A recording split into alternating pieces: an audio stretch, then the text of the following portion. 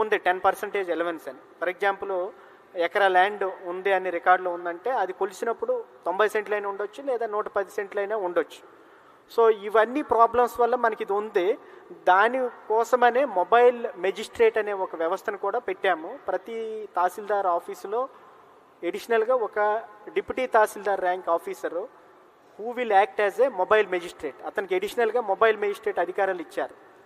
ఇచ్చి అతను he will conduct the mobile magistrate, అంతే ఊర్లోనే కోర్టు కండక్ట్ చేసి ఆ రైతు ఎదురుగా దాన్ని కొలిచి ఆయన తాలూకు అభ్యంతరాలని అడ్రస్ చేసి ఒక స్పీకింగ్ ఆర్డర్ ఇచ్చి దాన్ని క్లోజ్ చేయడం జరుగుతుందండి. అది మీ మొదటి ప్రశ్నకి నా సమాధానం.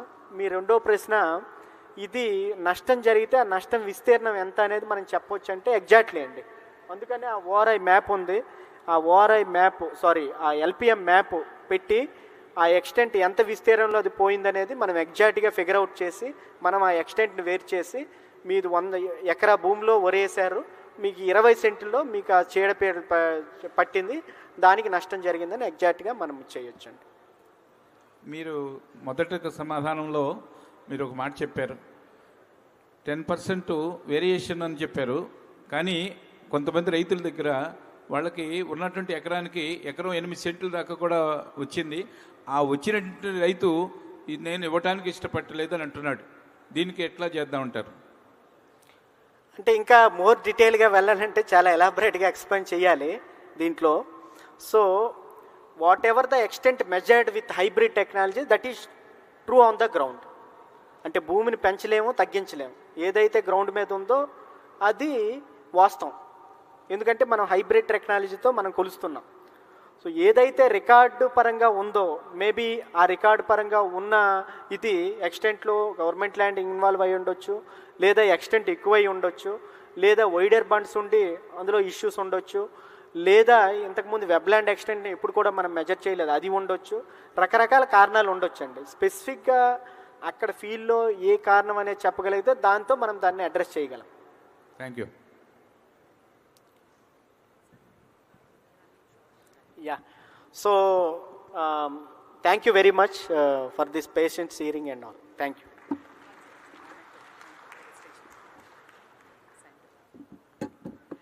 Thank you, sir. Thank you, Gopal Krishna Garu.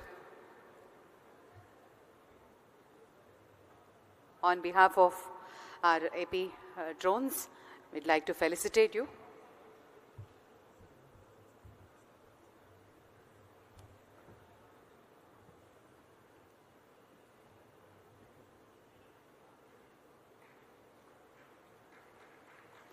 All right, ladies and gentlemen, we come to the last panel discussion of the summit, Developing a Generation of Skilled Manpower for the Drone Ecosystem of India.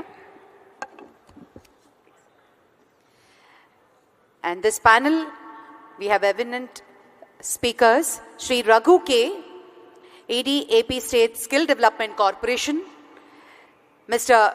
Chirag Sharma, CEO Drone Destination Limited, Mr. Raghavendra BS, Director RPAS Operations, Agni Aerosports, and Mr. Pavan Chetty, Founder PBC's Aero Hub. We also have J. Anil Kumar, CEO Centurion Agri-Business Incubator, Centurion University of Technology and Management. And this session will be moderated by Mr. Smith Shah, President, Drone Federation of India. Thank you very much.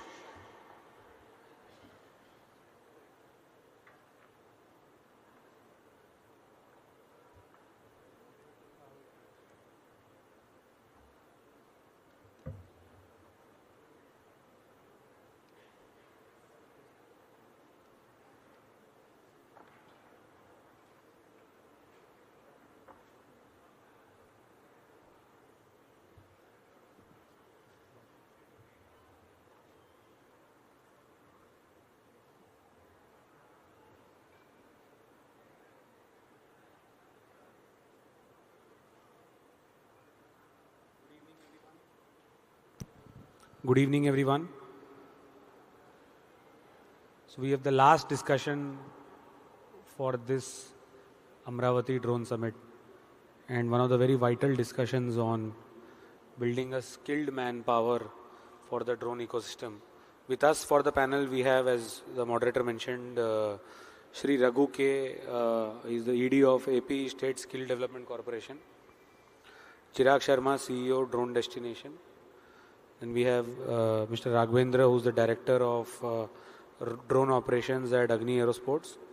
Mr. Pranav Chitte, who is the founder of PBC Zero Hub, one of the training institutes based out of Maharashtra region. And J. Anil Kumar, CEO, Centurion Agribusiness Incubator at the Centurion University, AP. So all of us have a very important responsibility. You saw maybe Honorable CM yesterday announce that Andhra is open for drone business and we will deploy 100, 150, 200 plus use cases, find out their benchmark and then deploy them across the states. Now, to a person like me who loves expanding the drone business and to sort of motivate the entire industry, these words were very exciting. But with so much excitement also came the pressure of ensuring that the right talent is available for supporting these use cases. So that will be the key discussion theme today. Before we dive deep into the subject, just maybe want to take a minute to go around the room and talk about what has been everyone's experience in the drone skilling side, and then maybe coming to especially Raghu and Anil Kumar on, of course, while you would have done some engagement on drones, but how do you look at building a comprehensive framework for the drone skilling ecosystem? So I'll start with, from my right, Pranav, if you can highlight what has been your experience of training people, what are the different backgrounds of people that you have trained, and what do you see going forward in the drone skilling ecosystem in India? Right, thank you. So we have trained around 800 plus pilots and 200 plus instructors. So in that, the variety was DGCA officials were there, few ICR scientists were there, then farmers were there, survey guys were there. So they are coming from different background. So majorly looking regarding the DGCA courses, we have seen that few application-based courses which will be running or implemented. So that will help them to develop in a very good way. Basically regarding farmings. Yeah. Thank you, Pranav. I now move on to my left. Chirag, I'll take the opportunity to first go to you.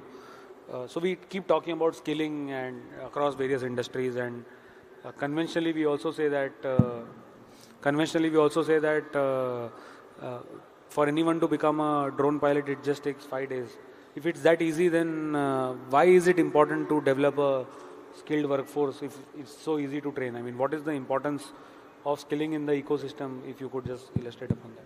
Yeah, thanks, Smith. So having been in this line for last 5 years now, trained close to 5,000 odd pilots, just getting a regular remote pilot license course is not something that's making people ready. Of course, within the 5 days, I would say that the country or the policy, the way it has come up, it is in fact made becoming a pilot relatively easy, becoming legal. The idea of keeping a 5-day course was to ensure that, bare minimum can be done.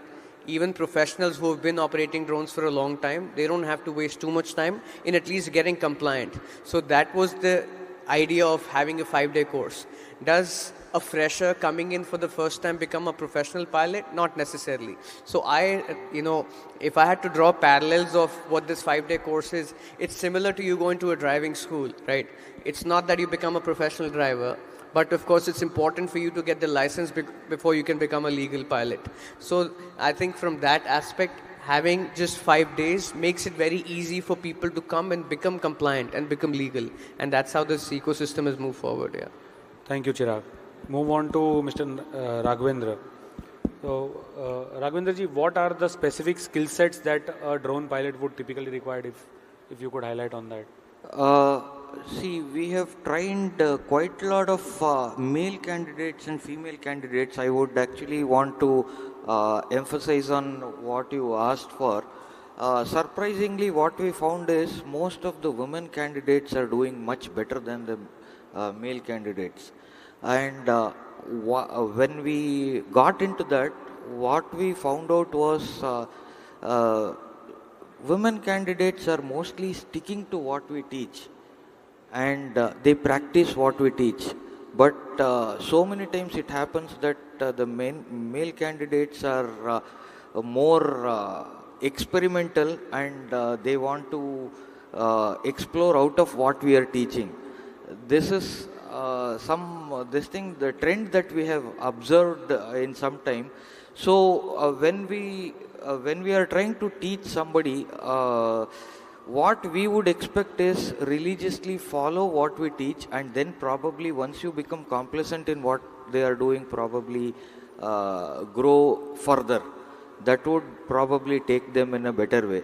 So, Mr. Raghvendra, if you could still just highlight a few skills that these drone pilots would have, and after training, Say again? Some skills that are there with the drone pilots, if you could highlight based on that. Meaning what skills are required for a drone pilot? Okay, for a drone pilot, basically something like situational awareness is something very important. And also, piloting the aircraft is actually required, but most of the drones are today self-flying. So if you let go the stick at any given point of time, the aircraft will stop where it is. So pilot generally doesn't need to have too much of emphasis given for actually flying the aircraft, but more on the environmental awareness and situational awareness is what is required. And if you see, there are so many accidents and incidents reported for this thing. Most of them are based on not having the situational awareness. So that is the skill that we have to actually make sure that the pilots we train have it properly. Thank you. I now move on to Mr. J. Anil Kumar. So a university like Centurion, if you could highlight from an academic perspective, what role are you playing in the drone ecosystem? What skilling are you doing? And why it would be crucial and important when private institutions are already training? So what is the difference that you are bringing to the table? Okay. See, Centurion University is a state private university. It's a skills university. So by skills, we mean that, so we are different a little bit in the terms of pedagogy. So our focus is 50% theory and 50% on the practice and project components. And the projects that we get from the industry, basically we talk about solving market problems, and those problems are solved by our faculty and students. So we place them on these projects, live projects, and they learn while they study. So that is the clear differentiator, because by the time they land in the industry, they are already ready. So we say market ready. So that is one area which we think. And coming to the other skills, so the pilot should be have a better reflex. So they should be not reactive, they should be proactive. Just to give a small example, generally we have been doing agri spraying so far. So in areas like Vijayawada, Srikakulam, the lands are highly fragmented. So I got an order of 3 acres spraying. So I thought I'll finish in 15 minutes or 20 minutes time. But I could not complete 1 acre even after 9 hours, because this land was in 15 places. And the pilot didn't check all this before they embarked upon the journey. So they have to be actually planning things better before they actually start off. So aggression is required, but they also need to have some thinking. So that's what I felt. Thank you. I now move on to Shri Raghu.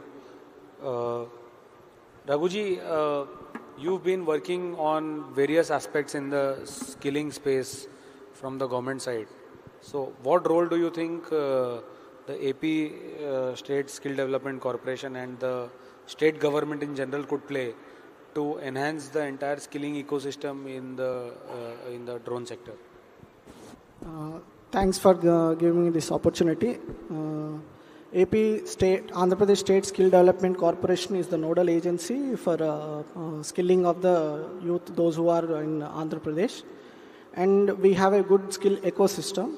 And in that skill ecosystem, we have constitutional level skill hubs and district level skill college, and we have skill spokes also for the industry level.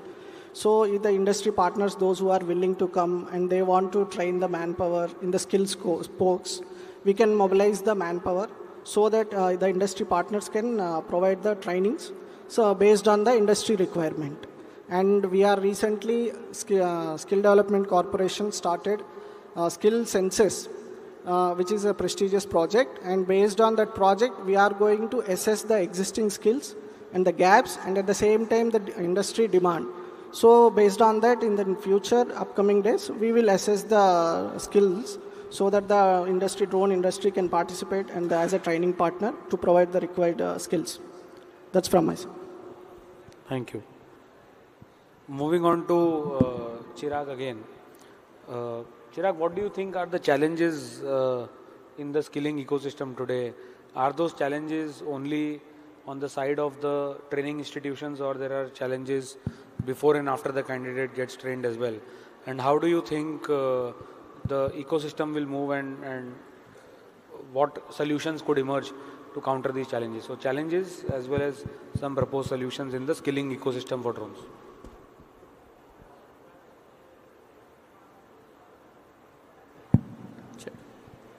So I think one of the challenges is actually once the regular RPC course is done,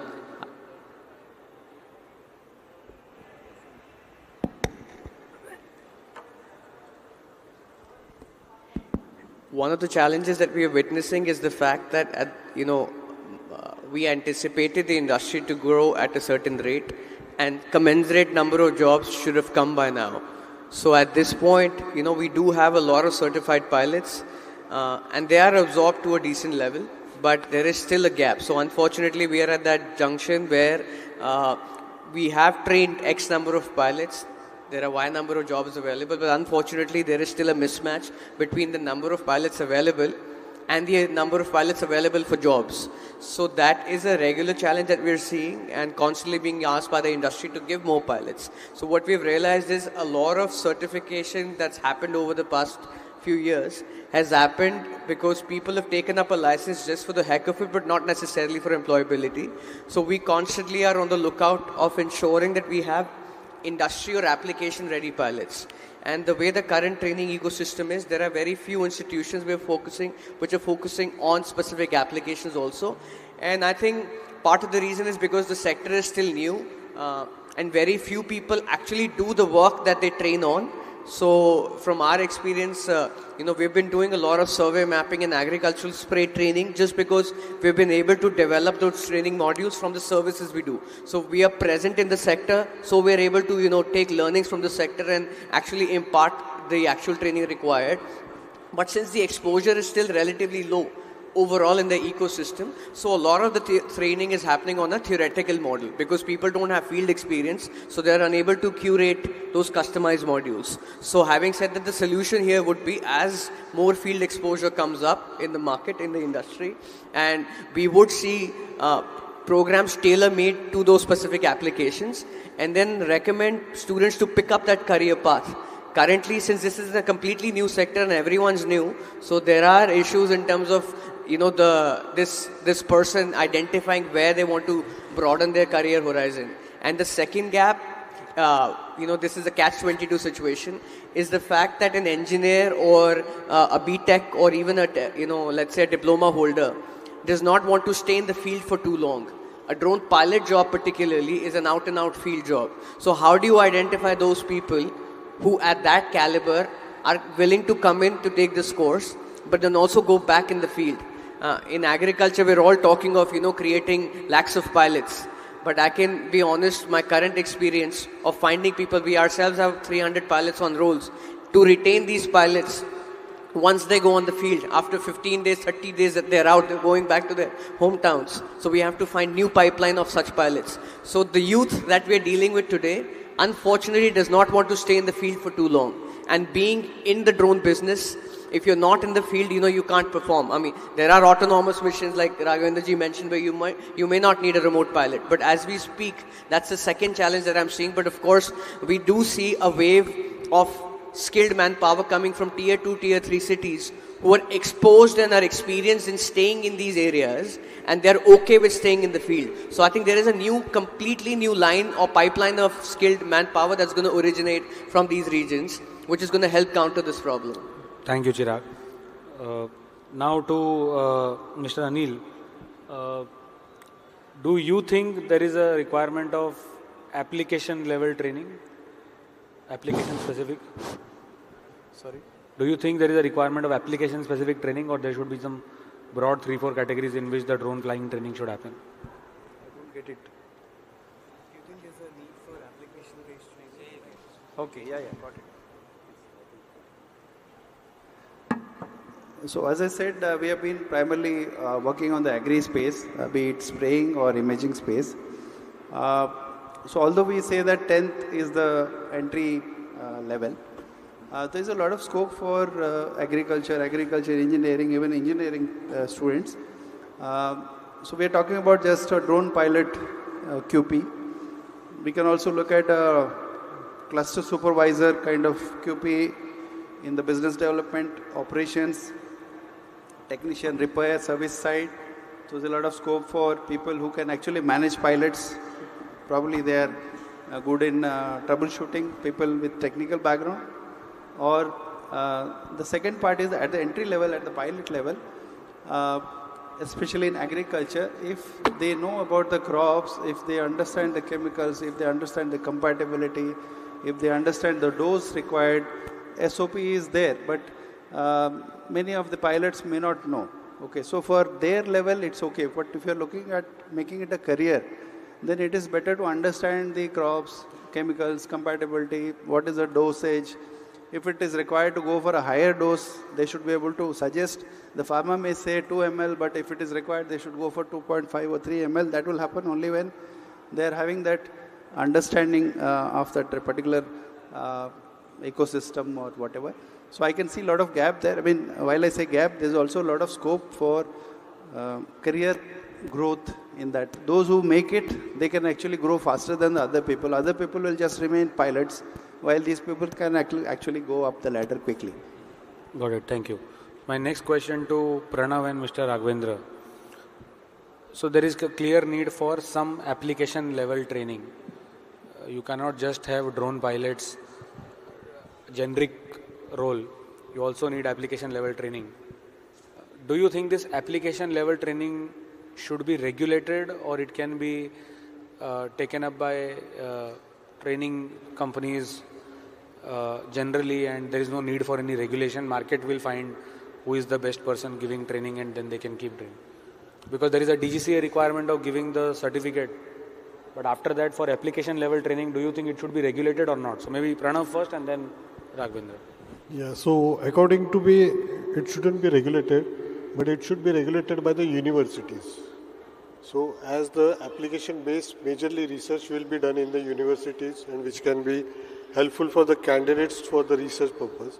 So that can be regulated by universities, not but DGCA. Got it. Mr. Raghavendra.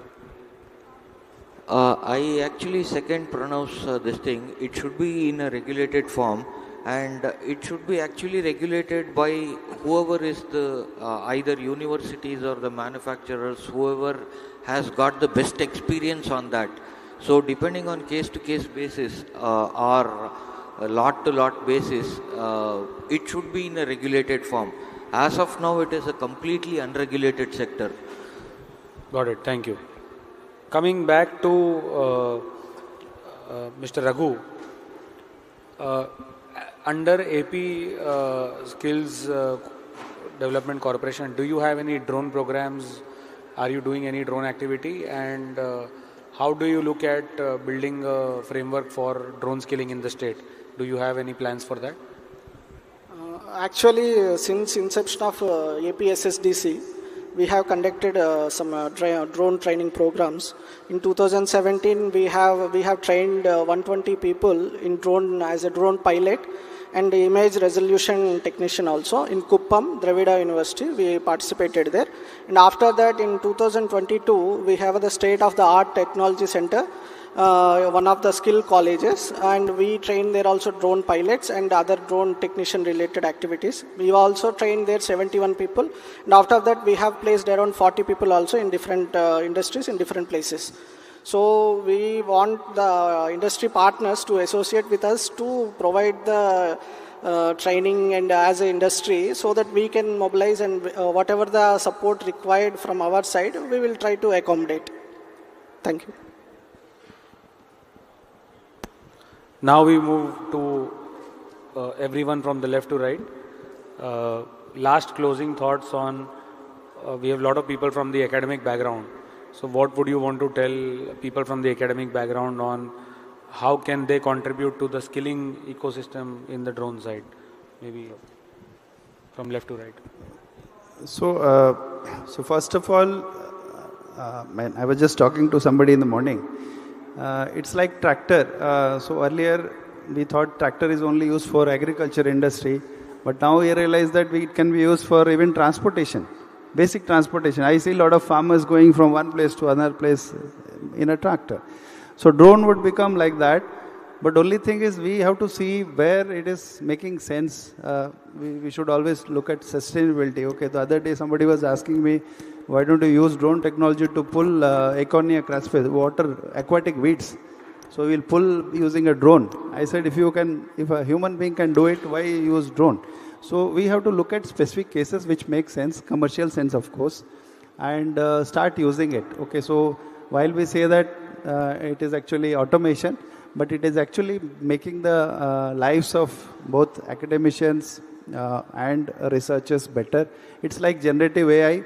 So if I make use of it, I can actually use it more efficiently. But if I say don't want to use it, so I'll stay away. I'll be staying lagging behind. So yes. Chirag. So just one adding to a specific aspect when you ask regulating application or not. So my personal suggestion or recommendation would be that we should sit with domain experts and curate a curriculum. See, regulation means you have to regulate and enforce. I don't foresee industry bodies or industries coming and regulating, what you're running. But if there could be standardized modules created for mining, for GIS, for various applications, and that's a recommendation you give to the different training companies. Now, whomsoever wants to onboard whichever training program, they can pick and choose and have some kind of a benchmark to look up to. And then I think standardization happens accordingly. I mean, unfortunately, even today with 130 RPTOs in place, expecting one regulator to manage so many people is a daunting task, and it's an unfair expectation or a ask. So when I think this industry eventually will have to go on a self-regulated model as well. It will evolve, and ideally this is where we also have a challenge, because we have all kinds of players. So maintaining quality and maintaining sanctity of what we are doing is going to be very critical. Unfortunately, because this industry does not have a high barrier to entry, so this is a struggle we will have as a sector. So managing regulated companies versus unregulated companies, where unregulated companies are, maybe much bigger than the regulated entities. Now, how do you manage that, and where does enforcement come into play at a macro level? There is going to be critical for the whole ecosystem, which involves skilling as well. So, thanks, Chirag. Yeah. Upskilling, as Smith said, there are a lot of academics, people from academics background. From my experience working with a lot of engineering colleges,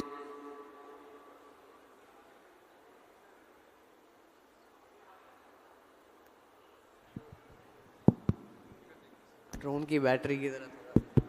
so working from the experience of working with various colleges and all these things, what I have observed is somewhere we are getting fixated on certain technology. Everybody is going to only agricultural drones. I think technology is a lot more beyond that, and my personal opinion, I think we should encourage students to work on the technology rather than getting fixated them to one particular stream. Thank you. Pranav, what would you want to tell the academic people from various backgrounds on how can they contribute to the skilling ecosystem of the drone sector? Yeah, I second with Chirag that standardization module should be developed, and the same module should be replicated in different universities, so that the skill set which we get at the, what you can say, a top level, where they can be industry ready and they can be utilized directly by the industries. Got it.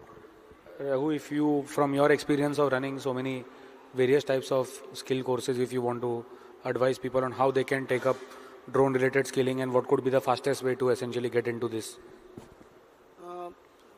I would like to say that the industry partners and the academicians and the universities should participate, and we will extend the support that different types of courses even gave by the NSQF, National Skill Qualification Framework. Under that you can participate and train the students, and at the same time we want industry to come up and at the skill scope, and at the same time, and academicians, they should make in the curriculum.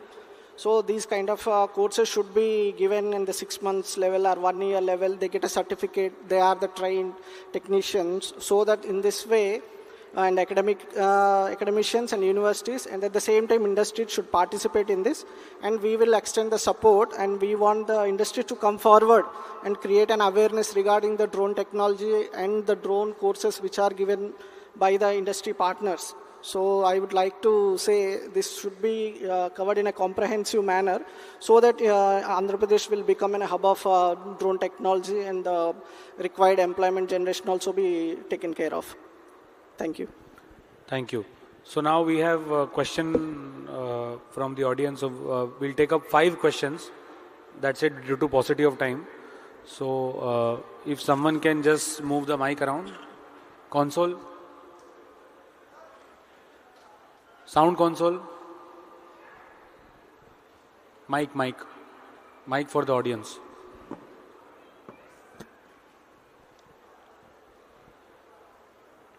We can go to the first row and then behind them.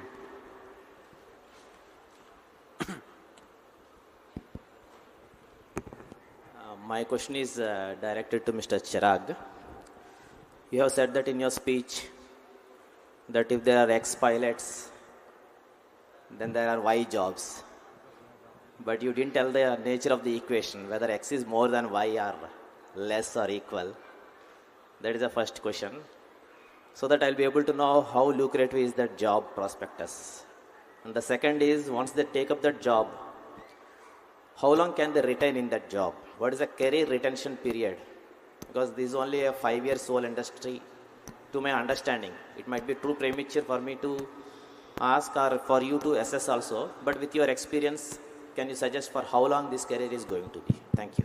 Yeah, that's a valid question. So when I said X and Y, I meant that although we have, decent number of certified pilots, but is it true that the same number of pilots are absorbed in the industry, even when the industry is seeking for them? The answer is no. So technically X is greater than Y at this point. So while there are decent number of certified pilots, the industry is still feeling a shortage of pilots. So if you go and talk to various drone companies, they'll still say we are short on pilots. So what's really happening is so we realized that early on. So many people in the beginning wanted to just get compliant and become individual entrepreneurs. It's very easy to get into a drone business as a solo individual, or as an individual as well. And we have seen many people as freelancers, working as photographers, videographers, getting a license and going on their own. So not necessarily getting absorbed by the industry. That's one. And then secondly, the kind of, incidentally over the last 5 years, the civil drone adoption has kind of moved. So we had an era of survey mapping where significant number of mapping pilots were required, which gradually moved to agriculture, like Ravindra sir was mentioning, which I foresee in the next 2 years, where you're going to see a lot of Agniveers getting trained and getting the surveillance training. So this ecosystem is developing, but at the same time, new applications are coming in. So more specialization is required. So constantly, as we evolve, more skill sets would be needed, and the pilots will have to upskill accordingly. So just the traditional pilot skilling will not be required. And I had mentioned that second, and one of the other reasons for the mismatch is just because once they go out in the field, we're talking of a average youth, let's say 18-year to a 25-year-old. Average life of a pilot, I would say, it can go up to 25-30 years. Sir here has been flying for 40 years. So the trajectory is pretty decent. You keep upskilling and you keep, getting a better pay scale. Thank you. I'll just request everyone to restrict to one question. Sir. Hello. Sir, my request is to AP Skill Development. Whoever given the training to the pilots, drone pilots, DGSA will be given a license. Yes. But what application the youth should be adopted and to make the money or employment? Definitely, why can't we focus on adventure ecotourism, where there are a lot of places in Andhra Pradesh, and local tribe youth are very well to adopt this adventure tourism activities. Can we suggest something, CCS adventure course in adventure sports, along with the drone training we started it, experimented. It is working like additional income to them. Can we give the proposal to skill development? Can you adopt it, sir? What is the government policy? Thank you. Sir, you are absolutely welcome to be associate with us. And with respect to whatever the adventure you said, another source of income to the pilots, whatever it is. So we have the National Skill Qualification Framework. Based on that, we train the candidates, certified courses. So if you propose that, if you submit the details, we would like to extend that to the NSDC, which is the higher body, to decide which kind of courses should be run. So based on that, we can extend our support. Thank you, sir. Thank you. Sir, my question is depends on quality of skilling. So far, whatever I have observed is the teacher, professor, trainer, those who have best subject knowledge, but either low or no or average teaching skill, communication skill, presentation skill, interactive skill, observation skill, language skill, as well as they have to understand the ability of IQ level, EQ level, caliber of the student. Accordingly, they have to change the mode of skilling. Even in online training, I have attended many times. Majority of students unable to imbibe the subject. As well as there is no practical at all. Only in COVID time they provided only online, but there is no offline. But in US, 70% is practical and 30% theoretical. In India, it is reverse, even still today. Even engineering graduates also, they are unable to do work in the real-time job. No, sir, but we are talking about drone skilling here. So, if you want in that only, sir, I am quality. How can you improve? Because in future, digitalizing going to happen. Everywhere digital classes. So once we keep the data, whatever you provide in skilling, so if it is wrong or the mode of class is very fast, majority are unable to understand. So we got the question, let someone answer. Yes. Thank you. As we are saying, we require customized or a little different type of teaching for every candidate, because the way each person understands how you teach will be different. So this is what we always stress on when there is a mix of different types of candidates. So that is the reason why we always insisted on having a smaller size of the batch, wherein we can people can give personalized attention to each people. And when we are teaching candidates for doing a flying training or even teaching the regulations or anything, we always make sure that they are catered to what they understand or they do not understand. So many times it happens that after the class, ground class, the candidates will come back and say, I did not understand anything. Then we end up teaching them all over again, the way they understand. So this is an ongoing process between a teacher and a student, and this cannot be ruled out. It has to be done and it will be done. Okay, thank you. Good evening, sir. Yeah. Good evening, sir. Sir, Mr. Chirag sir said that we are training the pilots and they are dropping actually. So as if you think that it's agriculture itself, it's a part-time actually. It's only for per year there are 2 crops only. The people are trained only in the agriculture pilots. See, the people who are trained, so they will come only for the part-time. So the people will not like the part-time. Because I am a drone dealer, okay, I am the drone distributor. So once if the pilot comes to us, so I'll give for 2 months or 3 months pay. So once if the 2 months, 3 months pay is over, once the crop is not there, then automatically the pilot will not come there. So this is the thing is happening actually. So you should find out a solution such that the pilot can be trained for not only agriculture, so completely overall, so that he can get an assurance that he should get an assurance that for complete year, so he should get some income. And the second one is Mr. Raghu sir, and we face a lot of difficulty, the trainee names actually. So when we went for the Vikasit Bharat, all those things, and the data is not available, who trained pilots, and the data is with whom it is available. Once if it is, there is a rapport with the dealer or maybe the distributor along with the government of Andhra Pradesh, so that we can find out very easily access to the list of the pilot, so that we can hire it. Whenever it's required, we can hire it. This is only a small request. Thank you. Thank you. Thank you. Should I answer this question? Should I answer? Should I answer this?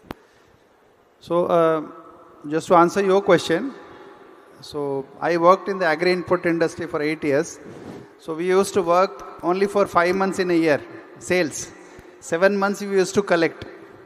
So we used to go to the field, do demonstration, business development activities, we used to do that. So the pilots can also do business development activities, like booking orders, getting in touch with the farmers. And the second part, you talked about the pilots. If you go to the Digital Sky portal, which is of the DGCA, you can find a list of pilots there. So who are having RPC, the people who are certified by these RPTOs. So you can actually, you can also find the locations and all those things subsequently. You can get in touch with them and you can hire them. Thank you. Thank you everyone. Thank you once again for joining on this last panel and contributing towards, we are out of time actually, so we will not be able to take more questions now. But all the panelists are available here, so if you want to connect with them, you can connect with them offline. So thank you everyone for joining at Amaravati Drone Summit and staying back for this last session, which was on building a skill ecosystem for the entire drone sector. And now I'll request all the panelists to join me for a group photograph. And then we will have the closing session, so please hold on for the closing session, where we will have representatives from Government of Andhra Pradesh who will come in and will give the final closing remarks. Absolutely. Thank you, Sumit. Thank you very much. I'd like to invite Mr. Satya Bharadwaj from our AP Drone Corporation to kindly come up and felicitate the panelists. Mr. Satya Bharadwaj, may I request you to please come up onto the stage?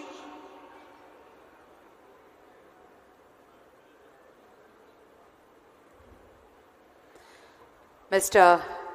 Raghu, Executive Director, Andhra Pradesh State Skill Development Corporation. Thank you so much for your input, sir.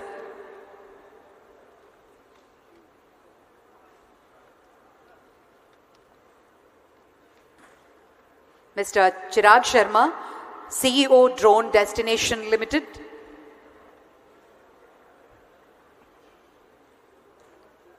Mr. Raghavendra, Director, RPAS Operations.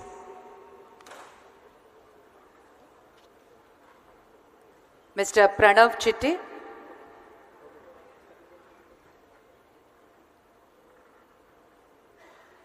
Mr. J. Anil Kumar, and Mr. Smith Shah. Thank you so much.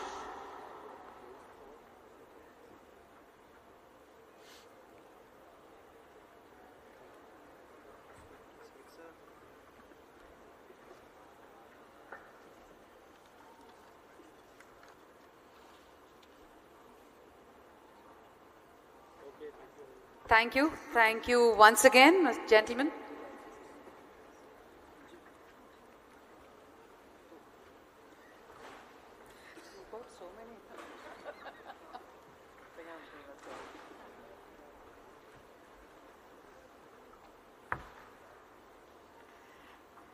We come to the end of Amaravati Drone Summit, ladies and gentlemen. To summarize and recap the entire two-day summit, may I call upon Mr. Dinesh Kumar IAS, Chairman and Managing Director, Andhra Pradesh Drone Corporation. And also, Sri Suresh Kumar Garu will join us in a few moments. Secretary to Government. And firstly, I request Dinesh sir to please come up and summarize the session. Thank you, sir.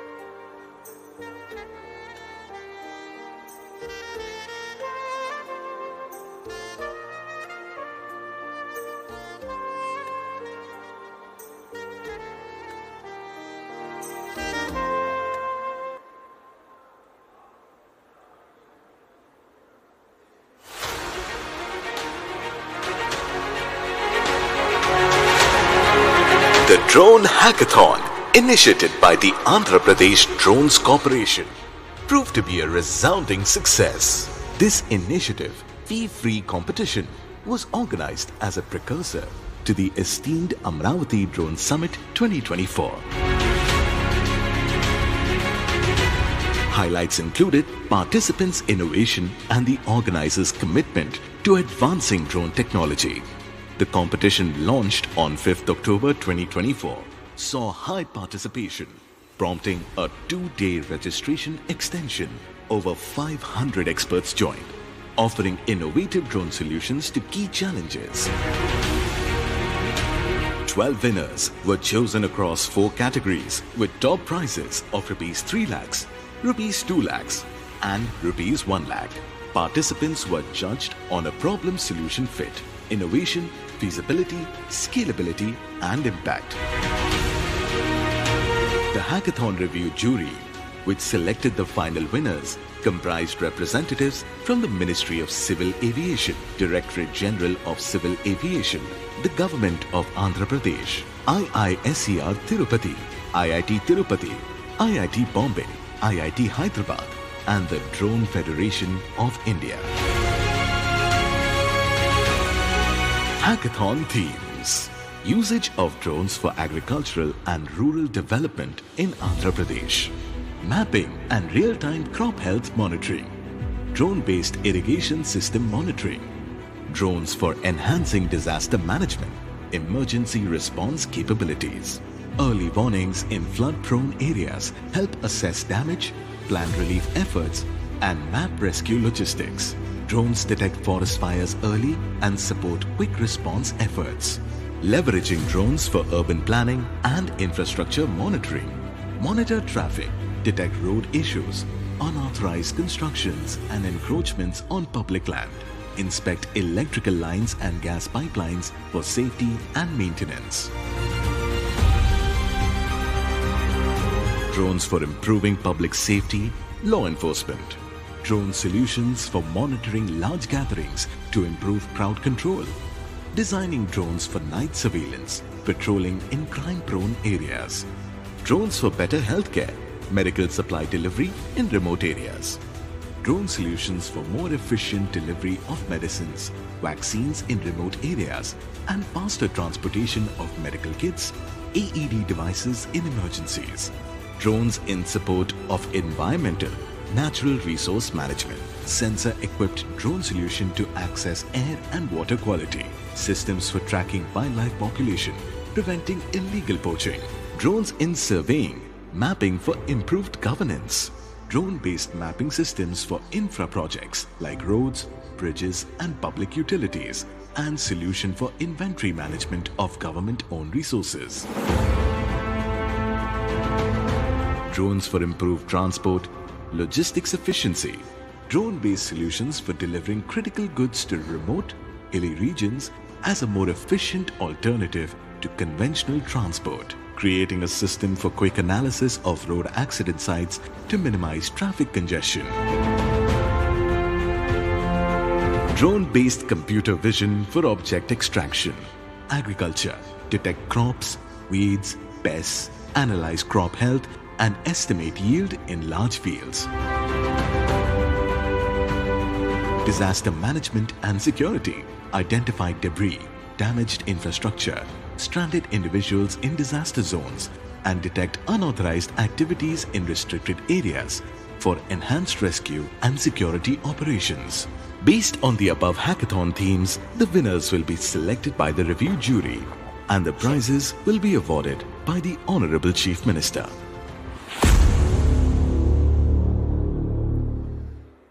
Thank you very much, ladies and gentlemen. Here we come to the end of the Amaravati Drone Summit 2024. Day 2 was really interesting, had a lot of interesting session, and thank you once again to all the panelists, the speakers, contributors, exhibitors, supporters.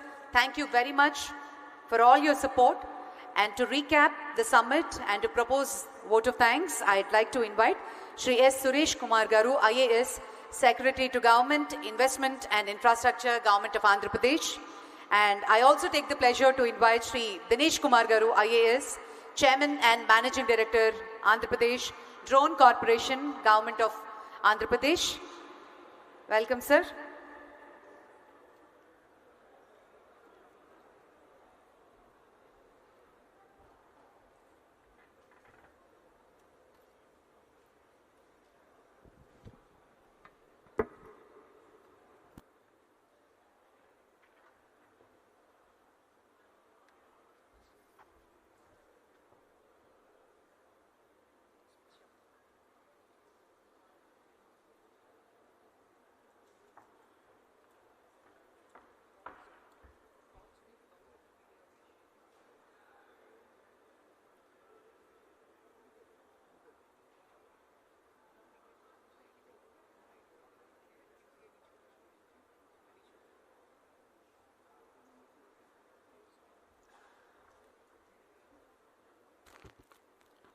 I request Smith Shah, President EFI, Srinivas Garu, please come onto the stage.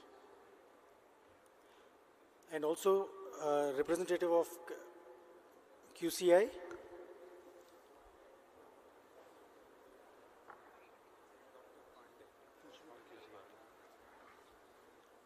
SRM university నుంచి కూడా ఉన్నారు partners.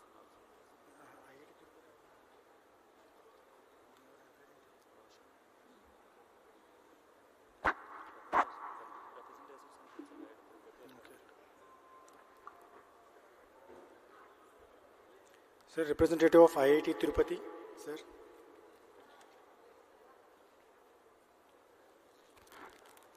And SRM University also.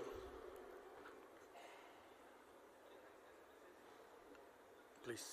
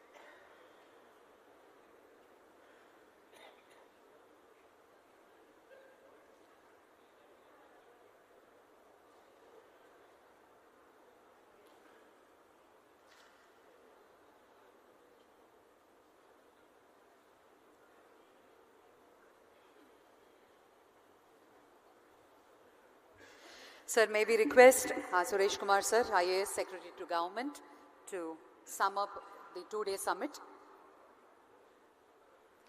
Dinesh Kumar garu మాట్లాడతారు ఇప్పుడు.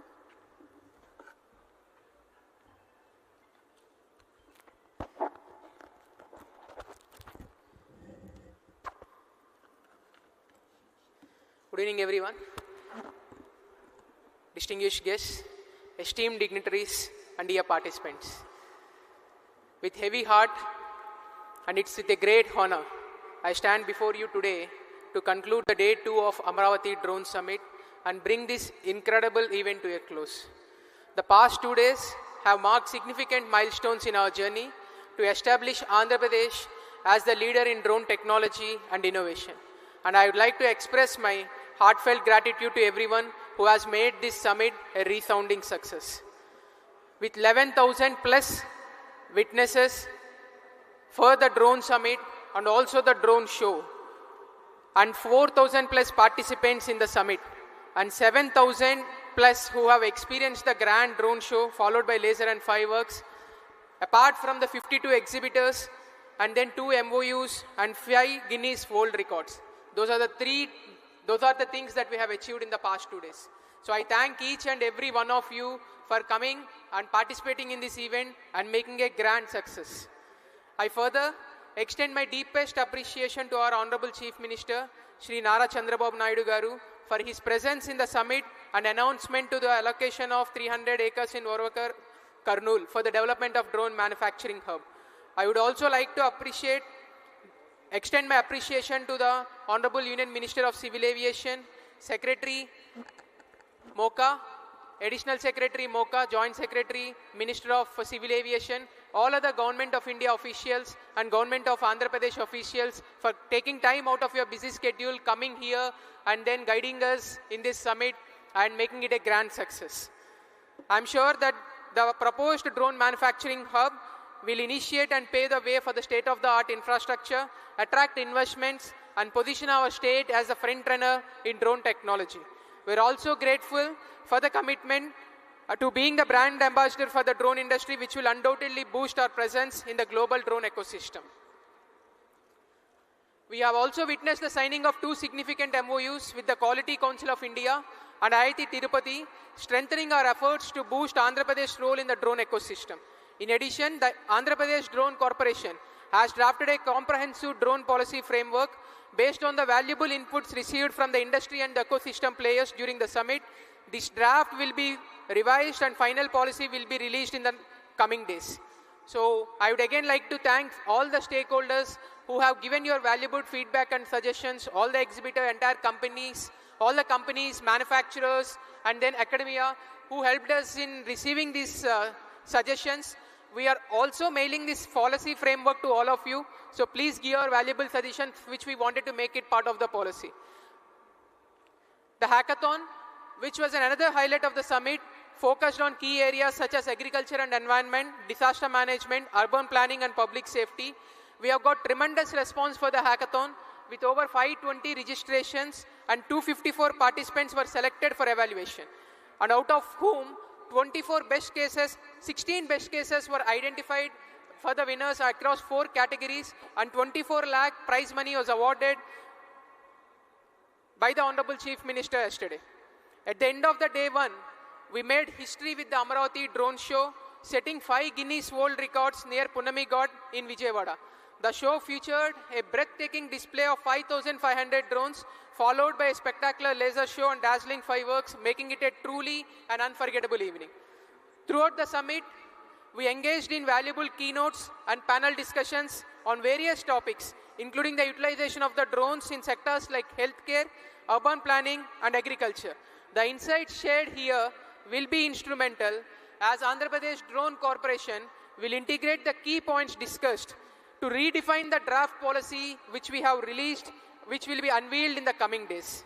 Lastly, I would like to extend my sincere thanks to the delegates, partners, and attendees for their active participation and enthusiasm. Your contribution have made this summit a truly collaborative effort, and I look forward to continuing this journey together as we shape the future of drone technology.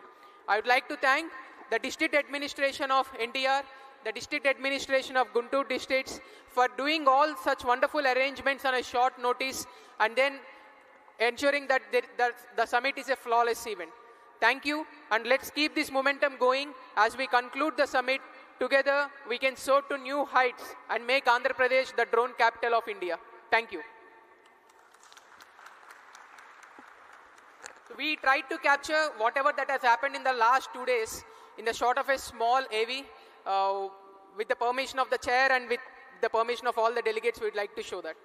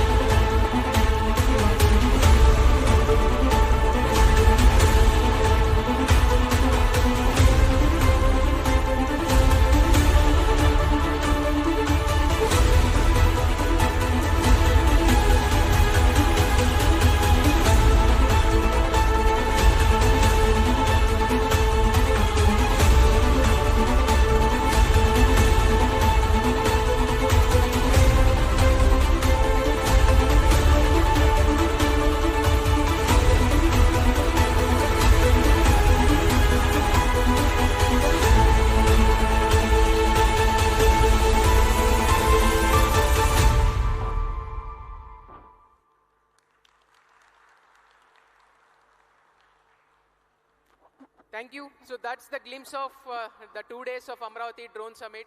We tried to capture some of the important moments. I'm sure we will also be coming up with more number of such videos, especially on the keynote discussions, panel discussions that we had.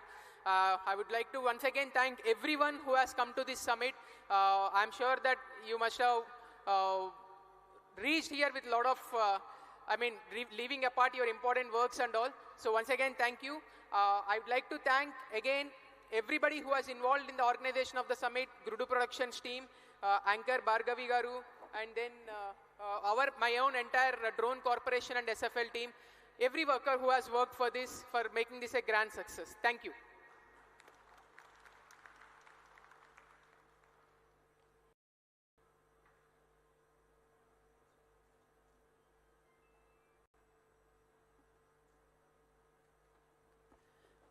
So we'll end this closing ceremony with a small token of gratitude from the team of Amaravati Drone Summit to some of the important dignitaries here. So please, I request Suresh sir to accept a small token of gratitude from our side, sir.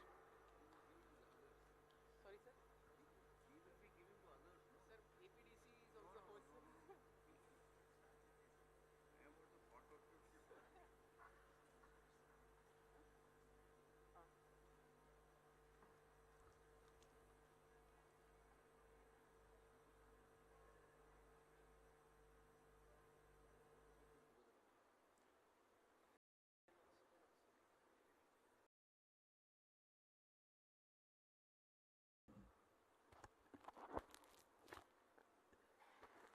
Suresh sir, first we'd like to felicitate our knowledge partner and the logistics partner, Mr. Smith Shah, the President Drone Federation of India.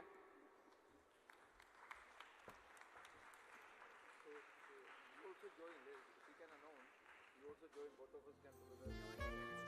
No, you know the names or not? Smith can help you. Yeah.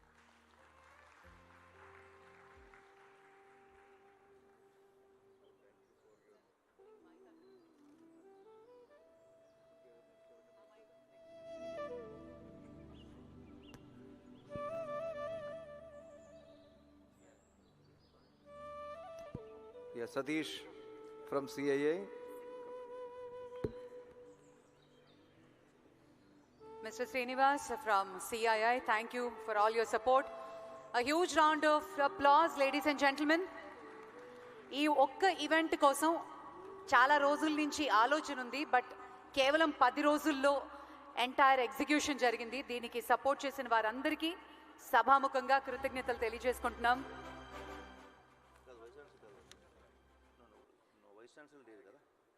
IIT Tirupati,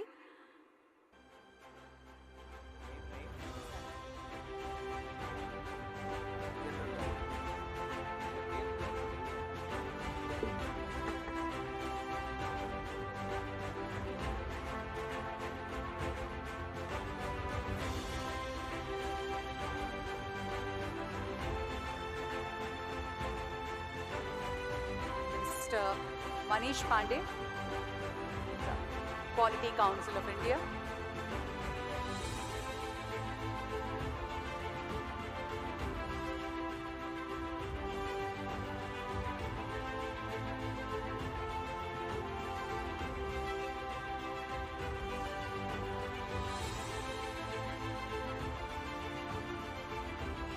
Dr. Pranav from SRM University.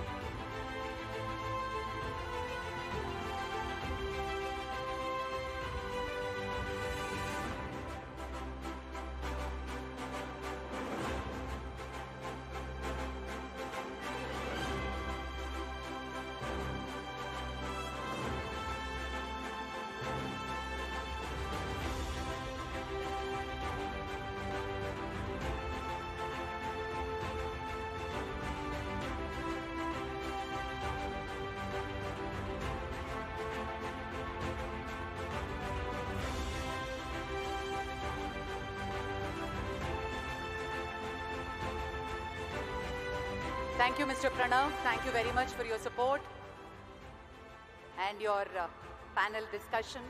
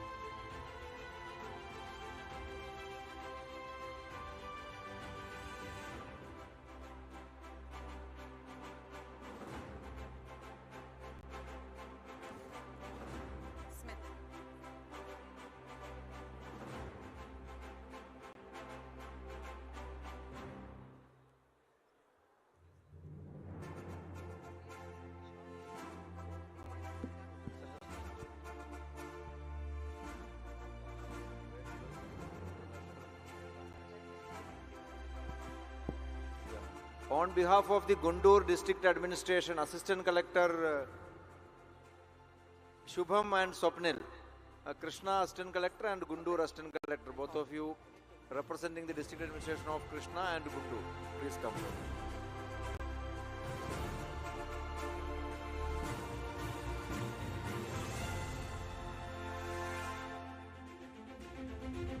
And Bot Labs CA Aditya, thank you so much for your contribution towards the Guinness World Record. CA Aditya Amar.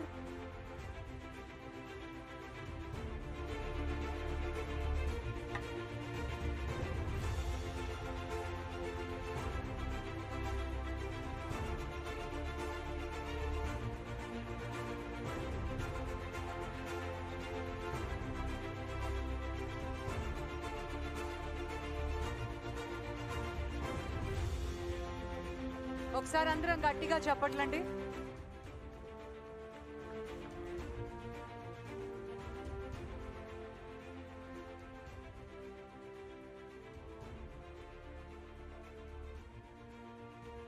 And ఇంత పెద్ద event ని conceptualise Aditya Amar is the chartered accountant who certified the 5 Guinness records yesterday. Because as per the Guinness record committee, somebody will have to certify whether really it has happened or not, how many drones were used. He is the one who has certified the 5 Guinness records yesterday.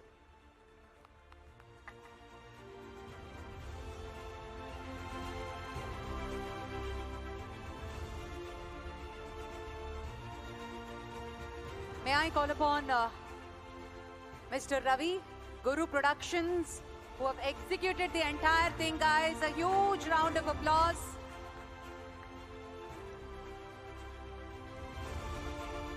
Ravi Kumar, come. Ravi Kumar is the one who has given me maximum tension. But at the end of it, he has actually pulled a rabbit out of the hat. So we are very happy that, the entire event, what you see, the entire event management in this convention as well as in the drone show in Punami Ghat, he has done the entire arrangements. And, we are working for the first time together. So I didn't know about, his capabilities. So now I am convinced that you are capable of doing wonders. 5 records, sir. Congratulations, Sir Ravi Kumar Dolipala, Guru Productions and team. A huge round of applause for all of you. 3 cheers, hip hip.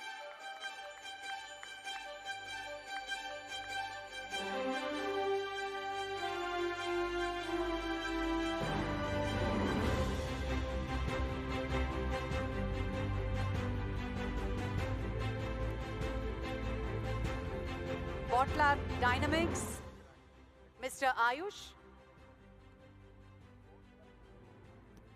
Bot Lab Dynamics is the company which has done the drone show yesterday. This is I think the biggest drone entertainment company in the country. You would have seen drone shows in many places, but yesterday's was the biggest drone show conducted in a public event in the country. Biggest. And there they have done total 7 formations you did. Out of the 7 formations, 5 formations were Guinness records. So that is the beauty of it. So the second largest event was conducted in 2022, January 29th in Delhi in Raisina Hills. After the Republic Day, there is something called Beating the Retreat ceremony in Delhi. After that Beating the Retreat in 2022, they did a drone show with 3,500 drones. That was the record till now. So we broke the record yesterday by doing it with 5,500 drones. Not only that, we making 5 formations, unique formations. One was the stamp, one postage stamp. So biggest drone formation for a postage stamp. Then biggest drone formation for a monument, Buddha statue. You would have seen that Amaravati is represented by Buddha statue. Then biggest moving vehicle, moving object, which is the aeroplane, which has come out from the clouds, which would have given goosebumps to many people yesterday when they saw the plane emerging out of the clouds. Then the globe, you saw the globe also, and the national flag, and also the logo of International Aviation Organization, the biggest logo, a drone logo which was displayed. So this is a matter of great pride for all of us in Andhra Pradesh. Thank you very much.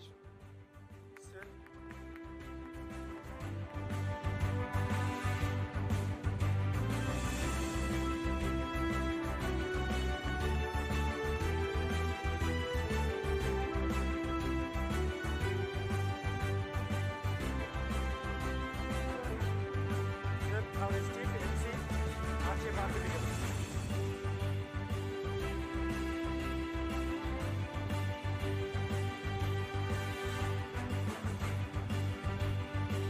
Check. Our esteemed MC, RJ Bhargavi garu. Thank you so much for conducting these sessions, moderating them very well.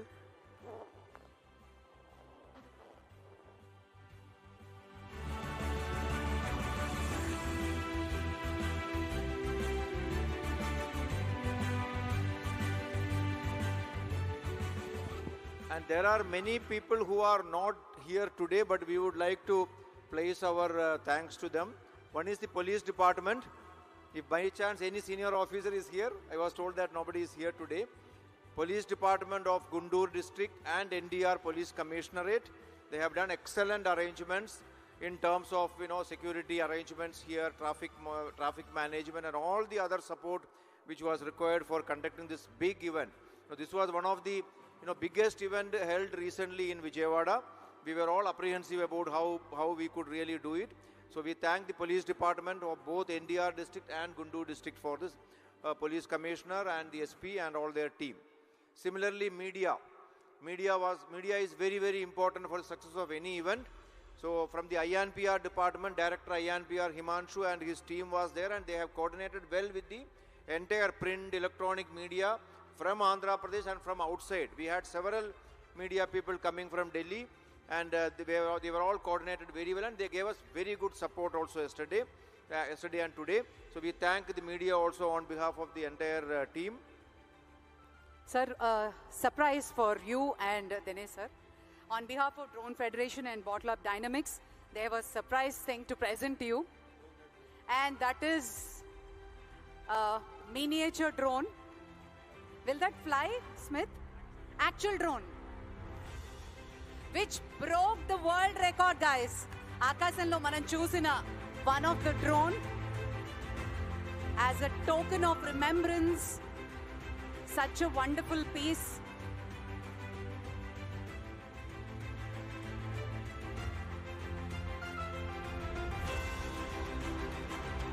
See, మీరు దీనిలో చూసిన drone ఉంది కదా, నిన్న మీరు పైన చూసిన ఇదే same drone. So all there were 5,500 drones of this type, this size, this same size, same shape. You will be wondering how it could make this formation. Even I was wondering. So this is all completely programmed. It's all computer programmed, programming done in advance. Each of this 5,500 drone will have to be programmed by fixing the latitude, longitude of where it has to move. If there is anything wrong, it will all fall.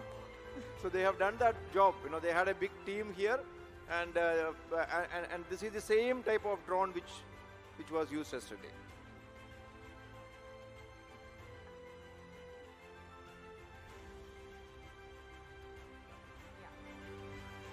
AP Drones Corporation staff, quickly please come onto the stage for a group photograph. Tremendous work, guys. A huge round of applause for each one of you. Behind the stage, before the stage, who've been working for this particular summit. Hearty congratulations. So I also thank the management of CK Convention for extending their support. So if at all any representative from CK Convention, if you are around, please come onto the stage. Fine. I'd like to place it on record. Thank you so much. Now we will felicitate the real Dronacharya here. Dinesh Kumar. He is the MD of AP Drone Corporation. He is from 2017 batch of IAS, one of the youngest officers. This is a great opportunity for him, and also, he has really done excellent job in, in the entire planning of this event. Though he may say that it was under my guidance, I was only guiding, he was doing everything. So I place it on record that it is a excellent teamwork. And we had a very small team. In fact, many people may be wondering, when we say AP Drone Corporation, there is nobody in AP Drone Corporation other than the MD. So, but how did we do it? We had another organization, AP FiberNet. So we used to team from the FiberNet. You see all the boys and girls here who are doing the work are from the FiberNet. So the entire team, all young team, new team. So with that support of that team, and with the guidance, with the support of the Honorable Chief Minister, Civil Aviation Minister, I&A Minister, and the entire team, Chief Secretary Garu, and also the Secretary Civil Aviation. From the Ministry of Civil Aviation, we had excellent support. In fact, unfortunately, all the officers have just left because they are going back to Delhi. They were here till evening. So they gave excellent support to us at the national level, planning the event and executing the event. Their excellent support we got. Of course, Drone Federation, you have already seen that Drone Federation, Smith Shah and his team, they are here for the almost last 1 week. Similarly, the entire event was being coordinated by them, and CIA has given us excellent support, and so many other people also. I may be forgetting many people, but many people coordinated. And I should also put it on record one thing, God was also with us, because yesterday, you all may be knowing, entire Vijayawada Gundurlo Punnami Gada Tappa Anni Chota Varsham Padindi. So we were actually wondering, why, when is it going to rain in Punnami Ghat? Had it rained, the drone show would not have happened yesterday. So luckily, many people who were coming were telling that, sir, మేము ప్రోగ్రామ్కి వస్తున్నాము, బందర్ రోడ్లో ఉన్నాము, బాగా వర్షం పడుతుంది, రావాలా వద్దా అని. మేము చెప్పాను, ఇంకా వర్షం రాలేదు, వచ్చేసేయండి, చూస్తామని చెప్పాము చాలా మంది. Anyway, that was also good. When we put so much of effort, there is saying no. When you put hard work with full commitment, the entire universe will conspire for your success. I think yesterday we really saw that. So thank you each one of you for coming here, participating here, making it a grand success.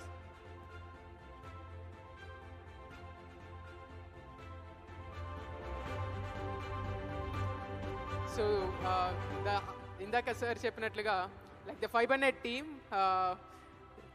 GM Suresh, so he's spearheading this entire planning, entire effort, coordinating with everybody.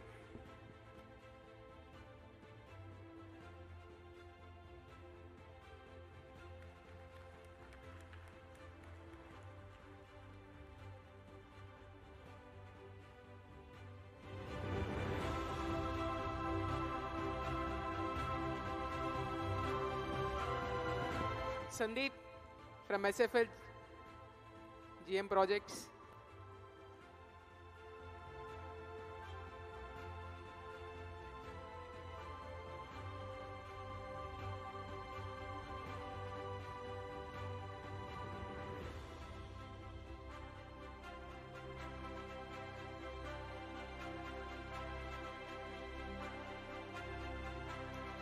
Satya, Chief Technical Officer.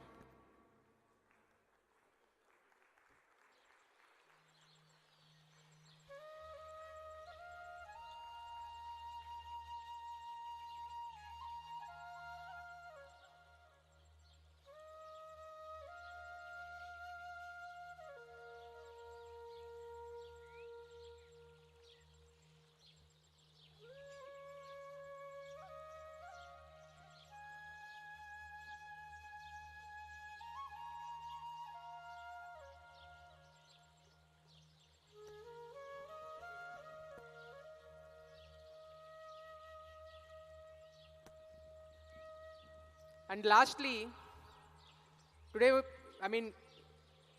we could conclude this entire summit without any issue. And in fact, as you all know, the summit has garnered a lot of attention across the country. So it has created a buzz in the industry, and the amount of feedback we are getting from many of you is actually, overwhelming. So it sort of paid off the entire hard work we have done. But I must say, and I must place it on record, that it is because of the Secretary, Investment and Infrastructure, Suresh sir, continuous guidance. he has taken a lot of effort in planning each and every aspect of this, right from organization of the summit. So there were many challenges in organization, the dates, the finalization, venues, because this is a subject which is close to the Honorable Chief Minister. So at every moment, at every single point, Sir has led the entire team and made what you are seeing today. So I thank you, sir. Thank you so much for supporting and then continuously guiding us. Thank you. So please accept our token of appreciation from the Andhra Pradesh Drone Corporation side, sir.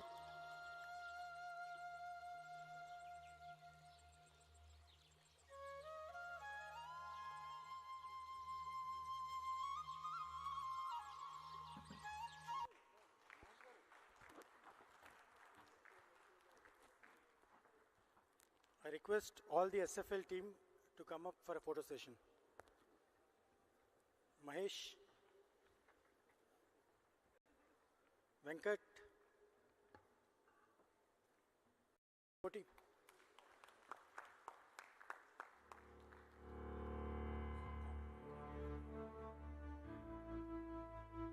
Come up, come up.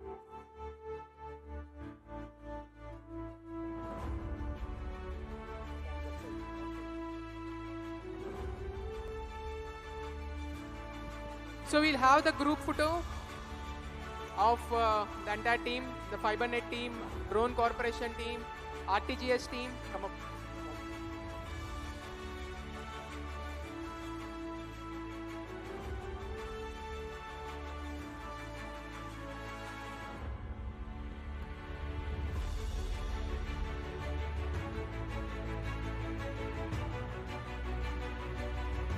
The entire team worked day in and day out. We all had sleepless nights, but then they delivered an amazing summit, a flawless summit. Thank you.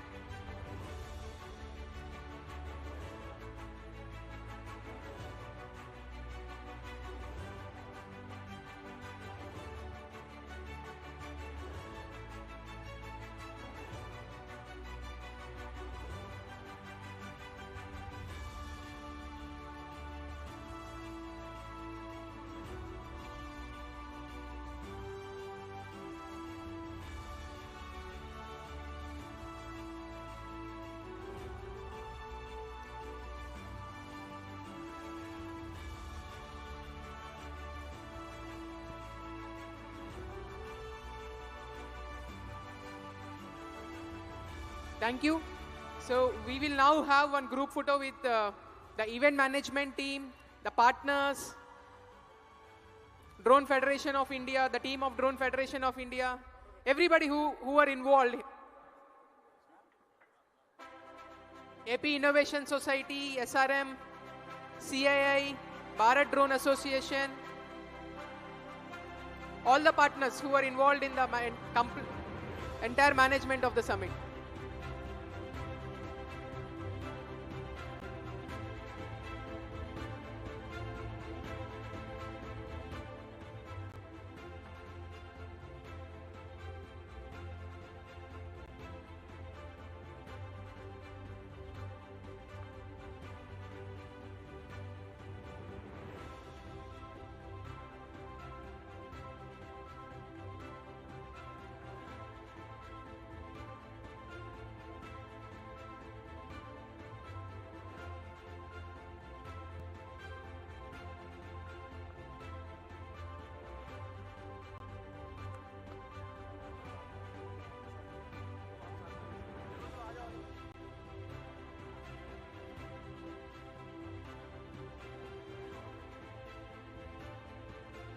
First we will have with the team of DFI, followed by the other partners and many others who have contributed also.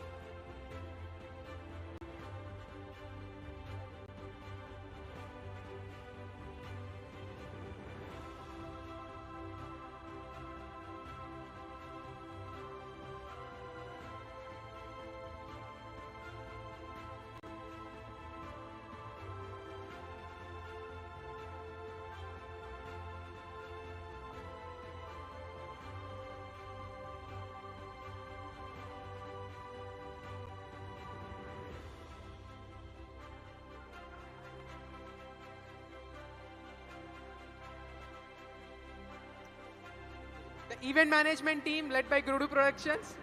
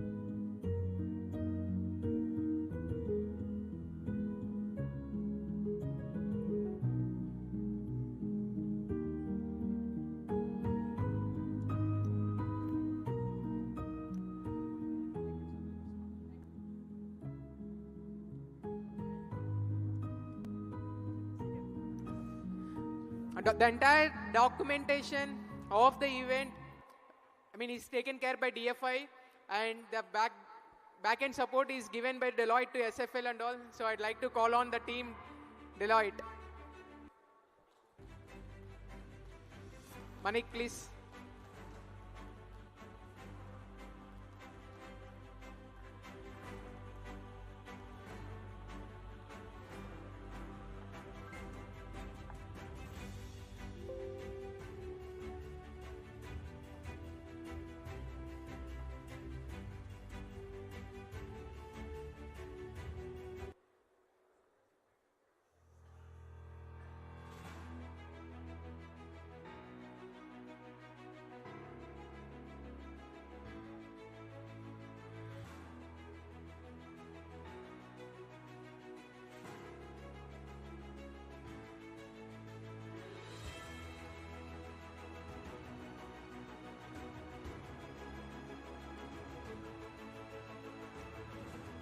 So, Srinivas, anybody from CIA or Bharat Drone Association, SRM University, AP Innovation Society?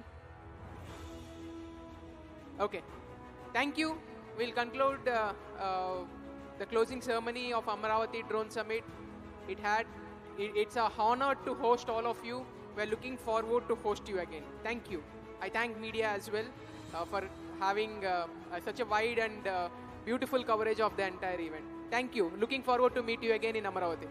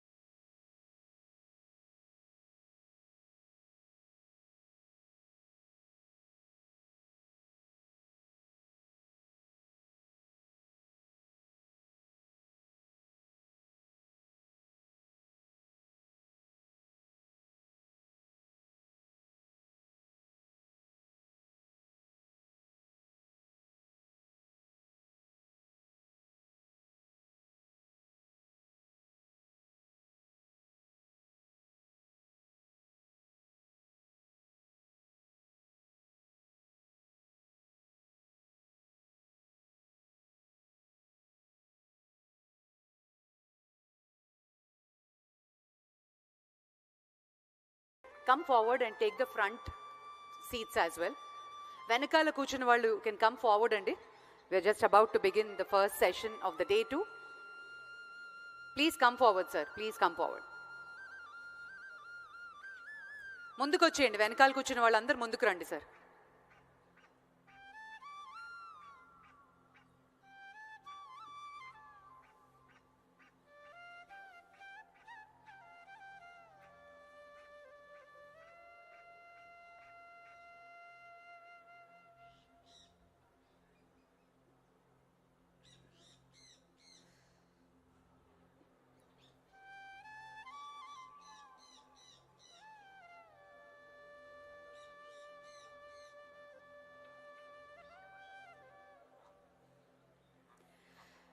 Very good morning and welcome to Amaravati Drone Summit 2024, Day 2.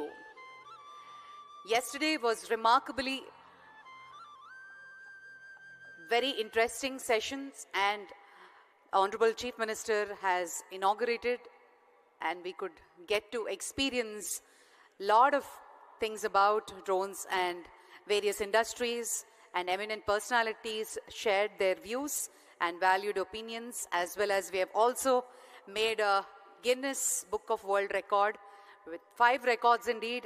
Yesterday, last evening was a spectacular drone show with 5,500 drones, and I'm sure all our valued exhibitors, distinguished guests, speakers across India, across world have really enjoyed last evening. On that note, this morning, we begin with a panel discussion on drone and anti-drones in future warfare. And this session will be moderated by Professor H.S.N. Murthy, HOD Defense Drones, IIT Madras. May I request you to kindly come up onto the stage, sir. Good morning and welcome to you. And we have a very, very eminent panelist this morning, ladies and gentlemen. May I take the pleasure to welcome Mr. S. Sendil Kumar, IPS, DIG, Organization of Counter-Terrorism Operations, Andhra Pradesh Police Department. It's an honor to have you, sir. Can we have you on the stage, please? Mr. John Livingstone, Founder, Jonet Technologies Private Limited. Mr. Ashwin Shastri, AVP New Space Research and Technologies. And our next panelist, Mr. Gaurav Sharma, Vice President, Big Bang Boom, and Mr. S. Muthukaruppan, Managing Director, Dronix Technologies Private Limited. As well, I take the pleasure to invite Dr. Nagendra, Managing Director, Unistring Tech Solutions. And yes, a warm welcome to all our panelists. Can we all put our hands together? This is a panel discussion on drone and anti-drone in future warfare. And our moderator, Professor H.S.N. Murthy, welcome to you and over to you, sir. You have a mic? Yeah.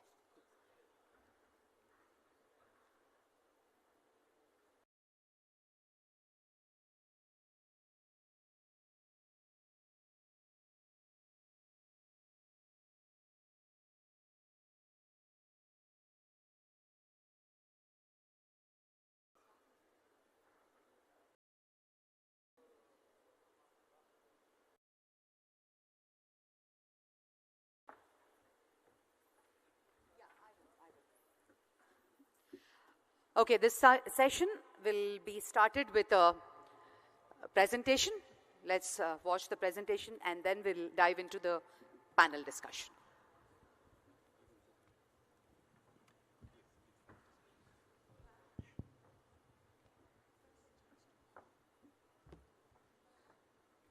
Yeah, can you just put the projection? Yeah. Sorry?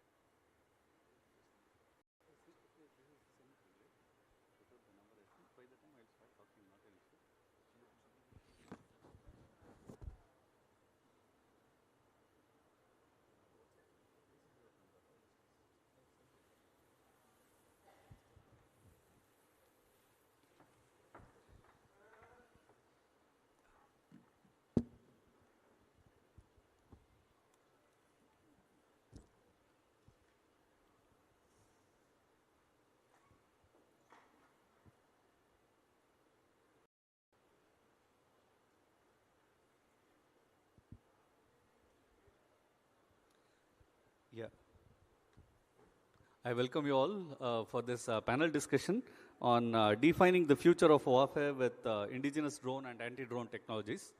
I think they will take some time to project the presentation. By that time, anyway, I'll go ahead and start with the initial points. Some initial, in the panel discussion in the beginning, I'll give some introduction, followed by my own few thoughts on this entire aspect. And then followed by, each one of our panel members will give their inputs for about 4 to 5 minutes. And then we'll open it up for discussion for last 15 minutes. So the title is Defining the Future of Warfare with Indigenous Drone and Anti-Drone Technology. And of course, it's not future anymore.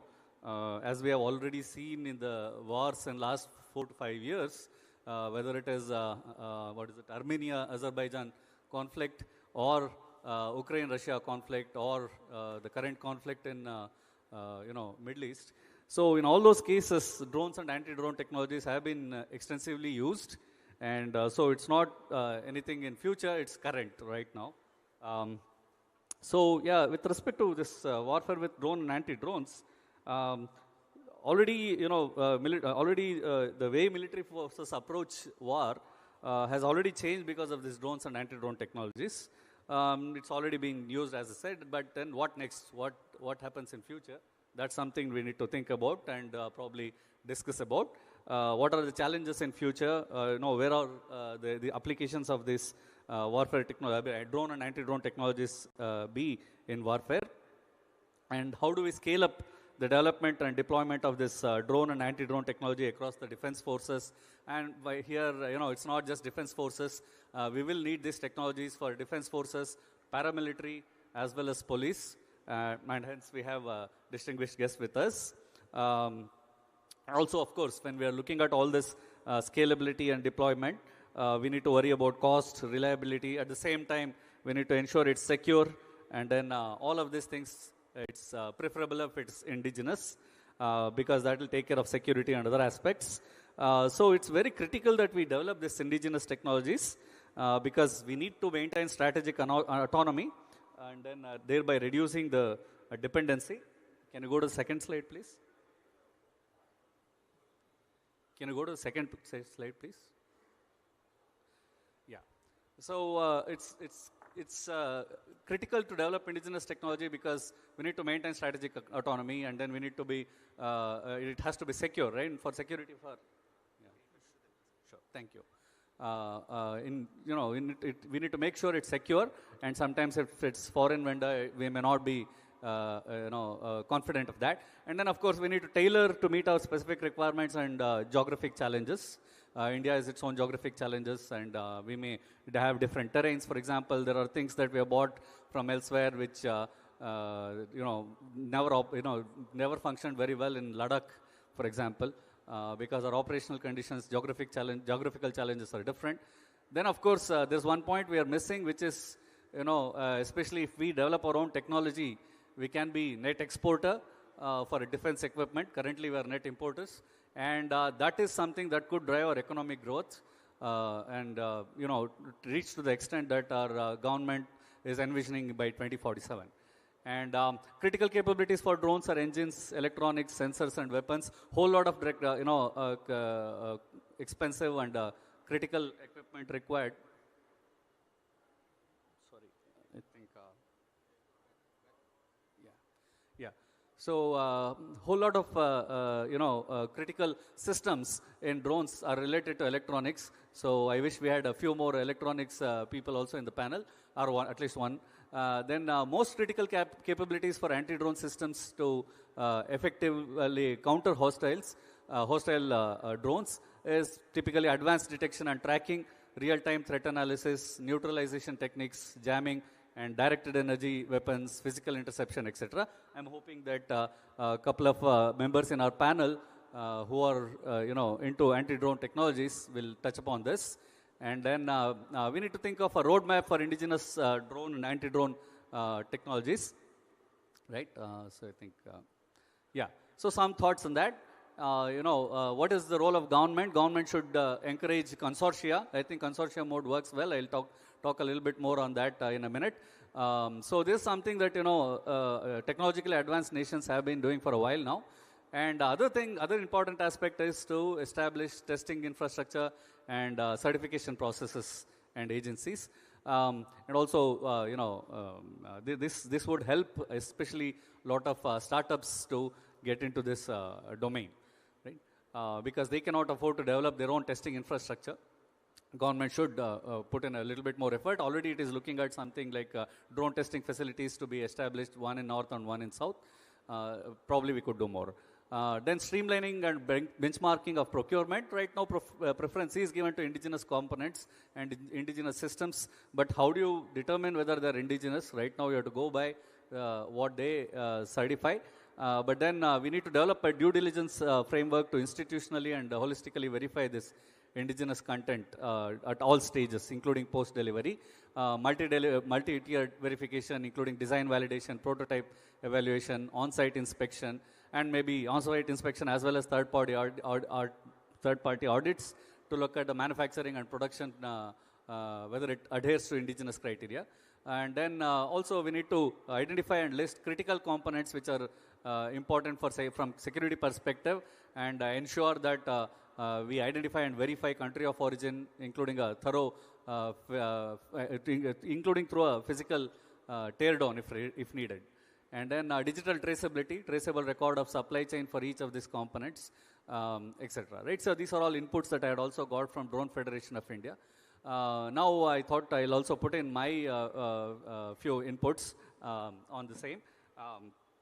So what steps, I mean, one of the important questions that we are all asking is, what steps can be taken to see 100% indigenous drone in India? Right now, there are a whole lot of drones which we are manufacturing, and a whole lot of our companies are manufacturing, but then they are not completely indigenous, right? A whole lot of electronics, inertial navigation systems, etc., or really, a lot of hardware we buy, and then software, of course, we develop.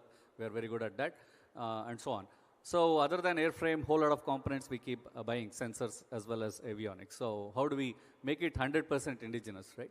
100%, I don't know whether it's ever possible, but at least 90, 95%, whatever it is.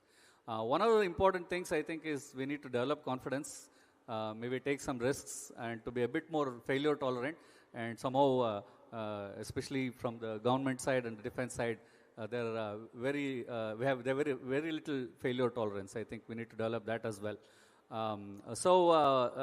Most technologies are actually already known to an extent.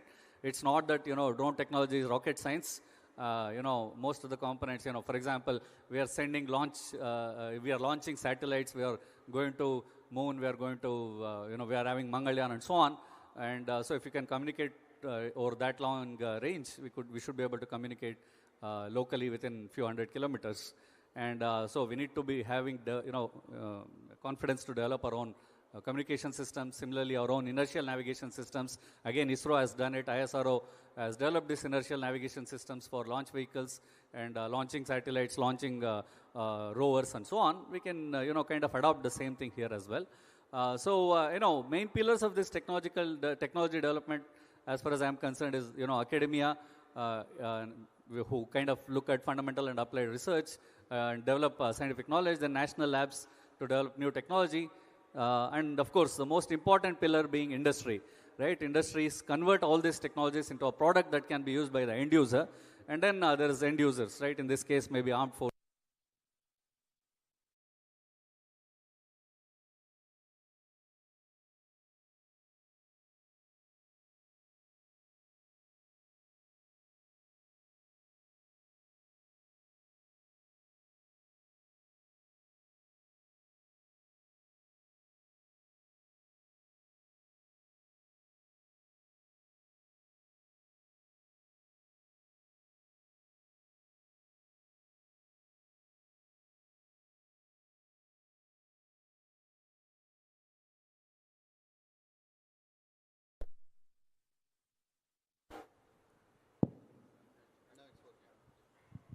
Now that you have had time to look at it, so I'll skim through that. So currently everybody is expected to do everything. They ask academia to ask academia saying where are the products, and then they ask industry to do basic R&D. I think that's not going to work very well. Another model is assembly line model, wherein, you know, academia does something and then hands it over to national labs, which hands it over to industry. That also doesn't work as well. What works best is this consortium model, wherein wherein, you know, all four pillars are working together at different stages, different set of guys may be taking a lead. In the beginning, knowledge generation for new technology development, maybe academia will take lead. Later on, national labs have to convert it to technology, and then finally industry has to productionize it and so on. So one thing here, I think one critical thing here is R&D cannot be treated as regular procurement. When we want to develop new technologies, we have to think of different strategies rather than looking at a supply-vendor kind of relationship. Vendor-buyer kind of relationship. There has to be sense of ownership from among all players, you know, especially among end users as well. And there has to be cross-pollination. Academics spending time with industry and scientists spending time with industry, industry coming and spending some time with academia. All these things need to happen, right? I just copied some cartoon from from online, which says the same. And then, so I think we also need to standardize our components to aid inventory management and also to achieve economies of scale. That's one thing I think we have been neglecting, standardization of components. And then, of course, dual-use technologies tend to have volumes and hence are more profitable. I'm hoping some of them will also talk about dual-use technologies rather than just military. And then different needs need to be classified. There is immediate requirement which we may satisfy through imports and development through collaboration with others, but in the long term we need to indigenize, right? Categorization based on various based on technology readiness has to be done by defense, industry, national labs, academia together. I think we have been doing it individually, but putting our efforts together is better. So in the beginning, as I said, in the level 1, if let's say if we want to develop a completely new technology, in the beginning we need to develop the knowledge base. That maybe academia can take a lead funded by the government. But at the same time, industry and national labs should also be involved right from beginning along with end users, so that developed technology is applicable in the field. Otherwise, they will have problem using the technology in the field in real life conditions. For example, inertial navigation system is something that we really do not have in this country right now. We just use some MEMS-based navigation systems, but they will not be adequate. And then there are technologies that are understood but not completely developed, so that we have to develop in consortium mode between industry and academia and national labs, etc.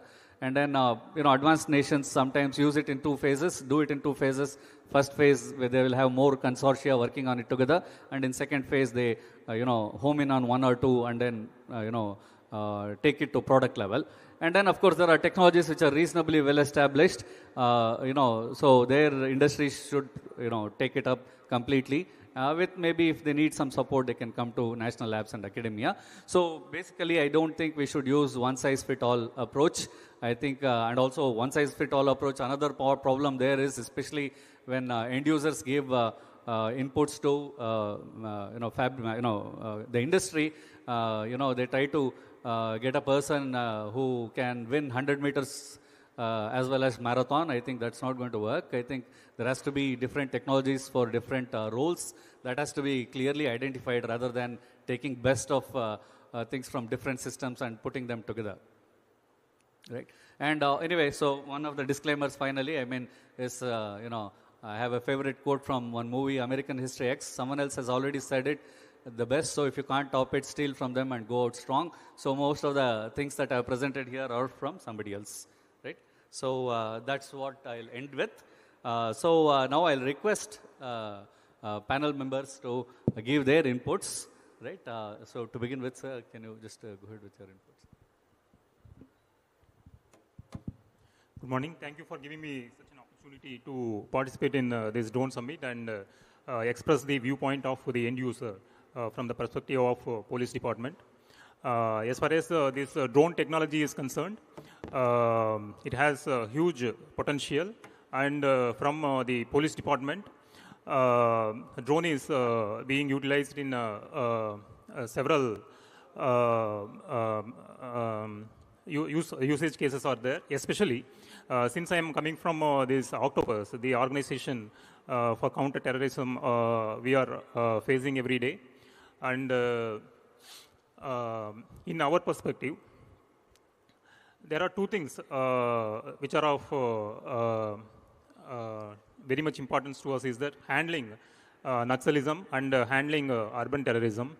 As far as Naxalism is concerned, as you are aware, it is mostly based in jungles, and especially AP, we are having facing Naxalism in Andhra Orissa border.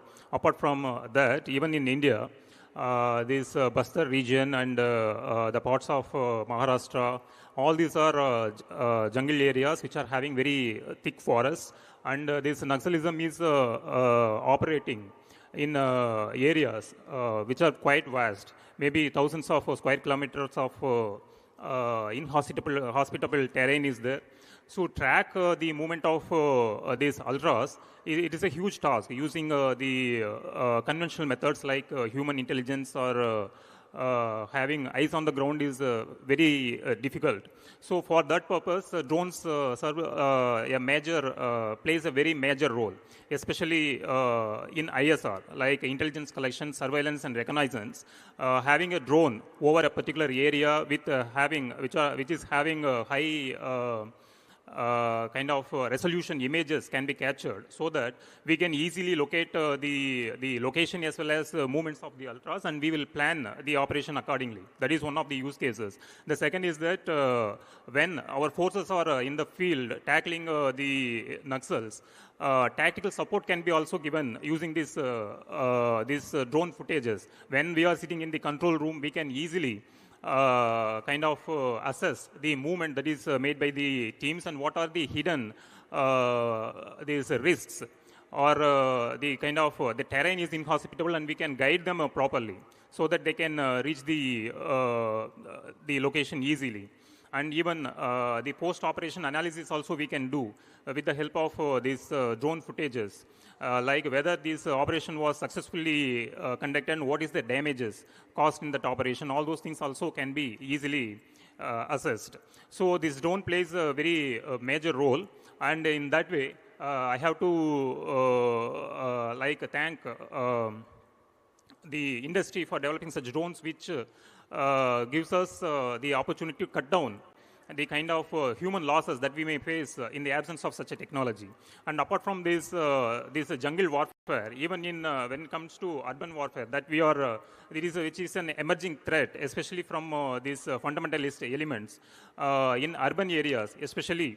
We are facing problems whenever we are conducting, when there are huge gatherings like Kumbh Mela kind of thing, or major congregation happens. There is every possibility that there will be some infiltration of some ultras, and they may try to sabotage the program, causing a huge loss to life and property. So in such scenarios also, these drones play a vital role. Apart from that, in urban setup, there is every possibility that the ultras, they may get hold up in some highly these urban kind of areas. They will hold up, and we have to conduct operations to nab them or neutralize them. Apart from that, there is every scenario like this hostile scenario will be there.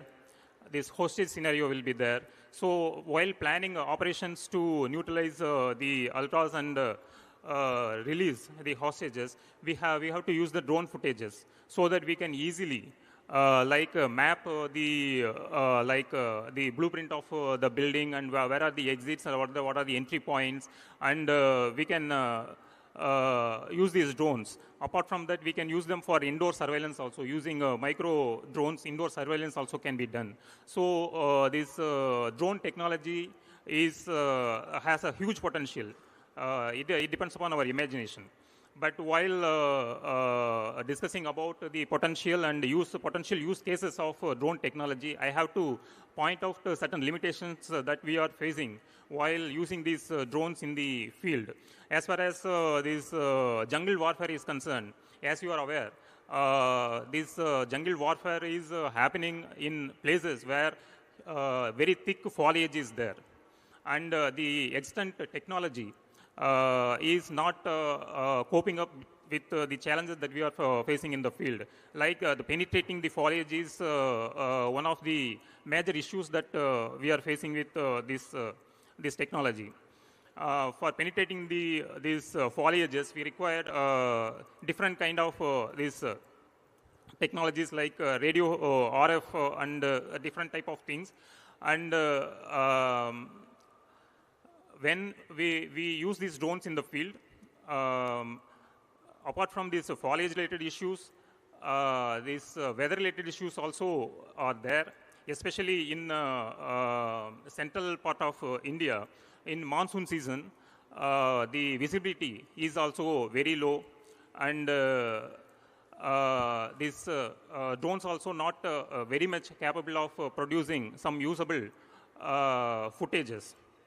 That is one of the issues. And the endurance of these drones is also sometimes limited, because the area of operation is very huge, very vast, and the battery capacity and the flying time of the drones is also very much limited. And while using them, we have to, we are aiming at something like getting real-time footage. But when we are facing with these restrictions like that, we cannot get the real-time footage. That is one of the issues. And another issue that we are facing is this costs. When we are going for highly sophisticated drones, then the cost escalation is also happening. And apart from the procurement cost, for the purpose of this maintenance also, huge cost is involved. And while these drones are deployed in interior areas for the purpose of maintenance and the servicing also, taking the drones out will become an issue. These are the issues that we are facing when it comes to these Naxal-infested areas. While talking about this, the same kind of problems that we are facing while deploying the drones in these urban areas also, especially in very congested places, navigating the drones is an issue. And most of the drones, they are operating by line of sight concept. So that kind of line of sight will not be available everywhere. So that is also an issue that we are facing. So this drone summit is a forum. I hope that the kind of difficulties or the limitations that we are facing in the field is communicated to the industry, so that in future the technology will be improved, so that the drone technology can be put into use in police department as well as in other defense sector in a more effective manner. Thank you.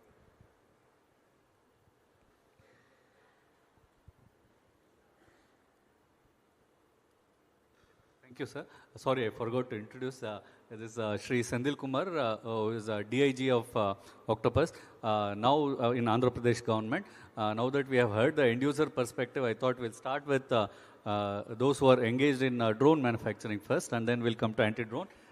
John, you want to go first? Yeah, please. Very good morning to everybody. I know it's the second day, and I couldn't come yesterday. I missed the most glamorous part of the event, which was yesterday. Firstly, I'd like to thank the entire summit organizers for calling all of us, especially the drone community, and giving all the opportunity to put the stalls here. It's a great move. Now coming back to my background. I'm Lieutenant Commander John Livingston, and I served in the Navy from 2004 to 2014, and I served as UAV external pilot and flown Israeli-supplied drones to Indian Armed Forces. And we are one of the few long-range or rather fixed-wing drone pilots in India. I would take a humble chance to say that I'm one of them. And also, after 2014, when I left Navy, we started Jonet Technologies. Jonet Technologies, is the only drone startup in the whole of Andhra Pradesh who has obtained defense industrial license. And we have the defense industrial license to manufacture drones and unmanned ground vehicles for military applications in Andhra Pradesh, 145 kilometers from here, southwest of Vijayawada. We've got this license a few months back, and we are already present in Andhra Pradesh for the last, I would say, 5 years. We have a very small runway for fixed wings, at the same place where we have the drone production license as well. And we have been manufacturing defense-grade loitering munitions and fixed-wing ISR tactical drones for the last 4 or 5 years. And we have already supplied more than 150 loitering munitions to Indian Army and about 100 ISR drones to other armed forces. And why I'm telling all these things is because there's a lot of work that is already being done regardless of the changes that are happening across the country.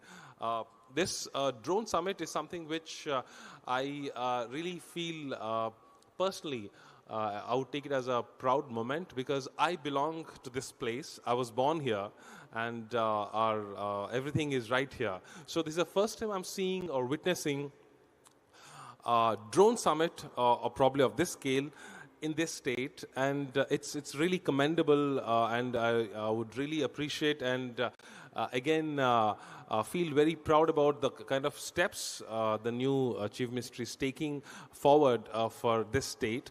And in terms of now coming back to the setbacks and the technological disadvantages or the challenges what I've just heard from the professor and the DIG, we also did try to work in the past with Octopus, and Octopus is a very specialized organization. They need specialist I would say operations to tackle all the challenges what the states have been facing, both Telangana and Andhra Pradesh. Now, the major challenge, what again we see here is the end user's requirement doesn't match to the OEM's production capacities or the kind of technologies what OEMs, we people supply. So there's a huge gap that has to be addressed first. So how we developed, say at Jonet, we don't simply make drones and then go to the end user and simply offer our products. No, we never do that. We have a heavy discussion or rather a series of demonstrations which we do to the end user even before we supply. We develop a product to solve a problem. If you really solve a problem, you have the product readily available for the end user. Now, the challenges are not just technological challenges, even the cost. So we ended up making the lowest loitering munition costing in the whole of the world. So that's how we actually could solve a problem. So we have, say, I'll take for example, a typical example of Black Hornet. I'm sure, how many of you know what's Black Hornet? Yeah, there are few people who are aware of what's Black Hornet. Black Hornet is the smallest drone, I would say ISR and tactical drone in the whole world. It weighs roughly about 20 grams. Now, that's very much useful for their operations. But the cost of this drone, which is very small, 2 units, I wouldn't like to exactly quote the price, but it's, I would say it's less than maybe 1 crore or something. And that's humongous. You can't spend that much amount of money to get, small tactical drones that would fly for about maybe 1 kilometer or 2 and try to resolve a problem. No, that's where we are actually trying to lose the opportunities here. We need to come down on price, check the affordability of our end users. How much ever we say government has a lot of money, no, it doesn't work that way. It has to be a balance that should be struck. Otherwise, we will never be able to, create a very good ecosystem. Now, this is the first step taken here to create a great ecosystem. I would personally offer every kind of support which is needed to create a drone ecosystem here in Andhra Pradesh, because we are already here present for the last 4 to 5 years. We have a lot of drone startups within this city and state. They need a lot of support, and we would also like to invite a lot of neighboring, I would say, state startups who are already in the drone ecosystem to come here. But it wouldn't happen, just by sending invitations or organizing events. It requires a strategic plan. So all these things needs to be done. We do have Andhra Pradesh, I think, drone corporation here already set. There has to be a lot of deliberations done, a new policy that should be out, but that should be in support of everybody. It can't just be done towards the OEMs, the drone manufacturers, or towards in favor of probably the end users. There has to be a good balance. plus taking the help of academia, like how the professor was mentioning. There are a lot of challenges which must be addressed, and the deliberation has to be done properly. So I guess we have a meeting tomorrow regarding the same in Delhi. We'll be attending, and we will also be requesting a lot of people to come across and give your points, probably, and then we'll have some changes to be done. That's all from my side, sir. Thank you. Thanks, John. Next, I would request Mr. S. Muthukarupan to talk about drones. He's from Aero 360 Degree of Drone Nix Technology. Request you to restrict to 5 minutes. Yeah. Thank you, sir. Good morning, everyone.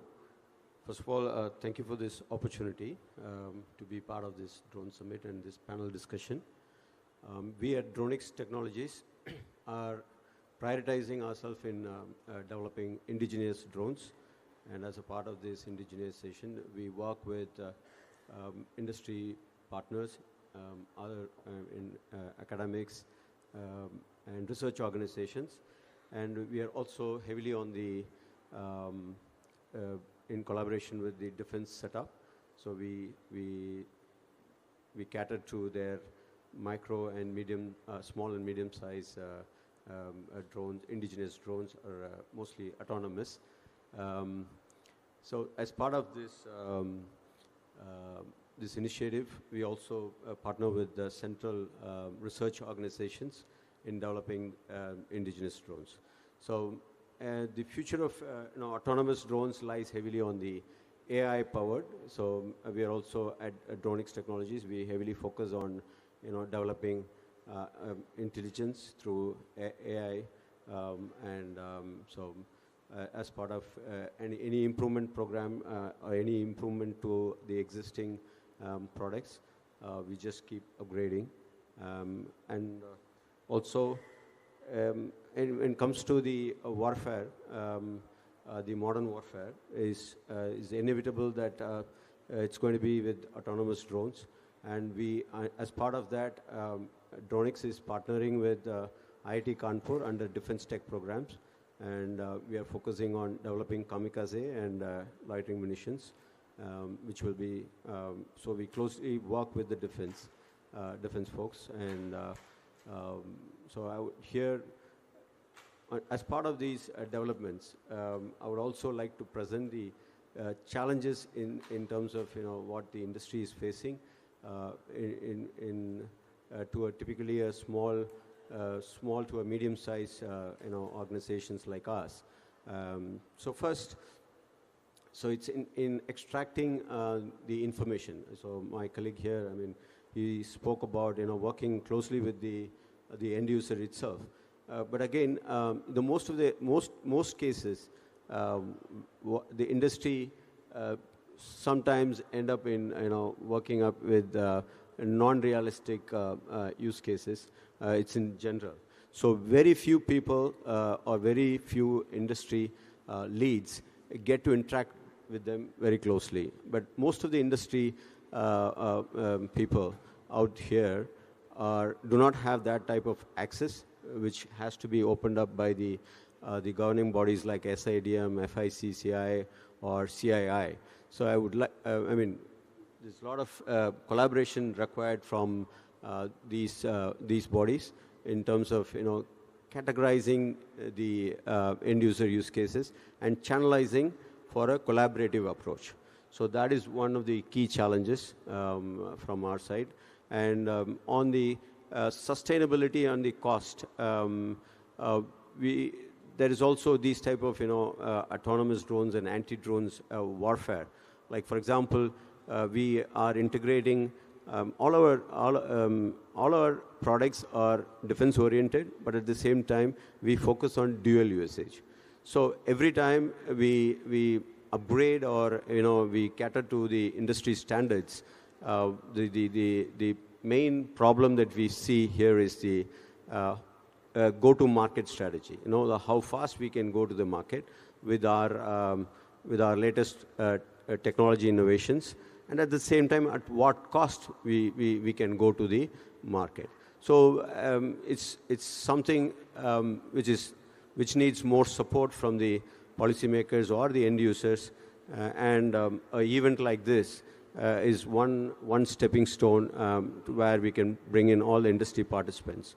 So as part of the APDC initiatives, we have been part of the use cases presented to the industry, and we have done a successful POC, about 11 use cases that was put to us by APDC, and we have successfully completed, and we have sent a report to APDC for further process. Yeah.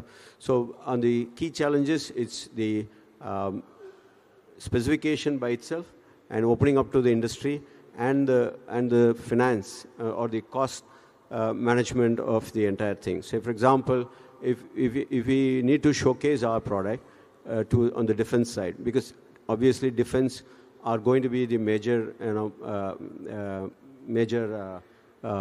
client for any modern warfare autonomous drones. So it has to be well supported. And any NC is going to cost a huge amount to any participants, but there's no successful or productive outcomes out of these type of participations. So this has to be structured, and probably the governing bodies will take it up. So again, on the anti-drone side, again, my colleague is here to present on that. So he's more they are on latest technologies, working on latest technologies.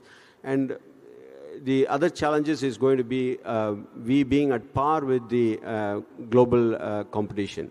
So one is the cost, which has already been, as we know, the benefits of indigenization development is one is the cost and strategic autonomy, security, from the security aspects, wherein there is no foreign collaboration, and it can be our own, very customized to our country's requirement. But at the same time, getting to, there was a mention about Black Hornet. And just imagine the amount of investment that has gone into the work of developing such a system. So that ecosystem is definitely not ready here or not available.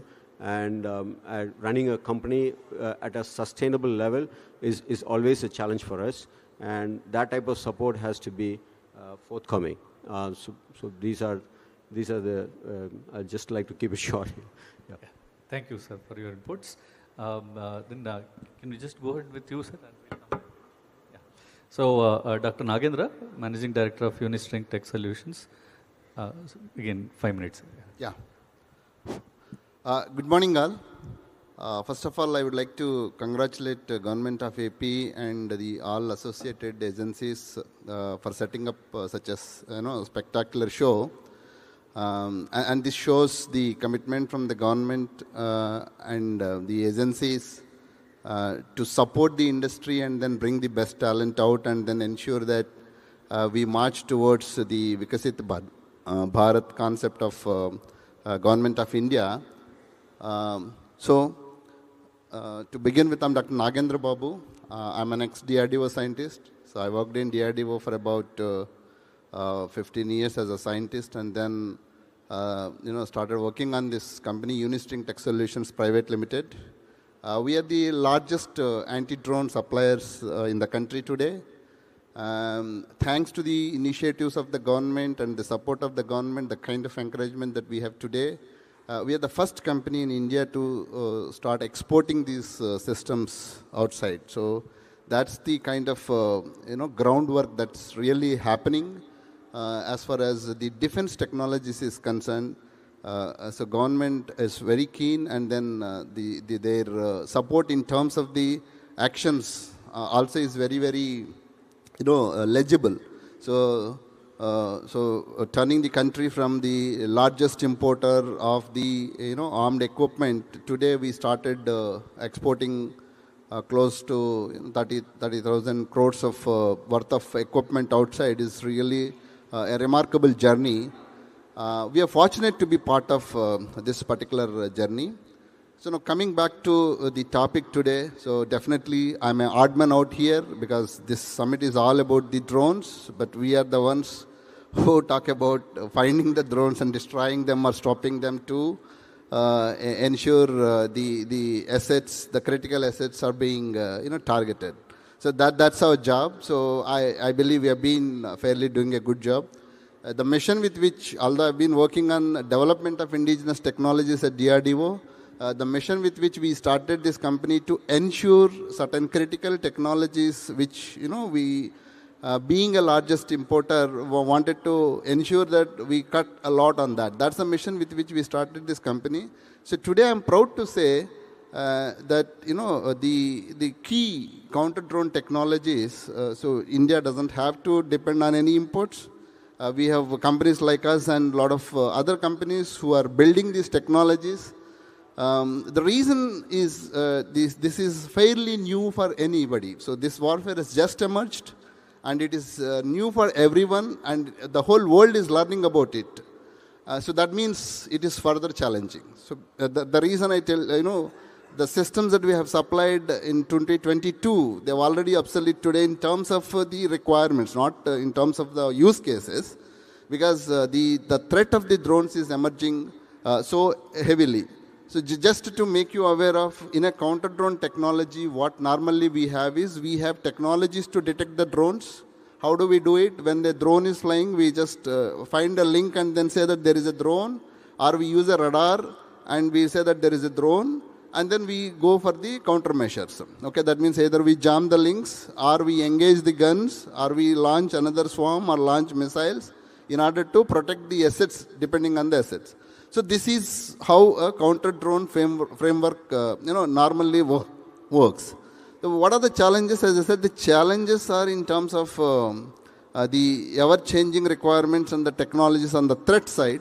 So we have to be vigilant on working on the newer and the better technologies. So this gives an immense opportunity to a lot of people over here who are aspiring to be entrepreneurs, or you already set up your own companies. So you can start working on very, very niche technologies and then start developing towards, because there is no legacy for it. So you can be on par with the current research going on. So to talk about more, probably based on the context, I can give you more inputs on it. So I'll just hand it over to Murthy sir. Thank you, sir, for the very short, nice inputs. Next, I request Mr. Ashwin Shastri from New Space to give his inputs. Good morning, everyone. My name is Ashwin Shastri. I'm from New Space Research and Technologies. So it's a pleasure to be participating in this panel and giving our view as an organization. So New Space Research and Technologies is a 2018 startup. We are a leading developer of cyber physical and robotic systems. We expertise in something called as swarm capabilities, which is a bunch of UAVs, different types, operating autonomously, driven by AI and ML. So probably, I think broadly what I would want to contribute here is, as an industry, as an organization, what are the challenges that we face whenever we term something called as an indigenous drone, and also what we are trying to do to ensure that we move forward in the indigenous manufacturing as such. So that's one input. The other aspect that I would want to bring forward is, I think a lot has been spoken about on the product side and the expectations, etc. I would also want to bring the process side of things. So, so we are a 500 people company. 70% of our people are working towards R&D, building new platforms and products. As you all know, the defense procurement is governed by the DAP 2020. So it outlines the basic requirement of indigenous content in different frameworks, whether it is designed in India or just bought in India and so on, right? So what we experience is that the industry comprises of different types of players, right? So there are players who are heavily invested into R&D. There are also players who probably would want to directly get transactional, so they find a way to get products that would meet the end user requirements and so on. And at the end of the day, we see that this is a L1 game, right? So the lowest priced product would get picked up. And therefore, there are ambiguity of where the drones are coming from in terms of components, subsystems, etc. So that's one part of the problem. The other part of the problem is, I think like it has been spoken about previously, the end users would want the best of the best products. Right? So this is, of course, driven by the unique terrain at our borders. It's the Himalayas on one side, you have the desert on the other side, and hence the UAVs that are deployed needs to be that spec to be effective, both in defense and offense operations. So this is one part of the problem. The second part of the problem is just the journey of the raw material to the subsystem and to the final product. At times, OEMs end up buying subsystems or components from another vendors. So the supply chain visibility of the original source of the components sometimes are not very transparent. There would be certifications, but probably if I take a PCB board and say, okay, what are the chips that are coming from different countries, that would be a black box. And many times, I think OEMs end up buying off-the-shelf items, and therefore it's even more complex. So this is the second part of the problem on the supply chain side. And the third one is that there are components that are unavoidable in terms of imports. Right? There is simply no ecosystem in India. For example, if I take a battery, and where will you source the cells from, right? And it has to be coming from outside of the borders. And the second part is that the local R&D investment, I think, right from across, if I speak on behalf of the entire industry, is insufficient in a big way. So I think, by and large, these probably are the three categories of problems that the industry in general faces. So from a new space perspective, what we are trying to do is earmark those critical components that are absolutely has to be made in India, designed in India, and made in India. Right? So in our drones, typically the brain of the drone, the avionics stack, so we have a platform called Mosaic, which has been designed ground up. So the hardware and the software has been designed in-house, and therefore the entire threat perception surrounding the source of the components is controlled right from a component level leading to a subsystem, and therefore on a system level there is a certain security that has been built in, right? So that is one aspect that we have tried to pick up.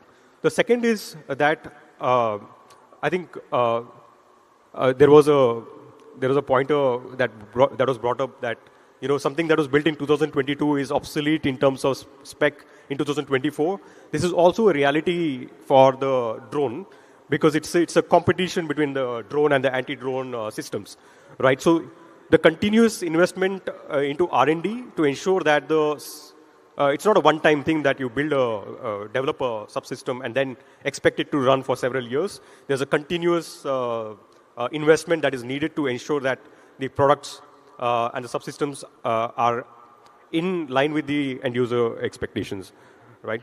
So, I think I would like to summarize this way: the indigenous drones is sort of a transformation for the industry. So it will take a certain while.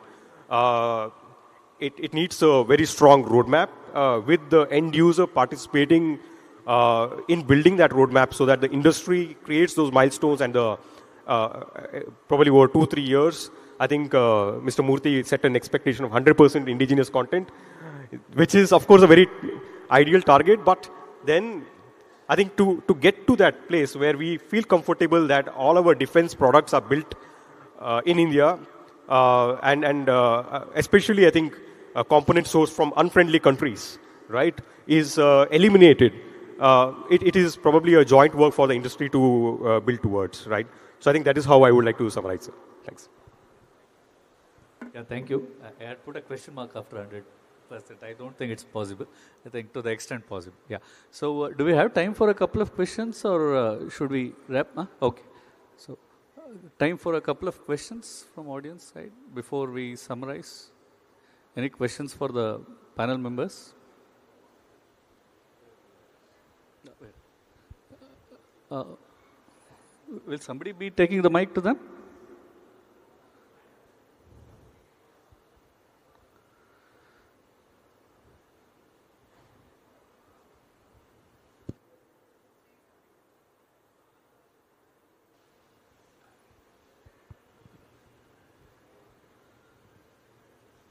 Yeah. Will somebody be taking the mic to them?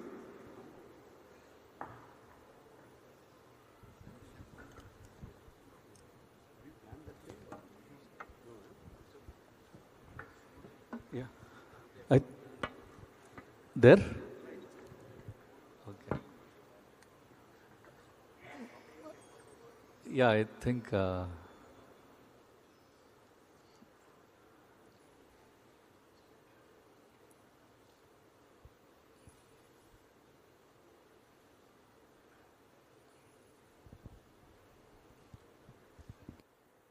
Thank you, Muthi sir. I am AVS Prasad from Government of AP Department of Survey and Land Records, Inspector of Survey. We have actually had a drone fly over Andhra Pradesh. 13,500 villages we completed for the image capturing. So we are I think in my state we are the most, or in the globe itself, using such a large scale of imaging. We are in the front line, and we had completed even 50% of the total things processed and given to the citizens. So now my question to the manufacturers. We actually purchased 20 drones, and we had a problem of crashing all the drones. So is there any technology, or are you prepared for such a thing, sensing the object or sensing the another flight or any trees like that, those objects, and getting diverted, means taking a safe zone, turning and stopping that process and turning to the safe zone? Such technology being processed, I would like to know. Thank you. Talking about collision avoidance, I suppose. Yes. So you want to take? Yeah, so I think when it comes to the specific question that you had with respect to obstructions and being able to navigate around, so there are basic technologies with collision avoidance. There's also visual navigation, etc. So these are quite standard that is available. More advanced would be autonomous capabilities, where the drones are able to sense not only objects but also flight paths, etc. Yeah, but I think at the end of the day, what it boils down to is the economics, right? Yeah, it is actually due to wind. It had a major problem with us, not an objects. I mean, some places when an objects, a wind pressure had made some complication to our flights, which we flown. Sure. Sir, we have drones that are operating in the Himalayas in very harsh environments.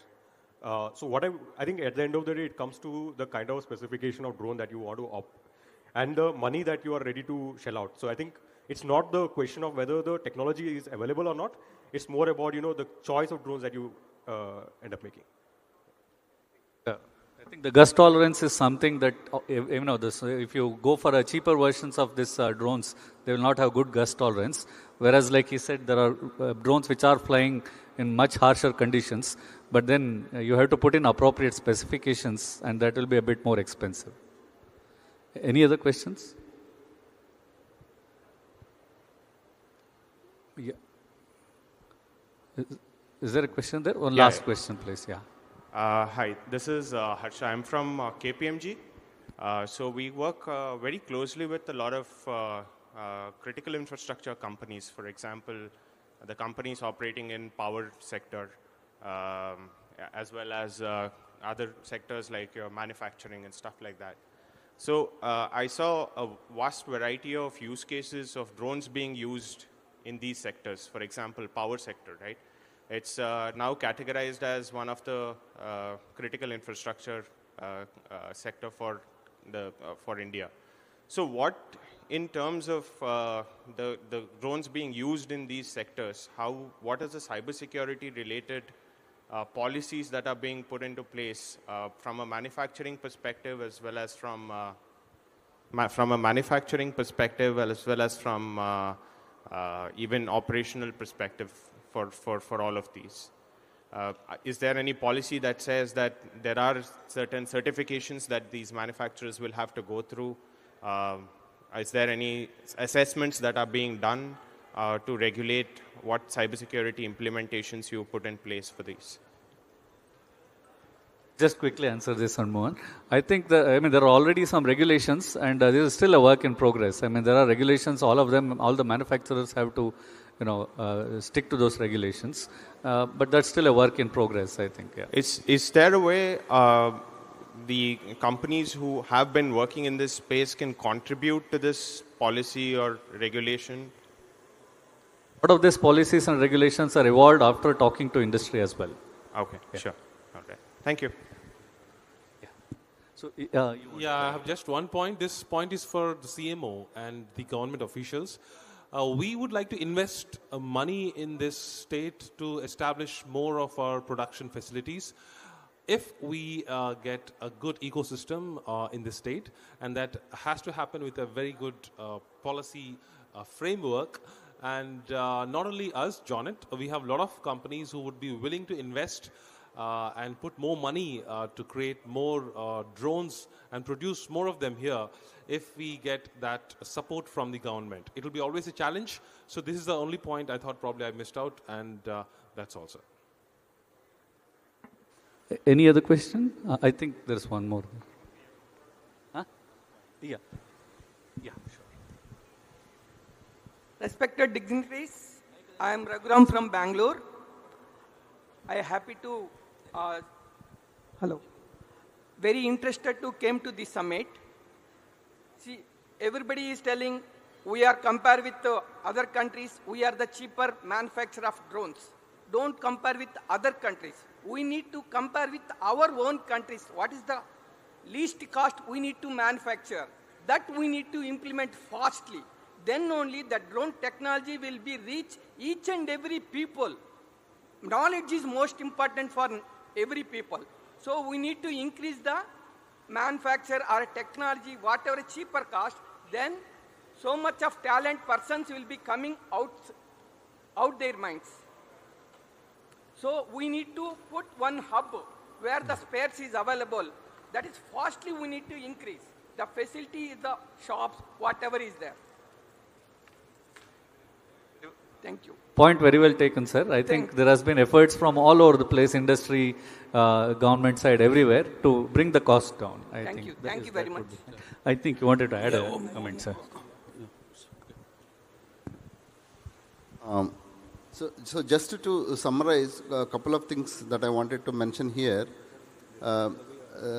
These technologies, whether it is drone or counter-drone, these products are very, very technology intensive. So the people who wants to get into these spaces, my 2-3 points are, you please get into this with a very, very long vision, and you see to it that we are not, okay, make in India is good, but when we get the respect, when we start thinking design in India and produce it for the world, that is where we will start getting really mighty.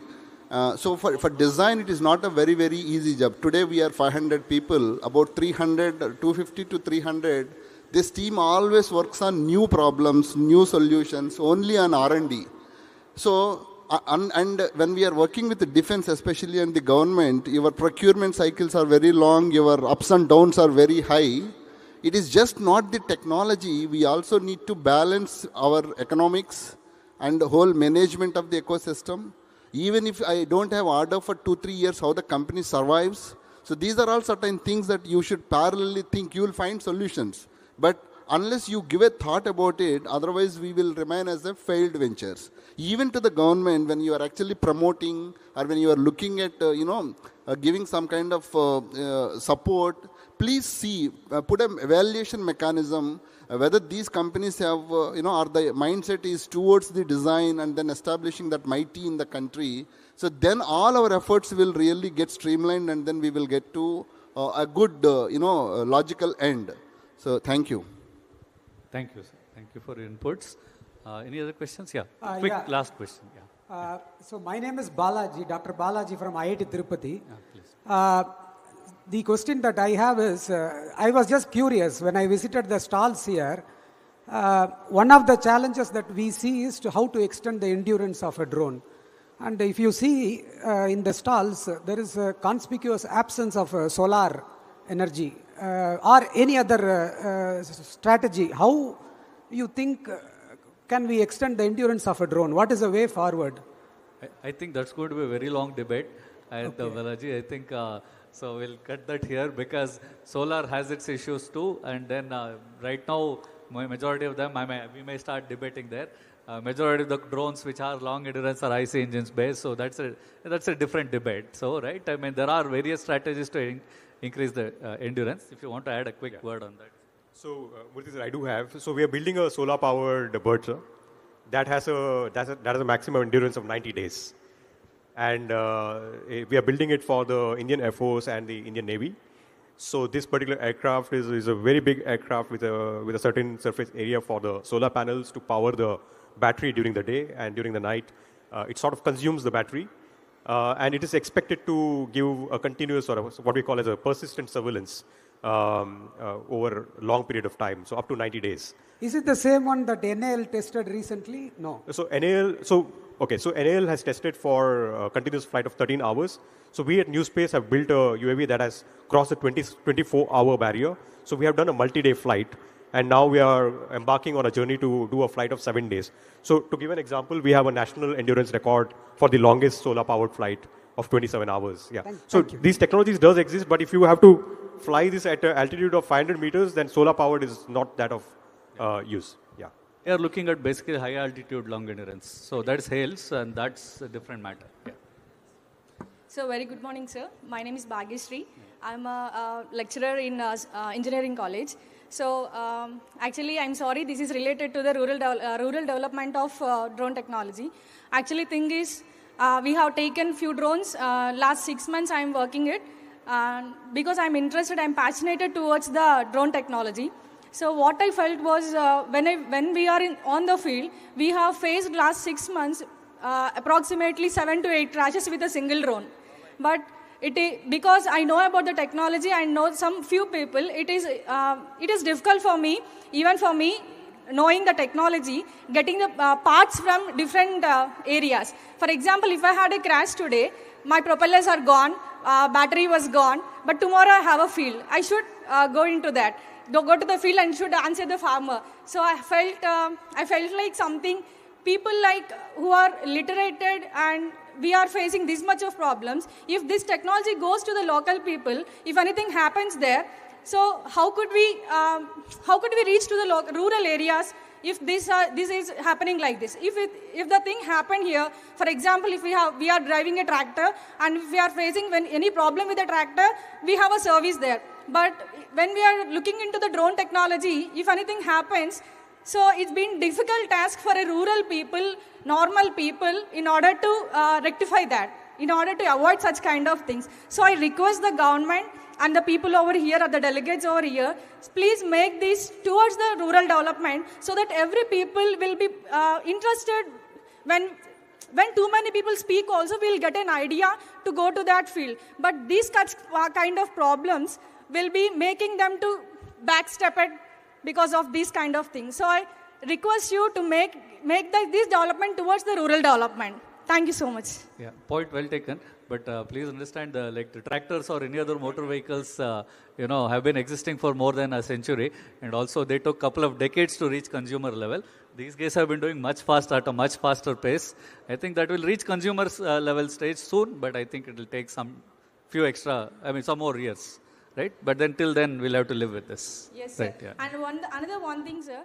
So we faced problems like crashing. And another thing, if we want to reback to the field, it was taking 48 to almost 3 days we are taking to reback that self. So in meantime, we are accepting few fields now. So it is difficult for us to answer the even farmers also. Then farmers again, they are calling their backstepping and they were again going to normal sprays. So this is real-time problems we are facing, sir. So that's what I wanted to bring this to your people. Correct. Over Understood. here. And so that's why it's still in the domain of service providers. Right? Yes, sir. Understood. Thank you so much, sir. So, question, sir. Quick question. Yeah. Mic here, please.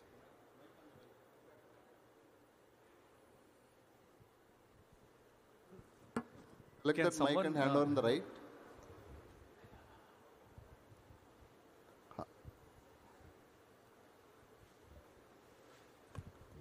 Where are the organizers? Yeah. Can someone pass on? Can you give the mic to the gentleman? Thank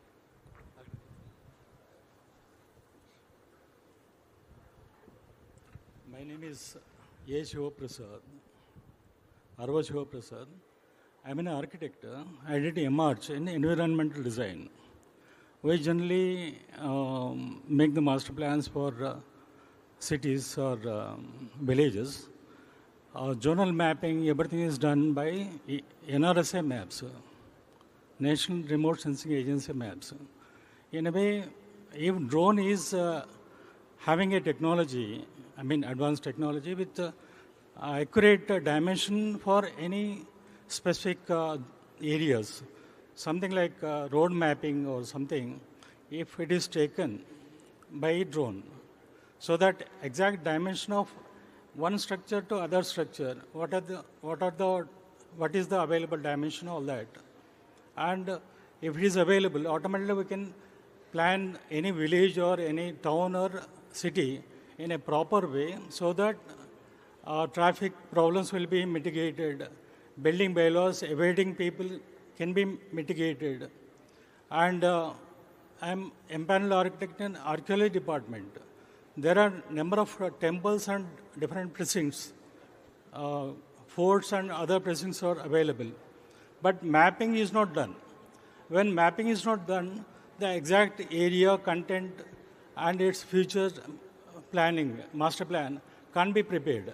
If drone is equipped with dimension, accurate dimension, mapping system, automatically it will be more useful for architectural services, urban planning services.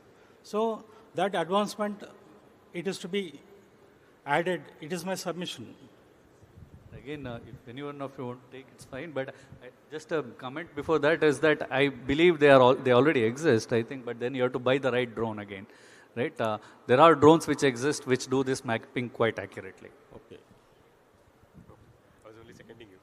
Yeah, so I second Mr. Murthy here. So the tech is available to an extent where, I'll tell you that if there is a disaster, right, your Google map is irrelevant because your entire city is filled with water. So there are drones that can create a new map for you to an extent, so the tech is available. You have to find that maker who is going to provide you. Yeah. Yeah, I think we'll close with that because I think we have taken enough time. I'll just give some closing remarks. I already talked quite a lot in the beginning, so I will not take too much time. So we heard first from Sri Sandil Kumar, DIG, about the practical problems that they face in terms of foliage penetration, monsoon, and real-time footage, and then actionable intelligence. You get all these images, what is actionable intelligence, and then beyond visual line of sight, and so on. So these are all the practical problems. Again, I think for most part, most of the suppliers are already aware of that and they have been trying to fix that. For a whole lot of these problems, actually solutions already again exist, but I think it's a matter of finding the right product, and I think sometimes it's probably a good idea for them to take some help from the technical people also to get the right product. And then Mr. John Livingston also talked about, OEM versus end user expectation, and to have a balance between end user and OEM. Sometimes right now the end users dominate the kind of narrative, and so at the end of the day they will also have to have more detailed conversations with OEMs. I think that will make it better. Similarly, Mr. Muthukarupan talked about the collaborative efforts that are needed, and especially when we are doing R&D, I think a couple of them already talked about how we need to have collaborative efforts, as well as, government needs to invest some money to develop new technology with those who are willing to do R&D. And also, I think we should also ensure that the R&D, those who are involved in R&D get some incentives. For example, right now, can we, let's say, those who are doing R&D, they get, benefit not only for that particular product, but even in future when they want to apply for some other procurement, can they get benefits, saying that they have already done R&D and helped indigenization efforts earlier, so they get a preference even if they are not L1. Can such a thing be done? Otherwise, we'll have this L1 problem always. So those who are, there has to be a category of people who are involved in R&D and who have already developed some things indigenously. I think that would be a good thing. So these are some of the points that were raised. And of course, anti-drone technology is very, very important. Dr. Nagendra talked about that. And there is a lot of work that still needs to be done. It is just starting now.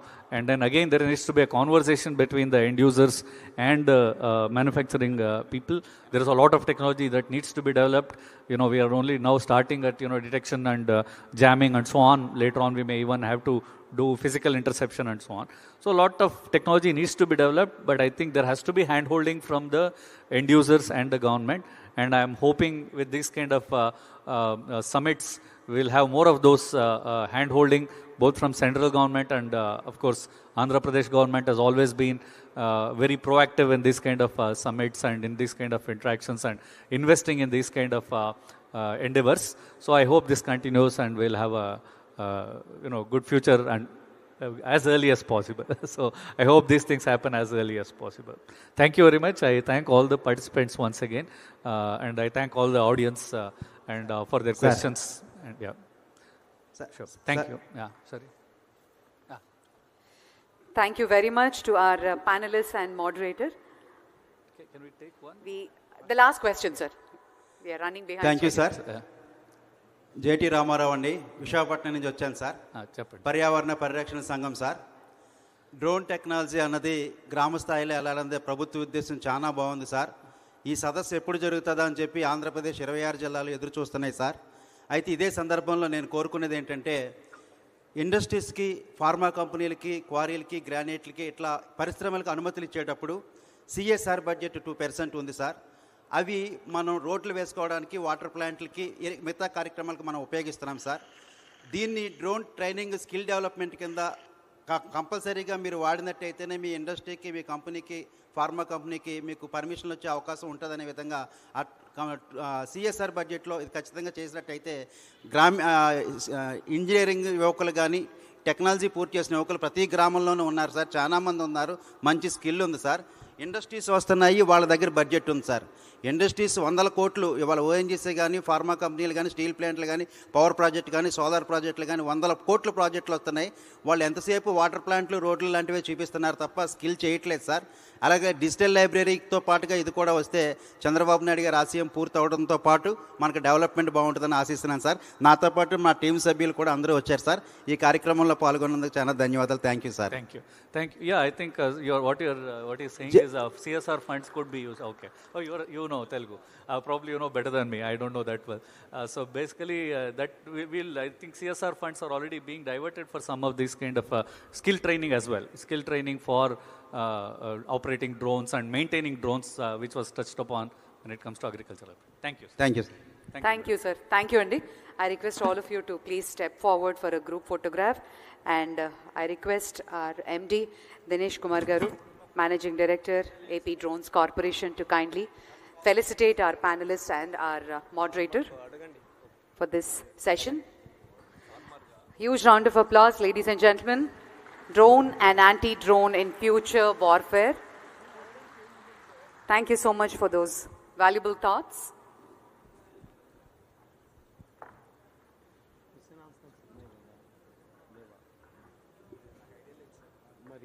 So please join us for the group photograph.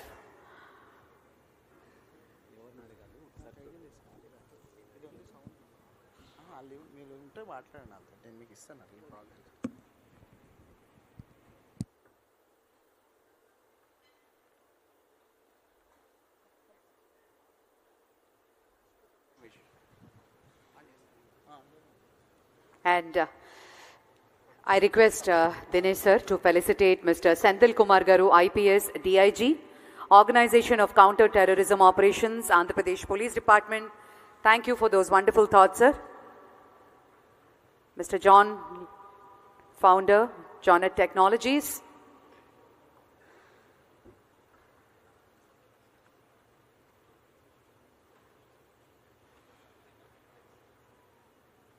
Mr.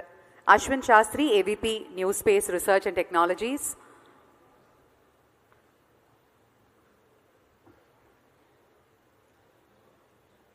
Mr. Gaurav Sharma, Vice President, Big Bang Boom.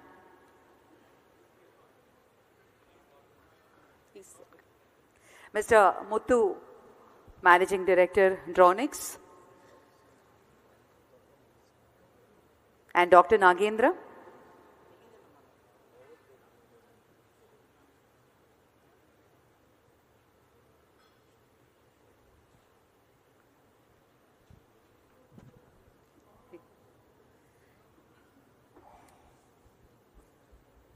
And రాలేదు ఇంకొకటి. Of course, Professor Murthy Garu, HOD, Defense Drones, IIT Madras. Thank you, sir. Thank you very much.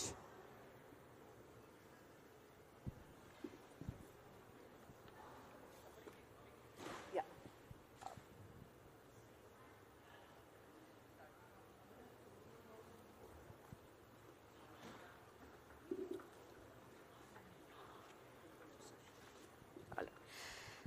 Thank you very much once again to all our panelists, and we move ahead with the next panel discussion on investor insights on challenges and funding opportunities in the Indian drone ecosystem. And this panel discussion will be moderated and the context will be set by Mr. Amit Datta, Chairman CII Task Force on Short Haul Air Mobility and Managing Director Hunch Mobility. May I request you to please come up on the stage. And our speakers, Mr. J. Nivas, IAS, Additional Secretary, Finance, Government of Andhra Pradesh. May we have you on stage, sir. Mr. Amardeep Srivastavya, co-founder and CEO of Bluj Aerospace, and Dr. Roshan Srivastav, Project Director, IIT Tirupati, and Mr. Naman Push, co-founder, Airbound. And please put your hands together for all our panelists. And this panel discussion will be the key areas focusing on finance opportunities and scope of drone application along sectors, future policy considerations, and building a skilled workforce.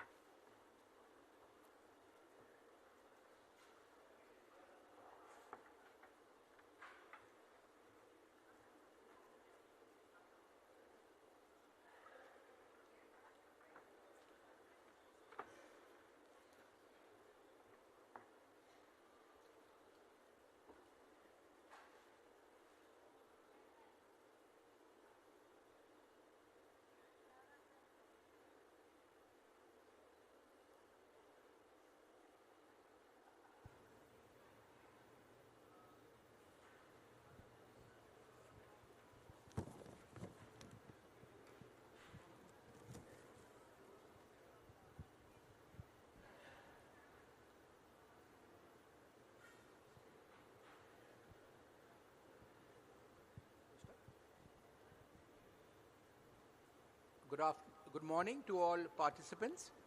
It's a pleasure to have you for the session on investor insights on challenges and funding opportunities in the drone ecosystem.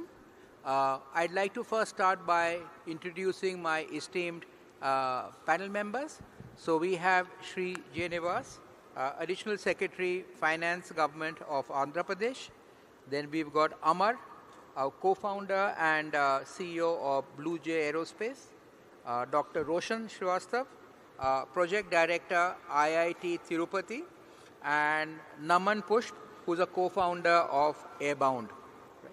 I am the chairman of the Task Force on Urban Air Mobility, instituted by CII, and also the managing director of Hunch Mobility.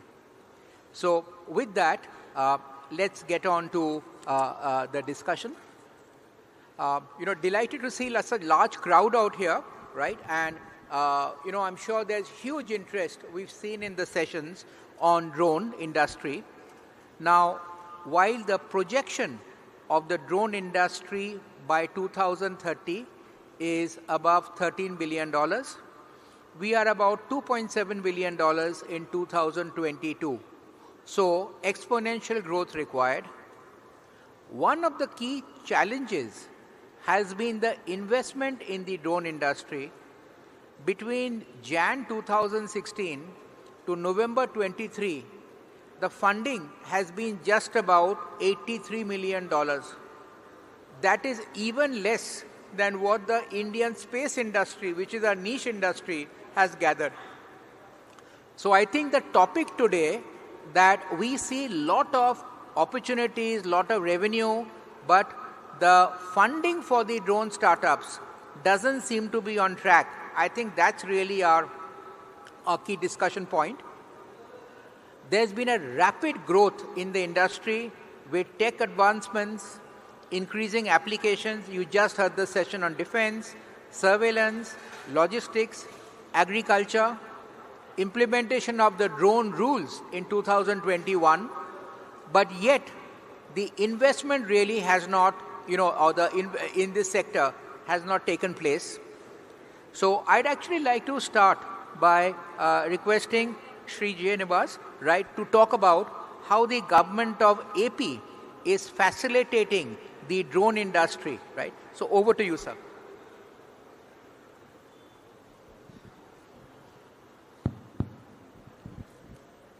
Okay, first of all, I would like to welcome all the delegates from all over the country. Welcome to Andhra Pradesh, and I congratulate you for participating in the Drone Summit and also being a part of creating the Guinness record yesterday.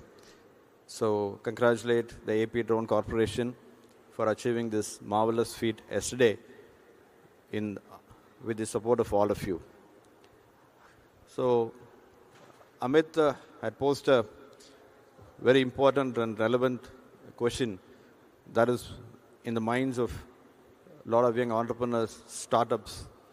What is that we expect from the government? I mean, what kind of support we can expect from the government, and how the policies can help us?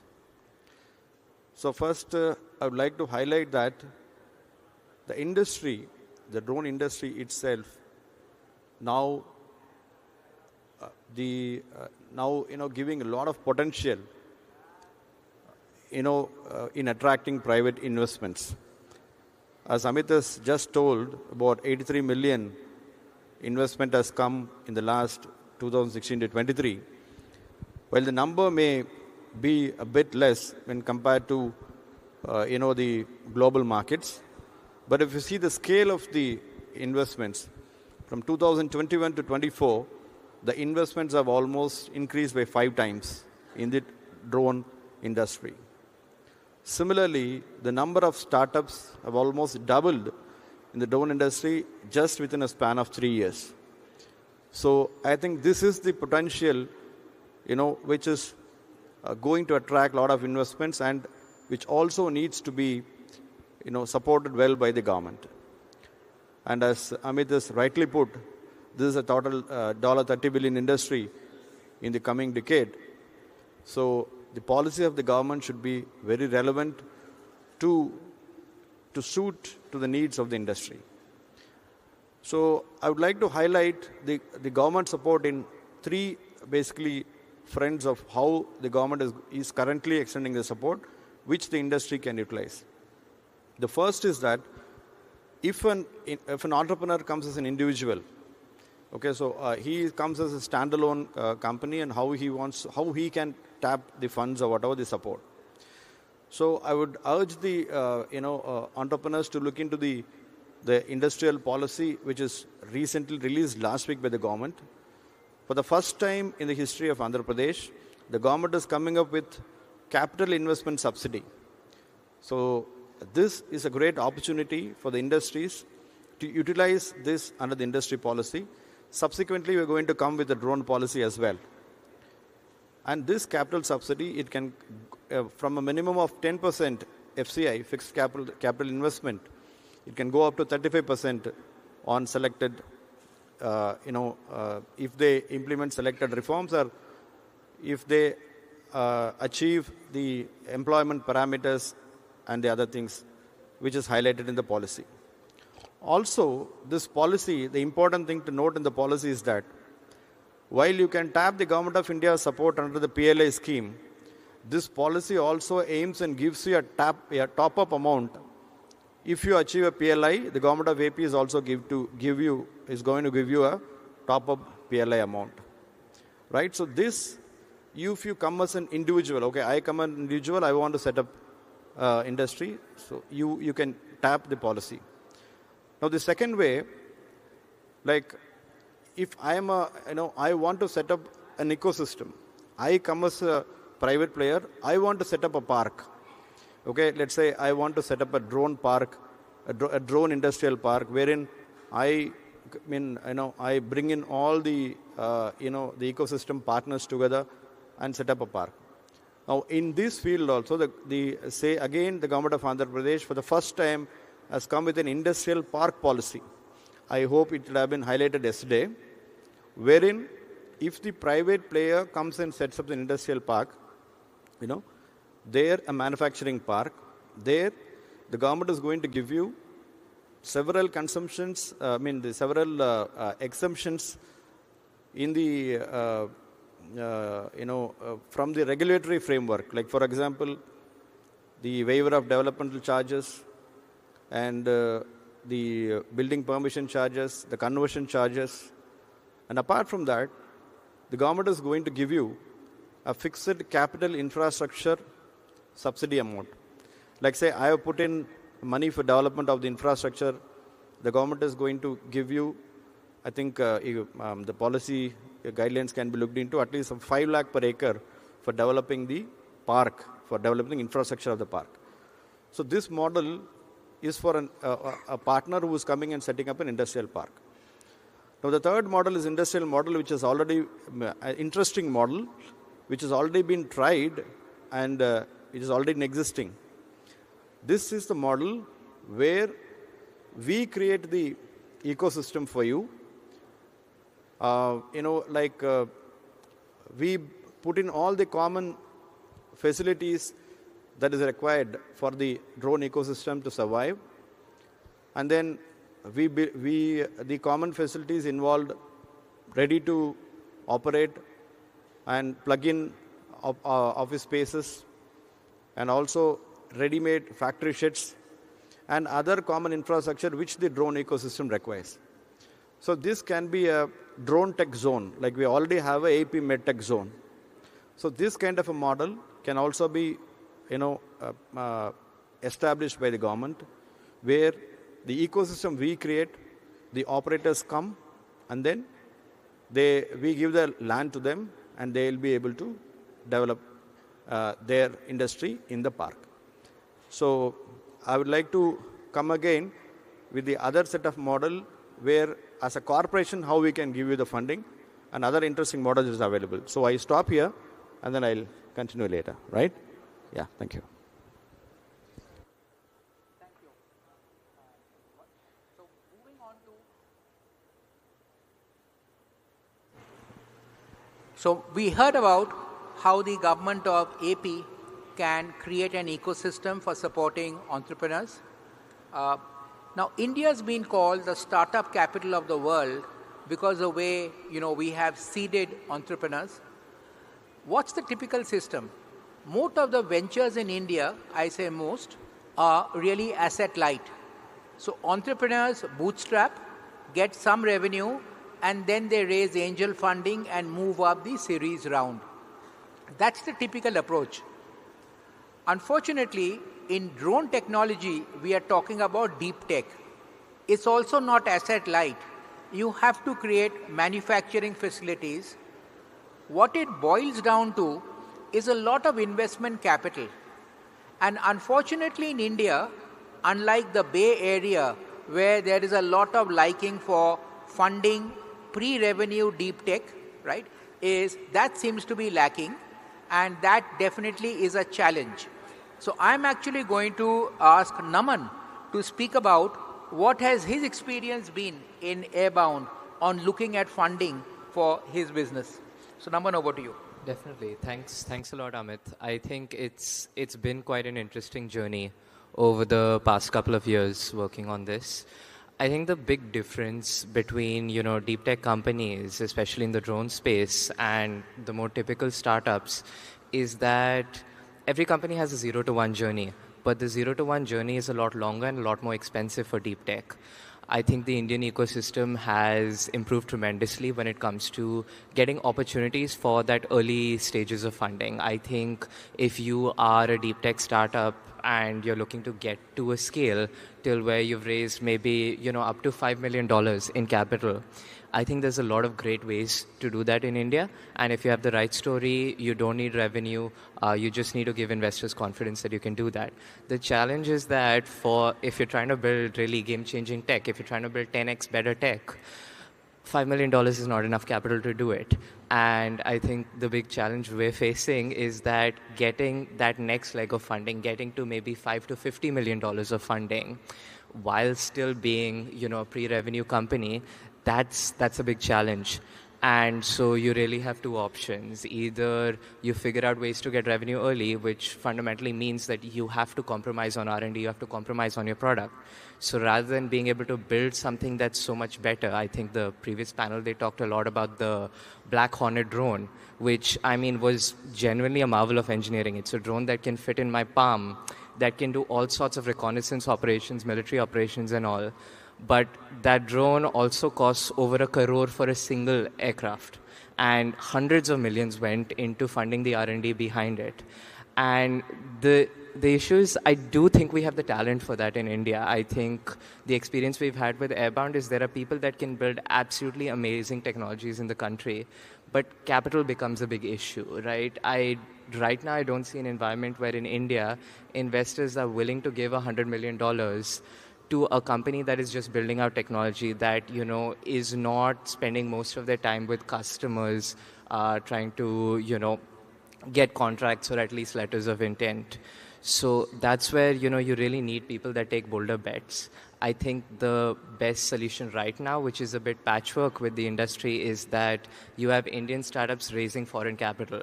So you have Indian founders that are going to the Bay Area, raising capital for there.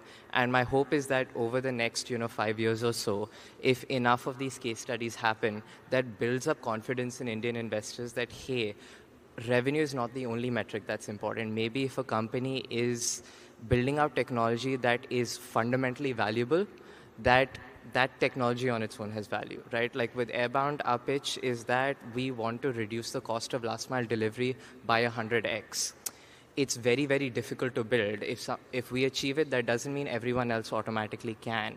And that's where it means once we hit the market, our journey will be much, much easier. But getting to the market is a much harder journey for us or any deep tech company than it is for the typical startup.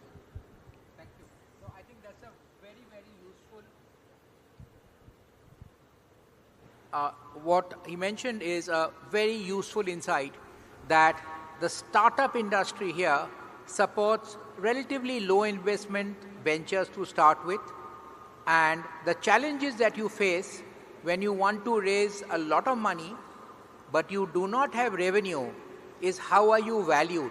And that's where the Bay Area comes in, right? And I'm the co-founder of Hunch Mobility.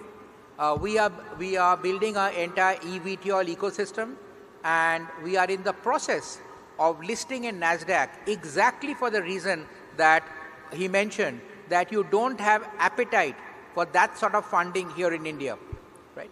But I'm going to come back to that question later. But before that, I'd like to ask Amar.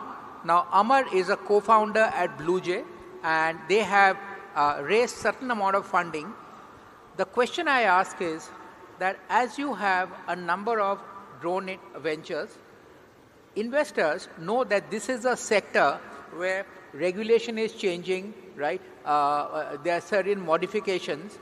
In that, how are they able to predict who the winners are from a large crowd, right? And what are you doing about it to ensure that you remain in the top of the pick? Yeah, thanks for that question. I think basically for at least the sectors where we operate in, we would see the best way to choose the winners is people who are actually owning some of the core technologies rather than companies that would rather just get technologies from outside or white label the products, because that is going to be the key for the long-term value that the company is going to create. Because like we see, it's very easy to replicate companies and business models most of the times if it is just being white labeled, particularly for deep tech companies. And as long as you don't own the core technologies underlying there, and like Naman rightly said, right now they are very strongly pitching on how they're going to bring down the cost of their product by technology, not by selling that it is from India, or not by saying they're getting lower BOM cost or somewhere, right? So that's how companies have to value. What is the way in which they are adding the value? Is it by investing in technology, or is it by investing in really unique business models that is very hard to replicate? So that's one of the things that I would say has to differentiate. And other thing is the team. I mean, of course, it always boils down to, when it comes to deep tech, the core team that is building, and even like they should understand what kind of resources are required within the team itself, right? So these are the two main metrics I would see.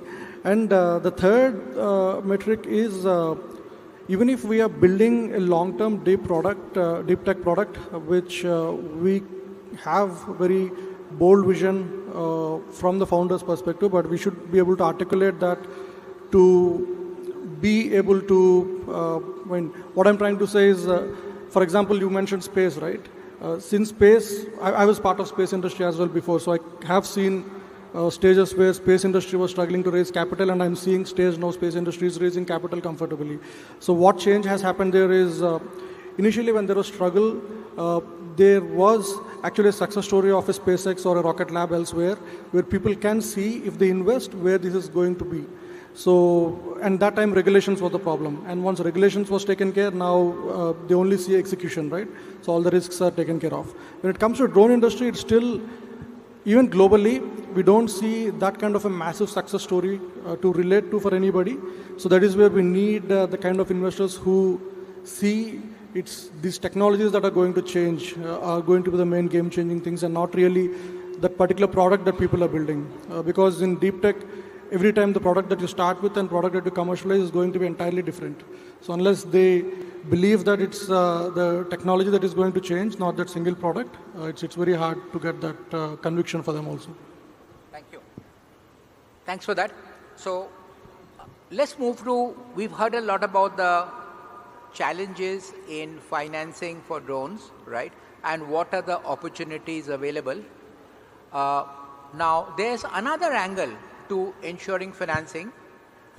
VCs look for some amount of revenue as proof that the venture works.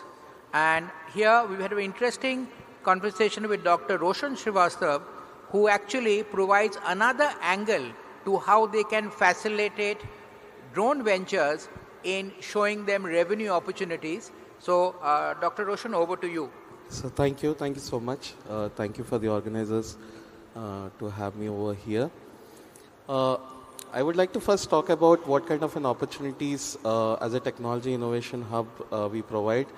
We come under the national mission of interdisciplinary cyber physical systems. In fact, for the drone, we have a separate technology innovation hub at a national level, which is located at ISC Bangalore. And at IIT Delhi also, there is something called Cobotics. So NMICPS has 25 verticals, 25 hubs. All of us are catering towards the startup ecosystem and also the technology development and skilling. At IIT Tirupati, we have a technology innovation hub, which is majorly focusing on positioning and precision technologies, which is very closely related to drones, especially navigation, positioning and timing, which is a PNT sector, and also GPS denied environments. So coming to the startup ecosystem, I think NMICPS provides a very beautiful structure right from the idea stage to the acceleration stage. We provide funding. It's a risk-free journey for all these startups, wherein you start with an idea with a small funds. We give the seed support system. We also have acceleration funds up to 2 crores. But there's something different. We thought like grants are always available for the startups. There are a number of avenues to get the grants. There are also VCs who are trying to fund the good startups, but there's some kind of an ownership dilution because of the equity stakes. Now there are always startups are hesitant to give away their equity or the hard work what they are doing, but they're looking at a good chunk of funds to make them establish in the market. So at IIT Tirupati, we have a very unique program which I would like to introduce over here. We call it as a Vikas. In Vikas, we are basically focusing at how do we bring businesses to startups. Now, can we talk to the government? Can government start thinking that startups are our backbone? We should give businesses to startups. And we as a technology innovation hub can become a facilitators to them. Because we can see what kind of a startups are working, what is their deliverables. So we can handhold, or we can, any organization can take up as in facilitators. But I think we should start thinking, how do we create businesses to the startups? Now, Vikas does exactly this.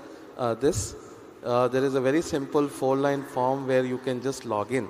The reason we also started Vikas, many a times, I don't know whether in drone community, is there any list of all the startups who are part of this community, so that the investors have a fair idea where the technology is moving. Even the startups have a fair idea where the people are working in the competitor sector. So we are creating some kind of a platform for all the startups to create the businesses for them. So this is one of the initiatives, sir, which I think all the startups who are here relevant to us, we would definitely like to get registered on Vikas, because we as a technology innovation hub, we should be getting connected with the ministries, line departments, state governments, and contact them and get the projects. Recently, yesterday I was just talking to Greyhound people. So they have a lot of problem statements where the startups can help them to create the solutions.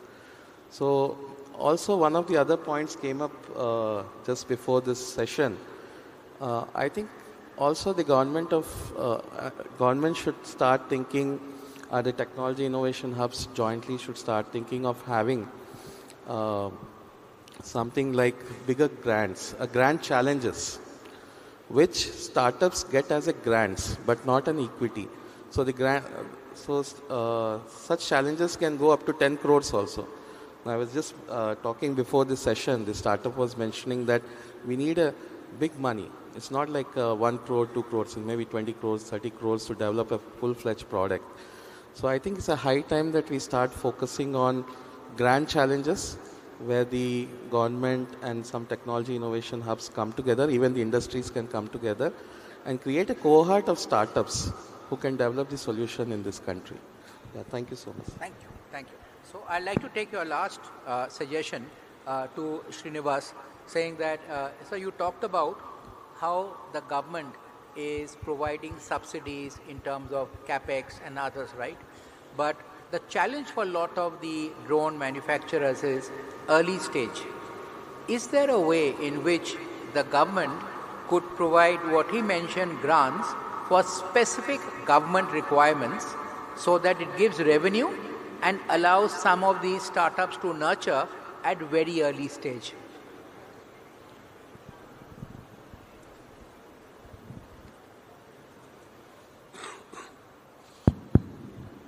So first, so Rohit wants a Shark Tank in the government sector. So basically to provide the grants to the industry. Yeah, it's a very interesting suggestion. Okay. When you want to say support, let's say budding startups, or to get the government support, another model which is now becoming popular is DAS, where drone as a service.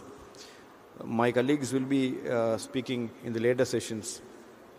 Very important, let's say, fields in the government system where we require the support of drones in municipal administration, healthcare, in the land planning, revenue administration.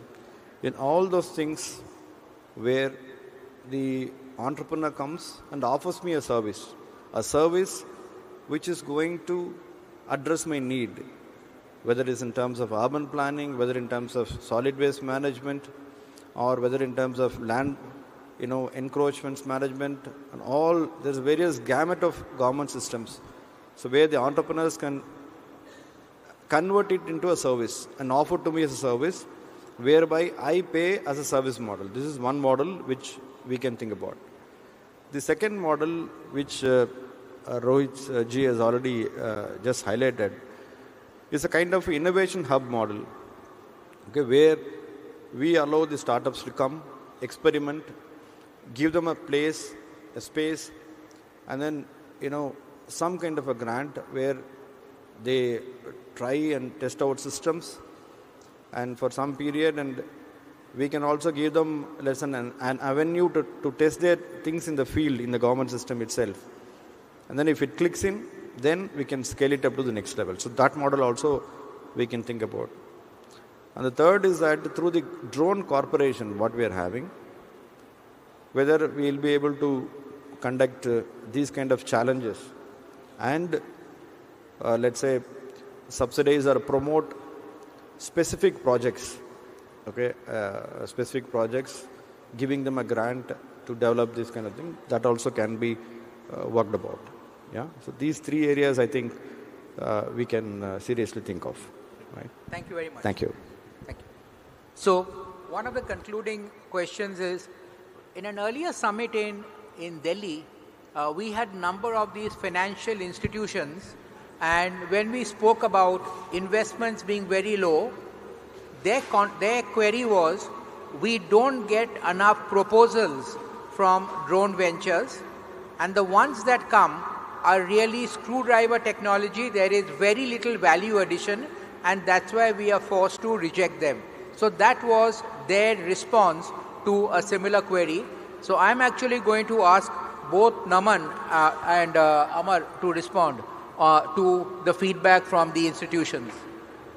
Definitely, yeah. I don't think they're wrong. I think especially in the drone space right now, it's a bit of a chicken and the egg problem, right? If the funding environment is something that is not providing large amounts of money to these ventures, if founders are constantly being told the story of you need market traction, you need to show customer interest, you need to get LOIs, then naturally the companies that win are not going to be the companies that focus on technology, but the companies that focus on customers. What you're basically getting is, the next wave of e-commerce, but with drones instead of the internet, right? Which there is value in it, but I think the goals that we want, especially for India with drones, right? If we want to have a SpaceX kind of moment in India or an OpenAI kind of moment, you need companies that are fundamentally focused and obsessed with the technology. So I do think this is changing. I think there are more and more companies that are coming in this space, and they are starting to be rewarded for it. So I think it's more of a gradual thing. But if I would say the biggest thing that needs to change in the investment ecosystem, I think it's that VCs need to be better at evaluating technology. I think right now VCs are very, very good at evaluating market traction. They have amazing models on, okay, if a founder is making this much revenue, or if they're growing at this rate, this is how much I think the company will be worth. And that's because that's the expertise they built out, right? it's a very different ball game to be able to look at a technology, be able to understand, okay, if this material is able to increase strength to weight ratio by 5x, right? Like, what does that mean? What does that mean in terms of outcomes for the company? So I think that model needs to be built out. Then they have a much better way of determining which companies are just taking existing technology and packaging it in different ways, and which are the companies that are generally creating new groundbreaking technologies. Thanks. So I would actually ask Amar on his views. What Pushp is mentioning is, because of scarce capital, you are prioritizing that on focusing on customers rather than the technology, right? Would you agree to that? Yeah, I mean, certainly to an extent. Of course, we agree completely that we spend a lot of time on understanding customer, but I also contradict a little bit that we always have to keep engaging customer from very early on to get their feedback and to just keep tweaking your model accordingly. But again, coming to the first point of value add, which some of the investors who talked about, they say there is no enough value add. So just would like to understand more on when they say value add, is that value add in terms of technological value addition or value add to the end customer? What was their concern basically? So their concern was that really what we were doing here was more trading operations, right? And very little value addition, justifying investments. And this was from three of the financial institutions, which says we are willing to fund, but we don't see much of value addition in the ventures. Sure. So I think that's pretty much most on the terms of technology value addition, right? What they're telling. Yes. So surprised to hear that because at least at BlueJay we thrive to develop a lot of technology in-house, and where we are close to 60% indigenous technology today, and we want to go to 85%. So maybe they also should spend more effort in trying to find the right companies who are really developing that. And other value addition could be, a lot of this concern we get when we talk to investors is there a real value addition to the end customer? So that is where VCs also need to understand, if not in the technology side, at least on the final use cases or on the customer side, they should have that kind of visibility that this is going to be a real strong value addition going down the line like 10 years, 15 years, and bet on that very early on. Got it. Thank you. Yeah. So with that, we'll open up to the floor for any questions that they may have from the panel members. Can someone get a mic, please?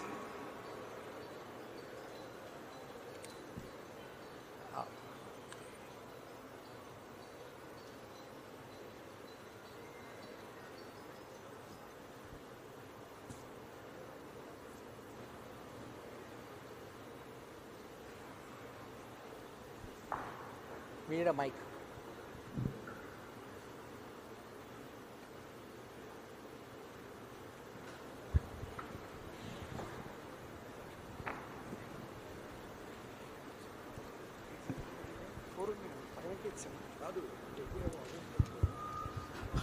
To the panel members, I think I am from GMR, GNO, and we have come from the geospatial industry. So drone is an extension of geospatial, kind of situation. As such, the LiDAR industry itself is a little matured now. We find it extremely difficult to fund the operations, the CapEx. You go to the bankers, the reality today is, first of all, they ask for a 150% collateral, and of course, topped up with the credit rating.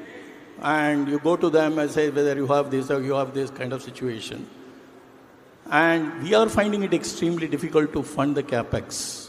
I know this is going to be the future, but they say, no, we have this norms, that norms kind of situation on regulatory, on banking. And drone is the sister of geospatial now. It's a startup. I think still a lot of fundamentals are missing in this because, first of all, the R&D cost is going to be very, very expensive if you have to do the manufacturing here. And any entrepreneur who's starting up will definitely look at least a 16% return on the equity. At least 30% equity, 70% who is going to fund? This is a big question because the LiDAR itself is finding it difficult to fund. People don't see, yes, all your projections, I know this is the market, deregulation has happened in geospatial industry. First of all, a regulatory framework for drone is not in place still, which is more security-wise, risk-wise, much higher. And R&D requires a tremendous amount of investments. The second challenge is the people process. There is no skilled manpower available for the drones. And the question is, it's a vicious circle. As you know, he was mentioning about the chicken or the egg. I will put it in a very blunt manner. Unless the madness goes, the marriage will not happen. Unless the marriage happens, the madness will not go. So what is the panel? How do we really, I think there should be some tax holidays. A government should take care that this is an industry which is going to be future. There should be some concession on 5 years on direct and indirect taxes, some subsidies, so the people come forward to take a risk and invest. Without any of these things, and we just say funding, it is a big challenge. Yes, there's a lot of innovation. Entrepreneurs want to assume responsibility and take it. But otherwise, we'll end up in a screwdriver technology, importance, do the things. Now, I just want the panel to react. What is that policy change which we require so that this is given a kind of a push or a rocket which will take us to the aspiration? Aspiration is one, but how do we reach there? I think there are challenges, and the challenges are not very difficult. The challenges requires regulatory and the statutory support. I just want the panel to respond to this. Sure. So maybe I'll take a lead on that. I think part of the objective also doing this conference, we do want to submit a paper, all right, to the Ministry of Civil Aviation on some of the possible solutions. But your specific query that you are not getting bank debt, absolutely. Have you tried any of the VC industry?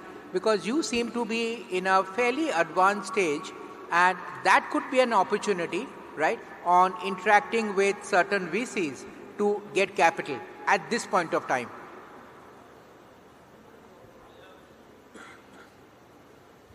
We have been discussing with the venture capitalists. We were looking at some mezzanine debts to do that, so that we put in. I think everybody says, venture capitalists, when you go, the return on their investments when they ask, it's much higher than the bank interest. Look at the interest rates today. If you don't have a right collateral security or a tangible asset to secure, probably there's 14 to 15% is the bank interest. Probably venture capitalist looks at as 18 to 20% return. How the business can survive, especially a nascent stage? My suggestion is we can discuss this offline, because this is a specific query that you have, right? In the interest of time, I'd like to open up to any other queries from the audience. Yeah, so a big and an interesting question as well. I would like to answer some specific areas which you have raised, right? First, you wanted to put in a regulatory framework. Basically, if you see the current system or the current potential of the drone ecosystem has come out because the regulatory framework had been relaxed. Because if you see, we had the drone rules earlier where now our 90% of the airspace is being freed just in a matter of 5 years. Because we know that though this technology was operation for in about 10 years, due to the restrictions and all those things, the industry was almost in a lull. So that's why the government has come up with relaxing the regulatory framework. So it is going to aid the industry, number one. The second is that, what you are asking is that what kind of tax benefits I can get as an industry. My costing of interest is going to be high. I would urge you to please look into the policy very carefully. In the policy itself, there is GST reimbursement is given in the policy. 100% GST reimbursement up to 5 years is allowed, for industries. So that is going to aid you. And as I already told you, capex subsidy up to 35% if you're going to achieve all the norms set in the policy. So this is going to help you out. So please look into the policy and make use of it, right? Thank you. Do we have time for another one question? Yeah, please go ahead.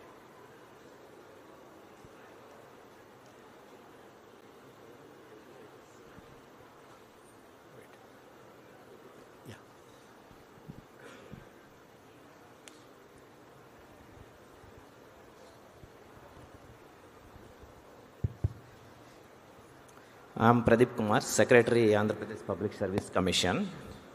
And my question is directed to Mr. J. Nivas, Additional Secretary. I have listened to your talk where the government gives the support, like 3 models what you have stated, like capital investment subsidies, industrial park setup, and then provision of land, etc. And an amount of 5 lakhs per unit also is being provided, what you have told. Now, after listening to the other speakers, I found that this particularly drone sector is a very capital intensive sector. And they have got considerable support in Bay Area. So, do you think that provision of similar type of thing here will help us in AP also, like creating a Bay Area type zone? And then, apart from that, since it is capital intensive and we already have corporations, and I also understand that they are not able to get the equity support. They are only able to get the grants. Why can't we look into listing of this corporation on the stock market so that as a corporation it can get the investor support, and thereby that can actually nurture all these types of startups? So this is my question. Thank you. Yeah, again, an interesting question. Your question is 2 parts. To answer the first part, where you want to have a Bay Area kind of a setup. That's what in the third model which I have explained was almost similar to a Bay Area model, where I create the enabling infrastructure, whatever the common facilities that is required for the ecosystem. Because this ecosystem, drone ecosystem has got various components, like propellers, technology, motors, blades, and all those things. And then AI is another zone, R&D is another zone. So I create an ecosystem, allow the players to come in. I give a plug-and-play kind of system. The player comes, he wants to set up. With ease, he'll be able to start the system. That is where I'm already proposing AP MedTech zone kind of a model, where the Bay Area king can be replicated, number 1. The second question which you are asking is about this is a capital intensive sector, how we are going to support it. Now, that is why I have already told that government had addressed the problem specifically. For the first time, we are giving subsidies straight to the capital investment, what is going to be put up by the industry, number 1. The second, you asked, in the second part of it, how a corporation can aid these companies, how they can, whether they can go to the market and this thing.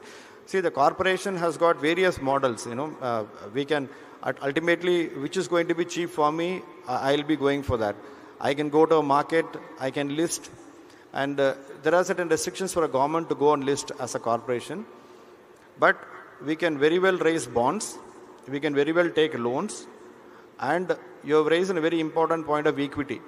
There are models where government has partnered with companies, coming up with investment. The government has put the land as an equity. The company comes in investment, I put my land as an equity, I give them land. So then the company sets it up. So he has to only put up the infra and the running cost, and then the model works out. Many tech parks in Andhra Pradesh, in Hyderabad, Telangana has been developed in this model. So that model also the industries can work into. Yeah, thank you. So I think we've run out of time, and I'd like to conclude this session by thanking all my fellow panelists for their views, and also to the entire audience, right, for being such a patient listener and for your questions. Thank you very much.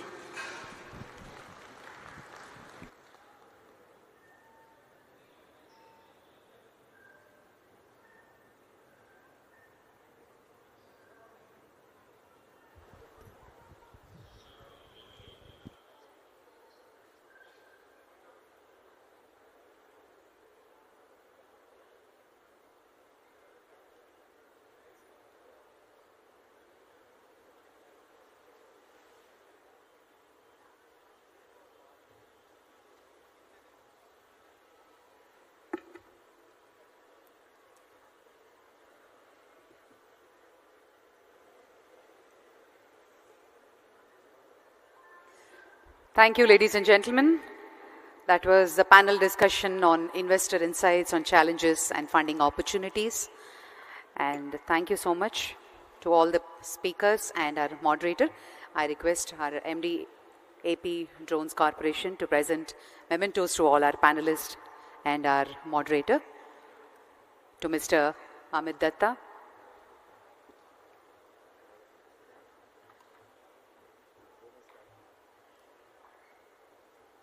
Sir, madhyaloki randi sir.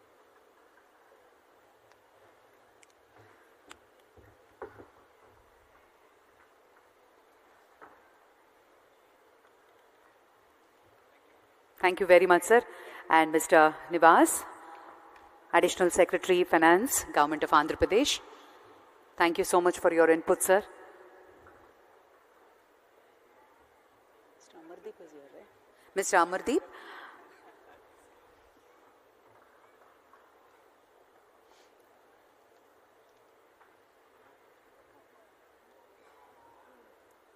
Mr. Roshan Srivastava, Project Director, IIT Tirupati. Thank you for joining us, sir. And Mr. Naman, co-founder, Airbound.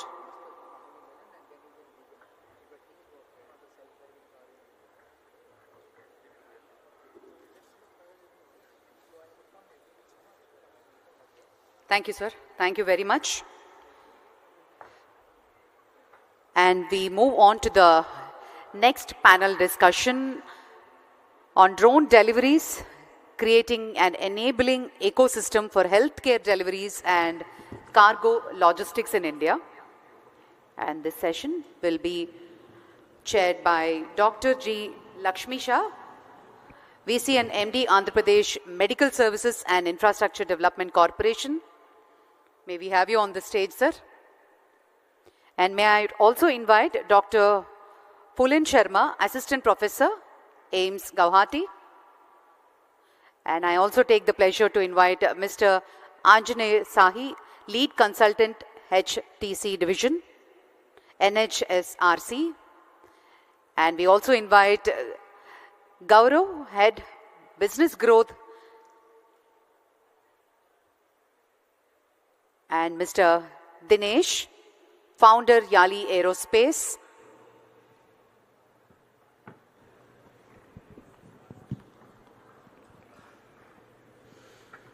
Mr. Gaurav is the Head Business Growth, Teach Eagle Innovation, and Mr. Dinesh, Founder of Yali Aerospace.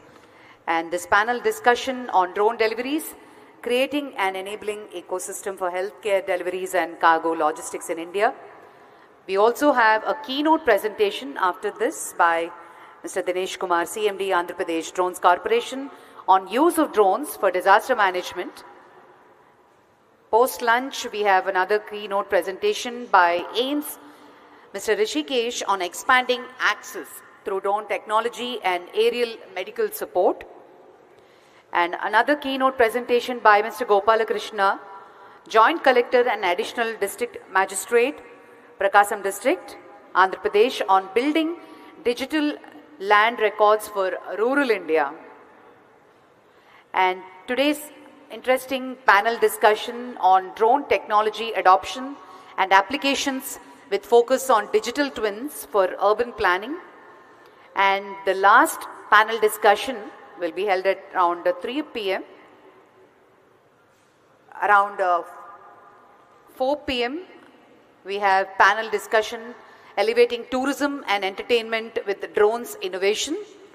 And we also have another interesting discussion on developing generation of skilled manpower for drone ecosystem of India. So for now, we'll begin with the panel discussion on drone deliveries, creating an enabling ecosystem for healthcare deliveries and cargo logistics in India. I take the pleasure to invite our panelists and our moderator. Thank you.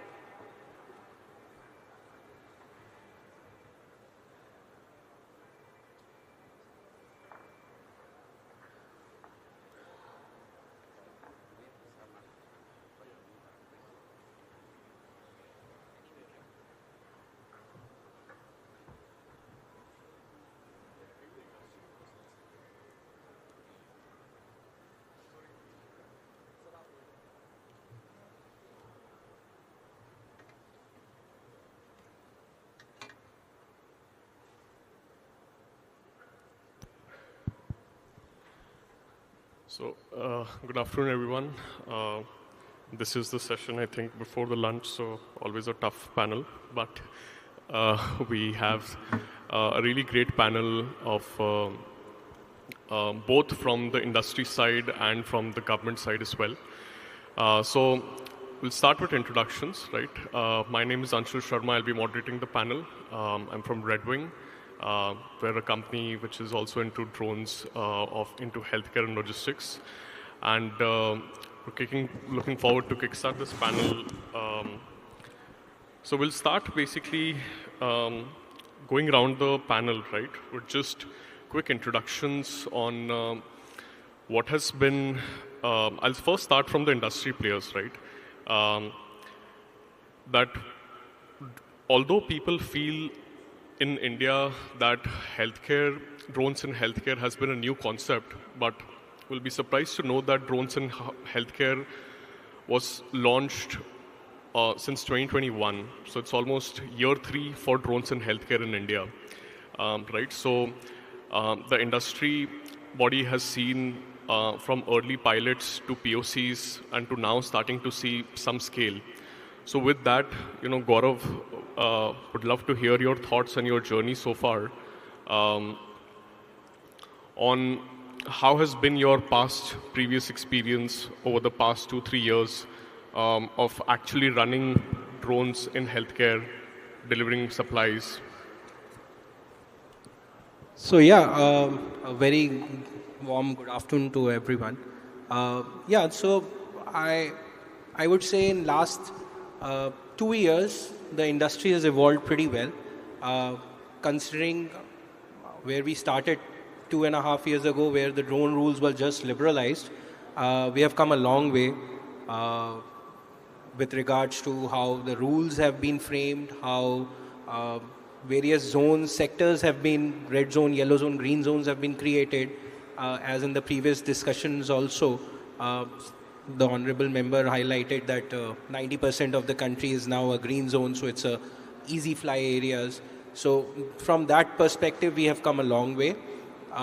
Most of the panel here is from the drone as a service, logistic drone sector. So yes, in terms of the logistics drone sector also, the industry has evolved pretty well. And to give you a perspective from where we come from, so at Tech Eagle, we are one of the oldest drone logistics company in India. We have pioneered the space by developing made-in-India drones, which are capable of going 100 kilometers, can carry up to 5 kgs of payload. And we have been working with some of the major aims in the country, delivering services, delivering medicines, vaccines to very remote locations. And that's one big change that has happened in the last couple of years, is that premier health institutes like All India Institute of Medical Sciences have adopted drone as a service, which is quite a tectonic shift, the way the industry has evolved, the way the government has started supporting. We have come a long way, but I think in terms of there is more that needs to be done, and I think in this subsequent discussion we will be also touching upon those aspects. So we have come a long way, but there is miles to go further. That's what I would. Absolutely. So Dinesh, over to you. You've got a really interesting background story on how you were in Africa doing deliveries for healthcare for different companies before you decided to start up and take on this huge mission, right? So why don't you give us a feeler on why did you start Yali Aerospace and your experience before this in Africa as well, right? Yeah, thank you so much for actually discussing this topic in this panel, because this kind of topic has to be discussed in every drone ecosystem panel or meetings, events. Thanks, Anshul. And we have started Yali Aerospace. Why I returned to India? Because last 12 years I have been in the same field, delivering medicines in many countries. Started with Singapore, Australia, Vanuatu, and African countries, and also in Switzerland, the Netherlands, Germany. I worked with many countries, but they have understood why drones are important. They give privilege to healthcare system. And one moment I understood in Vanuatu in 2015, the people carrying their children over distance of 10 kilometers to get the vaccine. So they have to carry the children over the time of like 10 hours or 12 hours in the mountain. And one day, all the village members is gathered in front of our house and then said, don't go to your place, please stay here. We will take care of you. You just keep continuing the service, because we were delivering the medicines, children vaccine, using our drone. And it is a UNICEF project, but it was like a teasing project, like a just testing project, like a pilot project. But the importance I understood in Vanuatu. So from there, I've started my career working towards a healthcare system, drone deliveries in many countries. And one time I wanted to start a company, move to India to do the same, service in the sector. And when I see the drone rules 2021, importing drones are banned in India, and they're welcoming a local, our entrepreneurs, they have to build their own drones, made in India, drones in India. So that's the moment I just give up the job, and, not only me, including my whole family with 2 children, just moved from Netherlands to India and started this venture. And we have successfully started the company, and we have also developed the VTOL fixed-wing drone, which can carry up to 7 to 10 kg of payload over the distance of 150 kilometers. But we have not only developed the drones, when we understood the healthcare system like a logistics, we also developed the docking station. So our drones can support, 1,000-kilometer range if there is a BVLOS corridor is allowed. Thank you. No, thank you so much. It's such a deep, impactful story, and we'll again come back to that to dig in more, right? So, Dr. Sarma, you've been practically a user, right, from the AIIMS Guwahati side. You've also seen some drone delivery trials and are also seeing some level of adoption. Why don't you enlighten us so far your experience from seeing on a paper requirement to actually seeing drones deliver products for AIIMS Guwahati, right? Thank you. So at first, my sincere thanks to all the dignitaries present here. So I am Dr. Fulen Sharma from AIIMS Guwahati. I am Assistant Professor and Nodal Officer for the Drone and Remote Medicine. In AIIMS Guwahati, actually we are, after AIIMS Rishikesh and few other centers, we are one of the few healthcare centers which were starting your drone services. So we actually, during the establishment of our ecosystem, we had to face many hurdles, like for the first is tender specifications, because we are from medical background. So making the tender, that is one of the important things. So what parameters we require, like cold chain maintenance, because from medical side, cold chain maintenance is one of the most important thing that we actually care for. And we all know that any diagnostic test, there is always lots of variations can happen. And also there can be hemolysis, other factors are there which can impact the diagnostic results. So how to make the specifications, that was one of the most important thing. Then followed by, we went through the drone rules, then we found that AIIMS Guwahati was in the red zone. So we approached all the respective stakeholders, like respected your Ministry of Civil Aviation, official from Civil Aviation, then Airport Authority of India, then your DRDO, then Indian Army and Indian Air Force. So all of them, all of these stakeholders have helped us a lot, and specifically we have to mention about Airport Authority of India, with whom we are quite in a good liaison, and they are helping us a lot in our operations. So red zone, that was a problem. So we took another approach, that we identified one center in a green zone. So we tried to conduct operations from green to green zone so as to avoid this problem. But that is also cost us lots of problems. Other problems like management problems are there we are facing. But we have approached for further clearance of the red zone. Next, then other problems like at the site. The problems were there were no, actually we need healthcare persons which are trained in drone deliveries or trained as a drone pilot. That education is very much important in primary healthcare level. So if we have any one of the healthcare workers is trained in drone delivery, then that whole ecosystem may be sustainable, or that will be sustainable for future, from future perspective. But that will lead to other constraints, like in case of damage, who will take care? That I think Mr. Gaurav, you will be able to elucidate on that point. And other problems were like integration of your another problem. So this thing can be, I think, handled by precision landing, or your by giving drop facility with parachute or some other things, which we will work out in future. And with the help of these drone facilities, there was wild dog bite was there in around 60 kilometers away from our center.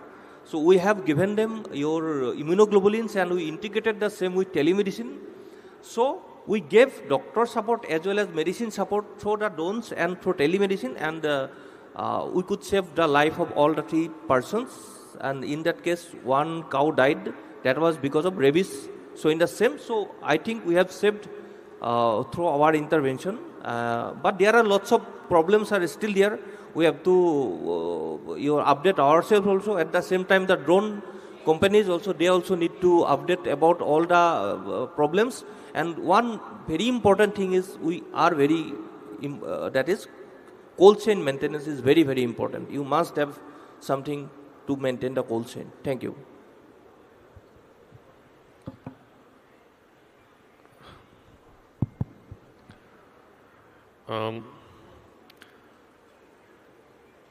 So, Dr. Shah, you've heard basically now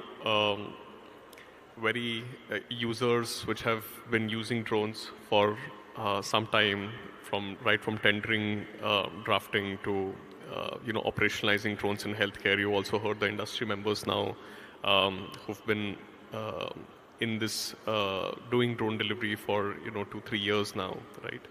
Andhra Pradesh is, I won't say like it's coming a little late basically to the party of drones in healthcare.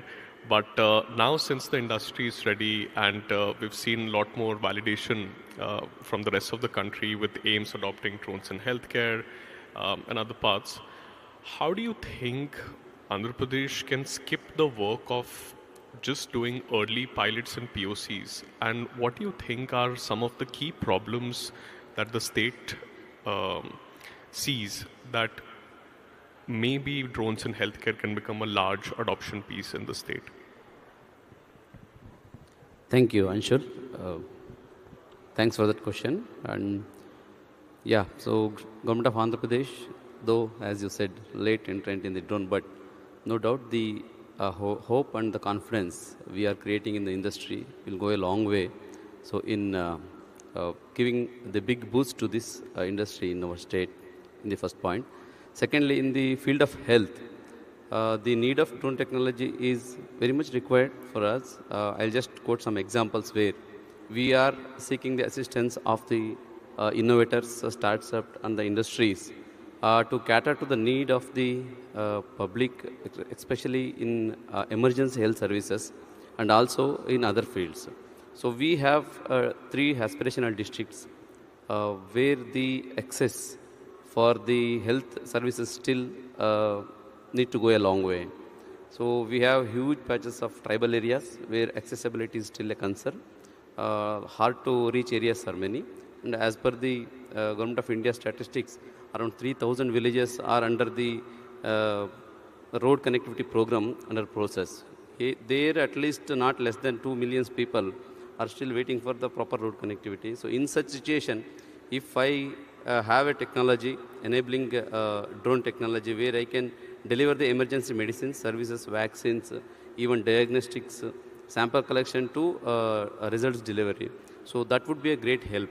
So in this way, we need both regulatory support, which anyway Government of India is giving, and also the logistic support, for which we need to work out. So case in point, recently in the Vijayawada flood. So though we have engaged so many hundreds of drones to deliver the medicines, food packets, and also for surveillance, and also for reconnaissance survey, so still we were facing the logistic limitations. So the mainly the distance traveled by the drone and its payload capacity. These two areas where the even medical department and the medical services medical sector is also need support from the industry.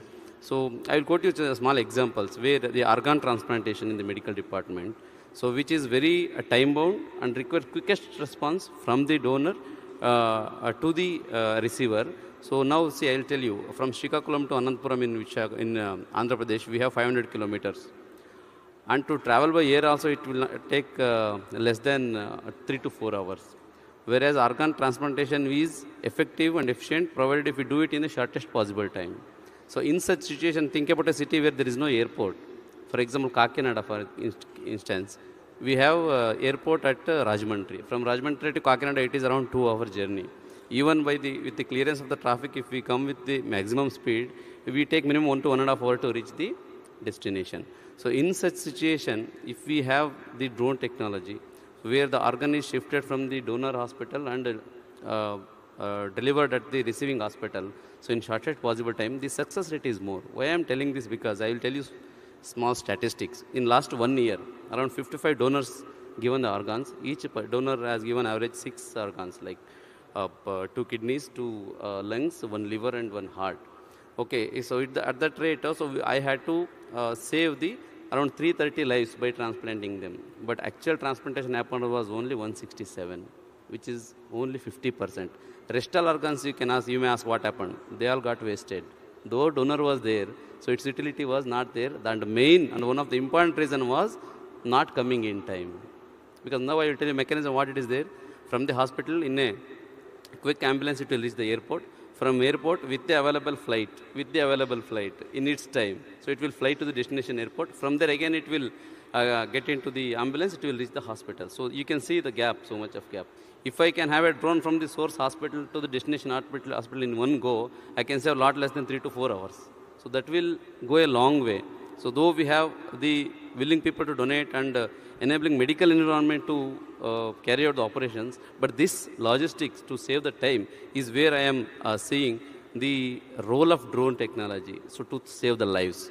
In addition to this, you must be knowing, so during the flood area, during flood situation in Vijayawada also we faced the epidemics due to water stagnation and pollution. So a lot of vector-borne diseases. That is the after postmath of the flood. That is the main concern. So there the proper surveillance through drones regarding mosquito breeding areas and disinfectant spraying, sanitation work monitoring will go a long way in controlling the epidemic diseases aftermath of the flood. That's why we know, like, a knot in time saves the 9. Now it's the time to rephrase it, saying that a fleet in time saves the million is what applies with respect to drone technology. So that's what the health department is anticipating. And obviously, as government and our chief minister is very supportive of this technology. So as we learned from the previous session, in India, Andhra Pradesh will be no doubt a very important, attractive hub for the innovators and also industries to develop the drone technology. Thank you. Thank you, Dr. Shah.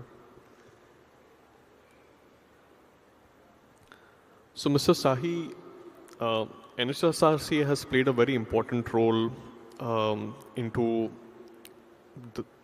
drafting out and rolling out the AIMS tenders, right, pan-India. I think AIMS has, there are more than 28 healthcare drone tenders basically which has been rolled out. Why don't you tell us basically how was the journey of starting the India's first drafting of these AIMS program? Where did the thought come from, and how was your overall experience so far?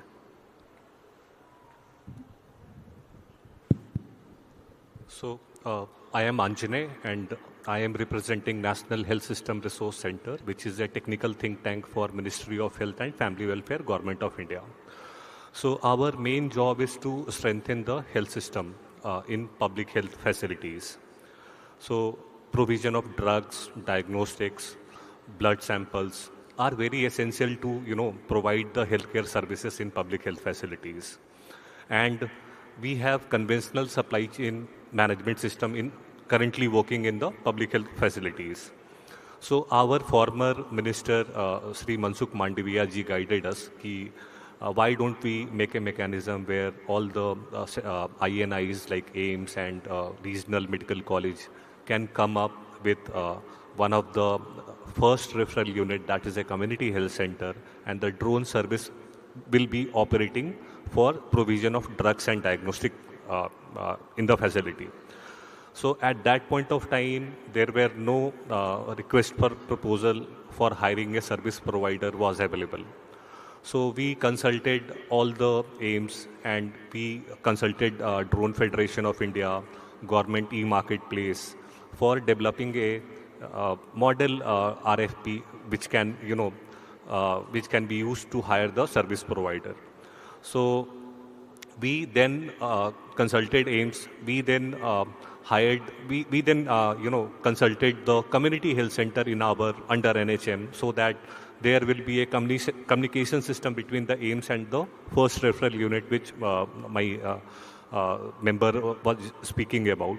So then we also trained Drone Didi, who will be supporting the entire initiative at the community health center. Then we developed one RFP, and the selection method was based on per kilometer basis, and we gave it to Government e-Marketplace. Then, as on date, I am sure 12 AIIMS and one regional medical college in Manipur have established the service provider for providing the drone services. So it is under approval. So Government of India is going to launch the operational guideline along with the model RFP for other states and for all the states and for all the medical colleges which they would like to adopt this drone services. Thank you. Thank you, Mr. Sai. So Gaurav, we've basically covered, let's say, one leg, right? Which is, I think, the drones in healthcare in India have covered the 0 to 1 journey, right? Where 0 to 1 journey in which proving the use case out, proving cold chain out, proving the fact that drones can actually do these deliveries has been completed. First, let's start with knowing that we know that we are at this juncture right now. Do you think that drones in healthcare should be treated the same as drones in surveying and drones in surveillance and drones in agriculture? Or do you think drones in healthcare are somewhat different basically than the other use cases?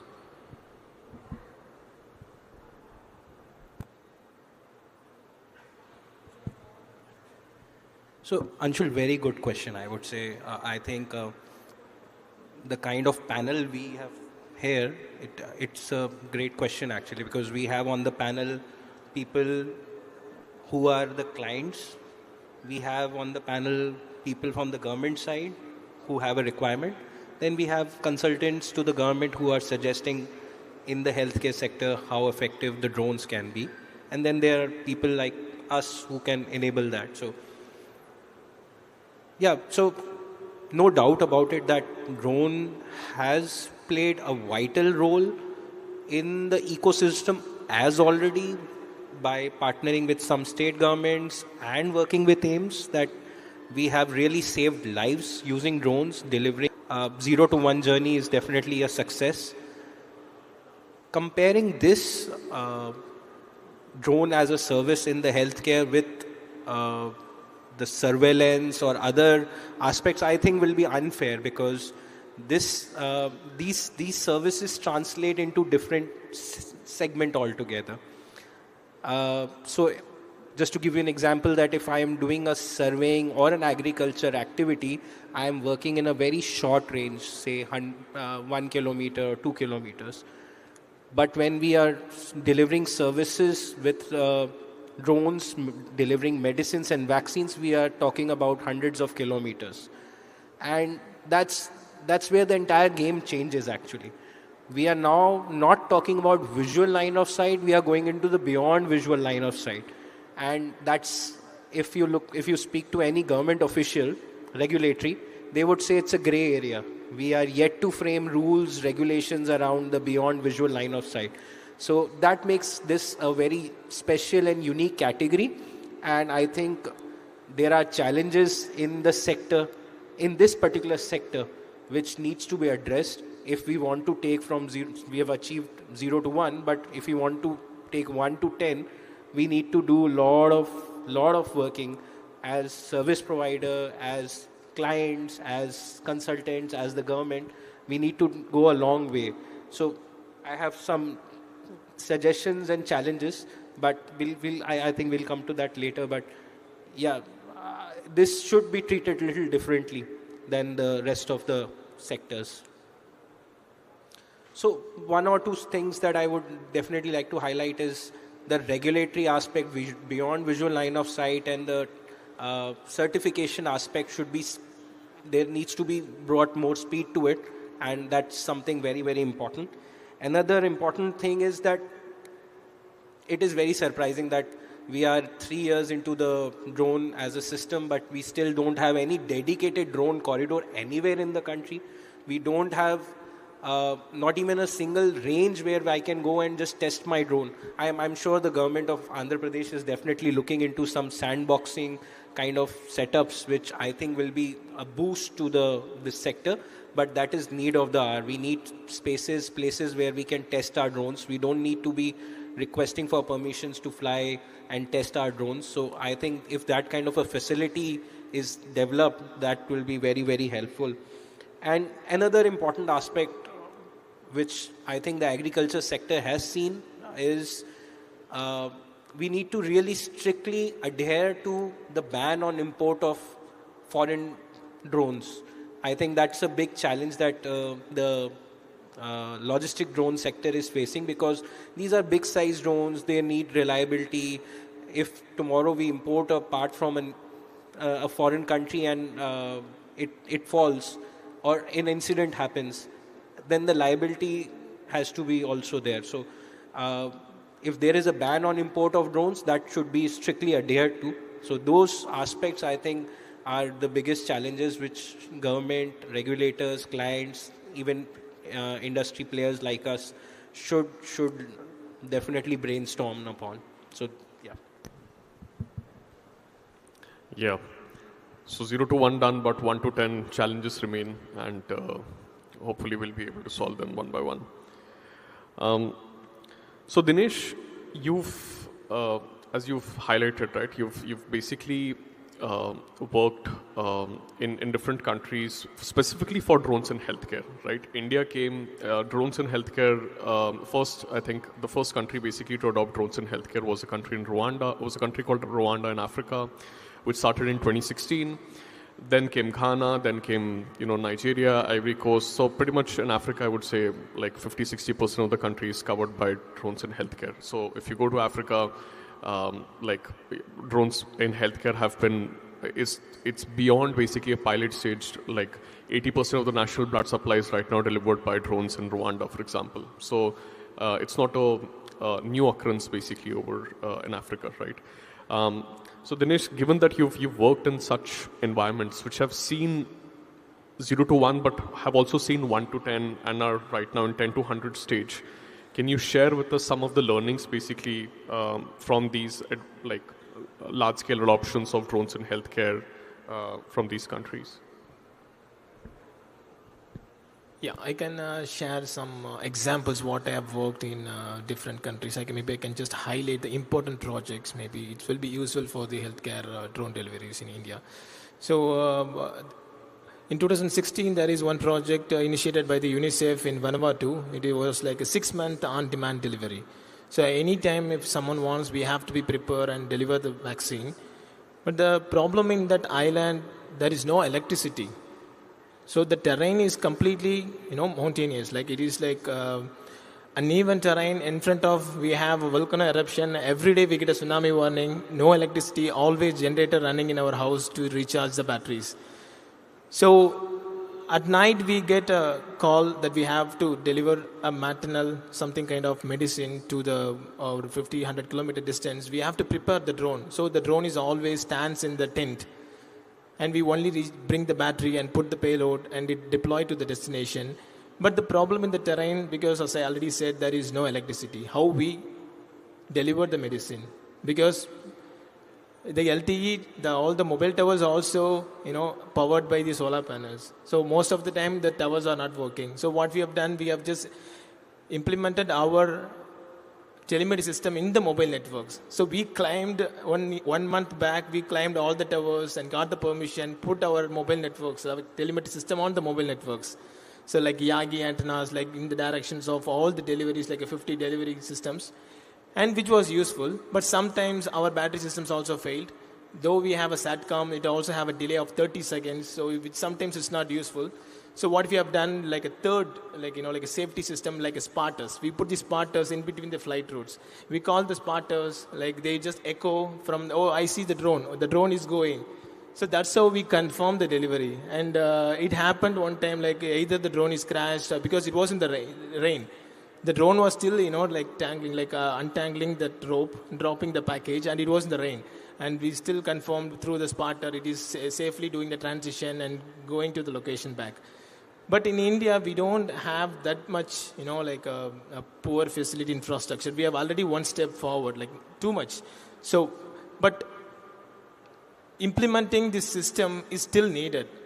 When I was coming back, two of my relatives have said they have lost 2 children in their hometown in the same day of snake bite. Though we have medicine in the primary healthcare center, still the death rate is still going on. So we have to implement the system as soon as possible in India. And I will compare the other example in Netherlands. So in Netherlands, the terrain is flat, there is no mountain, and the regulation point of view is strict, like in India. I think the drone rules 2021 and DGCA, they are the best in the world. They have given a lot of green zones. While I was in the Netherlands, we have to travel 100, 200 kilometers to test visual line of sight operations. There is no green zone. We have to go to the Class G airspace. So this kind of thing is already emerged in India. What I want to have is like an airspace map. So airspace map is still not here. So for my knowledge, I would like to have airspace map so that we will start, delivery in a sparsely populated area before having a UTM. Yes. Well, thank you, Dinesh. So basically, whether it's Africa or whether it's Netherlands, the opportunity for India and especially for Andhra Pradesh is to learn basically from all the learnings which have already happened over the past 6-7 years to sort of accelerate the movement from here. Right. So Dr. Sarma, we have AIIMS Guwahati, right, has completed again the 0 to 1 journey now, right? That 0 to 1 phase of early pilot basically has completed. How do you see that the next phase of 1 to 10 shaping up? And what sort of challenges that you think we need to solve for when we're going in this 1 to 10 from a user side, from AIIMS Guwahati side, right? So thank you. Basically, we are from AIIMS Guwahati. Actually, the Brahmaputra river is around 10 to 12 kilometers wide in many of the places. And it has lots of riverine islands, those we call as riverine shores or shore islands. So many of the shore PSCs have some primary healthcare center or health and wellness center is there. But most of the time they are, we cannot go there because of your floods or other kind of weather conditions and all. So in these things, I think drone can have a significant impact on this kind of healthcare deliveries. Again, another concept which I actually recently came across, there was one migratory state dispensary. So migratory means the source actually, these are riverine islands and they keep changing their positions. And hence, making a permanent road structure is not at all feasible. Because the source, they change the structures and the paths, making roads also not feasible in those areas. So, we are doing riverine shore PSC deliveries to Bataidia and Bongalpara PSCs are there. These are 2 health centers where while going, we take the drugs or medicines, and while coming back, we take up the diagnostic samples for them. so as to make it more cost effective. So these are, and we face many issues in the riverine islands. First is there is no electricity. So most of the problem is like they have your solar panels. But again, how much a solar panel can charge a battery that is high powered battery of your drone, that is still we still need to be tested. Then your network problem is very, very big problem. So again, flood, that is very, very big problem, because many a times the drone pilots, we have the one problem we identified is the drone pilots, each center requires one drone pilot. So traveling by the pilot is itself very difficult many a times.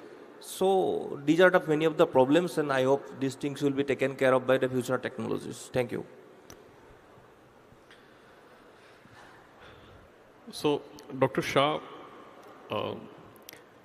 whenever companies basically come for, let's say, for new technology to the government, right? And rightly so, the government basically has a question on the cost effectiveness of the solution itself.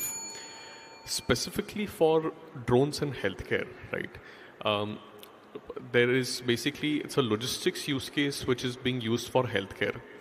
In logistics, if you have a van and if you're using it for 1 hour a day, your cost will be high. But if you're using that same van for 5 hours a day, the cost will be low. So it's a direct relationship with the utilization of the vehicle itself, right? Given that drones in healthcare can serve both routine cases and emergency cases, what is your viewpoint on taking looking at drones in healthcare more from a capacity building point of view as well? That if districts, if there is going to be a snake antivenom or snake bite basically which is going to happen in a district, it's important to have 2 drones, 3 drones on standby. And we're okay with the fact that they're going to be used for emergency. Yes, they're also be going to use for routine immunization and diagnostic sample collection as well. But it will perhaps not be at the same cost at what a bike or a van which is being used for like 5-10 years will cost for this new technology. Why don't you share some thoughts basically on some of these cost effectiveness analysis?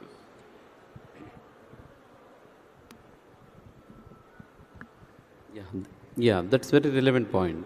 See, when we are seeking the assistance of the drone technology, obviously the cost matters. What we are expecting is it should be a quick, timely, cost-effective, safe, and it should maintain the privacy of the patients also whenever it goes for collecting the sample or delivering the medicines. Yes, as you said, so emergency requirement is one, and after that what? So how about its cost factor? Yes, for that, so we see that, since it's an emerging field, and so now in any health facilities, even for that matter, any public facilities, we see first aid box.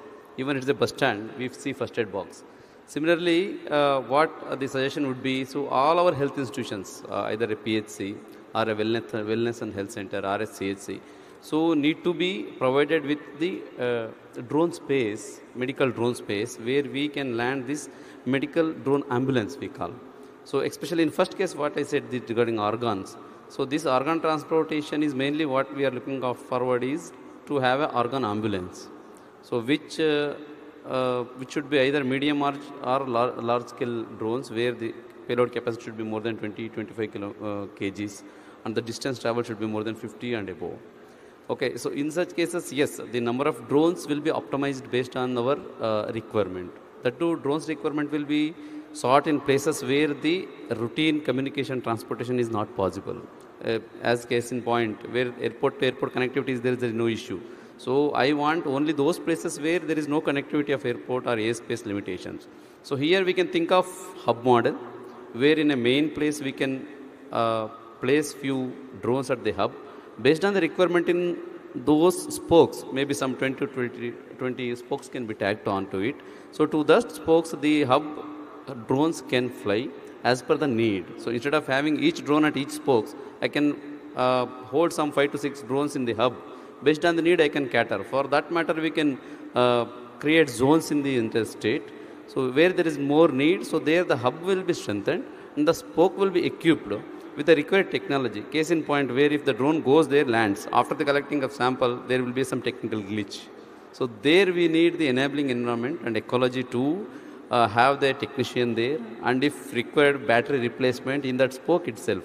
For that, as I said, we have wellness centers in each and every village now. So wellness center can also have a provision to host this technician and also the drone required either battery or technology, so that the facility, when it is extended, should have a proper logistic mechanism to attend in case of these kind of breakdowns or emergencies. So this will anyway, as a policy matter, there will be certainly suggestion from the health department to have enabling environment for the utility of drone technology for emergency services and also for routine services. So as seen from the foreign experiences, there is an emergency drone network for the medical ambulances. Like how we have 108 ambulance on road, we have a network of ambulance on air also.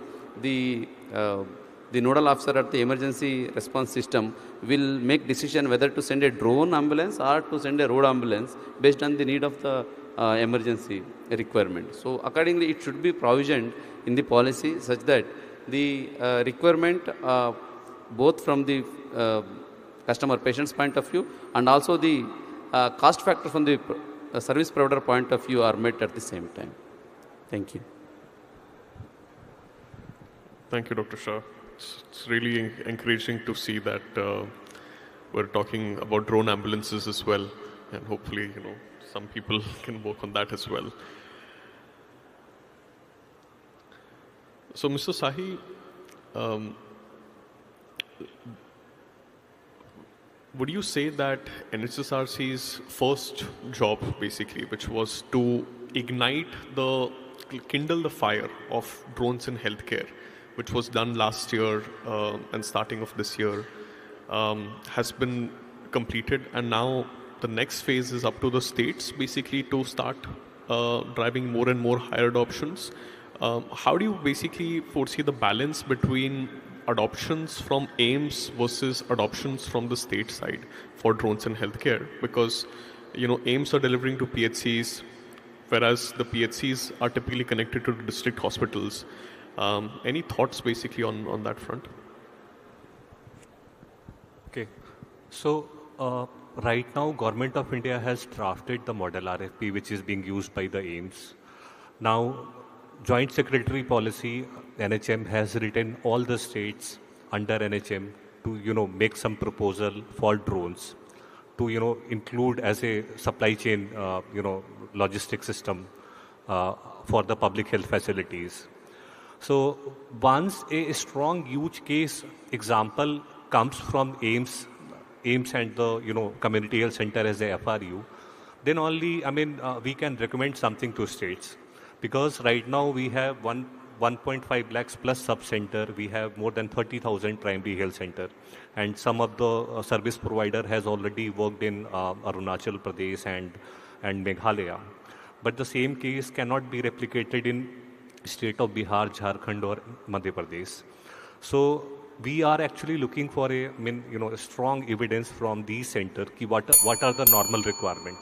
So you asked whether we can use it for routine as well as for emergency. So we need to understand what is the requirement. Like anti-snake venom is one of the life-saving drugs that can be supplied through these drones. But coming up to district hospital would take some time because we want some kind of evidence that it is cost effective. It is also it is cost effective, and then it is complementing my conventional supply chain management system. Then only we would come up with some kind of guideline for a state to collaborate with DH or state medical college for using their drones.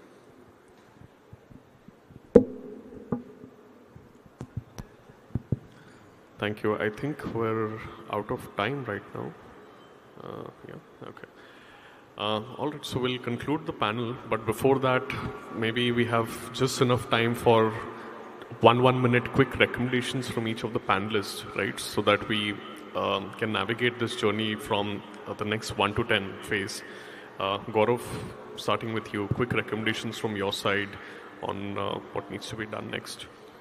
Right. So based on what we have discussed so far, I think I have 3 levels of suggestions. One is on the implementation side, strictly adhering to the ban on import of drones. That is one, and to implement that, I think the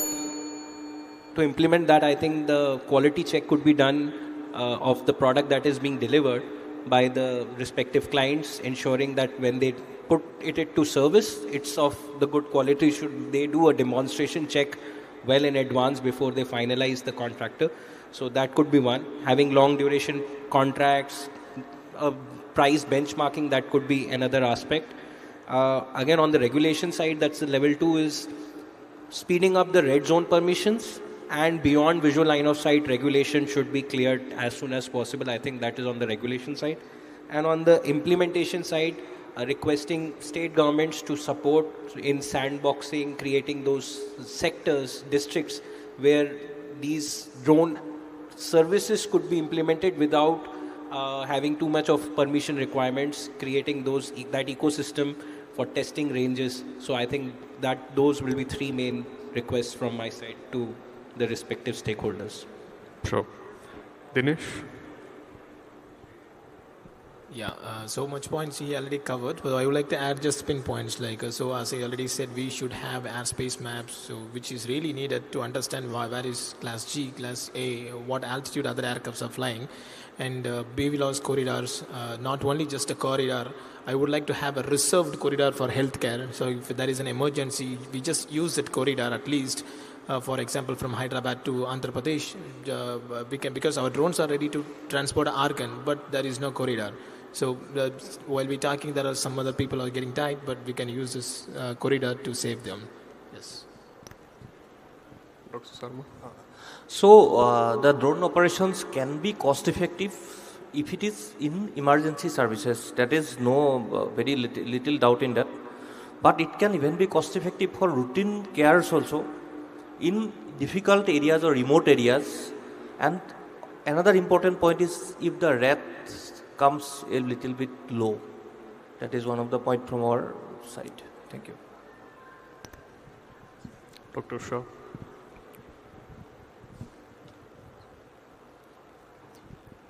Yeah, so thank you. And yes, as a stakeholders and user agency, we would be more happy to support the technology. And I have already told what our requirement is. And as a department, we are more happy to support any innovations and any startups and any pilot activities to be done in the state of Andhra Pradesh, especially in the Department of Health. And very welcome to Andhra Pradesh. So we're very happy to onboard you and to support you. Thank you.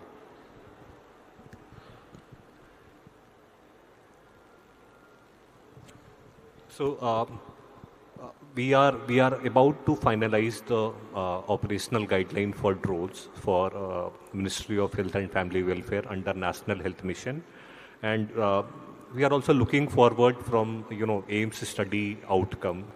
What is the area where we require it as the most, and that will become our use case. So these are the 2 things from my side. Sure. And I think from my side, we've also been delivering in healthcare for almost 3 years. Initially, we got started earlier in Papua New Guinea, but then we started in India. There are, I would say, 2 use cases of drones in healthcare. One is obviously in routine, and the second is emergency. The layer on cost effectiveness basically starts that when you look at just routine, the lens of cost effectiveness becomes much more stringent. But when you look at emergency, there's a perspective that drones can be treated beyond just a vehicle which is used for as a logistics case. It is also a vehicle which can be used for emergency care as well. So factoring basically both of that and having a holistic lens on both routine and emergency while adopting this technology will help us navigate this 1 to 10 phase. But with that, I think we should conclude the session, and I thank all my fellow panelists for a wonderful discussion. And hopefully, we'll see more and more drones in healthcare for Andhra Pradesh as well. Thank you.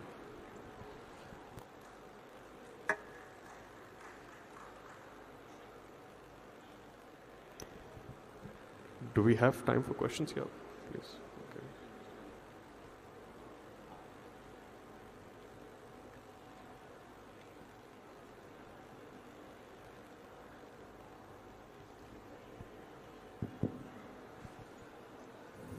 I am Pradeep Kumar, Secretary Public Service Commission. It is said that you can have 1,000 problems in your life until you get a health problem. Thereafter, there will be only one health problem. So that means that drone deliveries can be divided into two. One is for healthcare and for the rest. So if it serves, that is the pinnacle of the cause of the drone deliveries. Now, I'm actually appalled to know that from the speech by Dr. Lakshmi Shah, that there is no death of donors, but only 50% of the organs could be utilized because of the logistics limitation. Okay, right. Now, I think in this area, drones can excel actually, because it can travel the shortest path between 2 points, which is the straight line, is possible only to the drones. Now, I want to know, in order to improve this organ transportation, is there any aggregator like say, for example, for transportation, regular transportation, we have Uber, etc. Like that, can all the hospitals be connected through an aggregator where they will be able to just place their request and then drones will be able to move that one immediately? Because the issue is not just about moving to the remote location. Even within the city also, despite having transportation facilities, vehicle, everything, still it takes a lot of time, and within that golden hour, if we do not deliver the organs or whatever medicines, it will be going waste. So, is there any aggregator type of service already available, or is there an idea to come up with that? Thank you.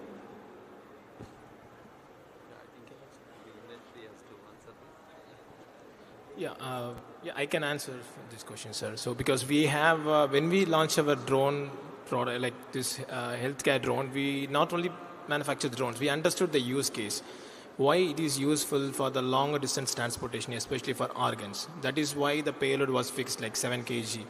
And because the organs cannot fit in 3 kg or 1.5 kg payload. And how we can connect the long range using the mobile application, also the docking station. So, our drone can either, though our drone can go up to 150 kilometers, but it is still not enough. Some distance, like for example, as doctor said, we can use those kind of organs because we can easily resource through the mobile application, and we can understand where the organ is available, and where we can reroute that organ to some other places through the drone by having a docking stations in between. We just need to swap the battery because our docking station can change the battery, and then it can go to the longer range, like 600 kilometers.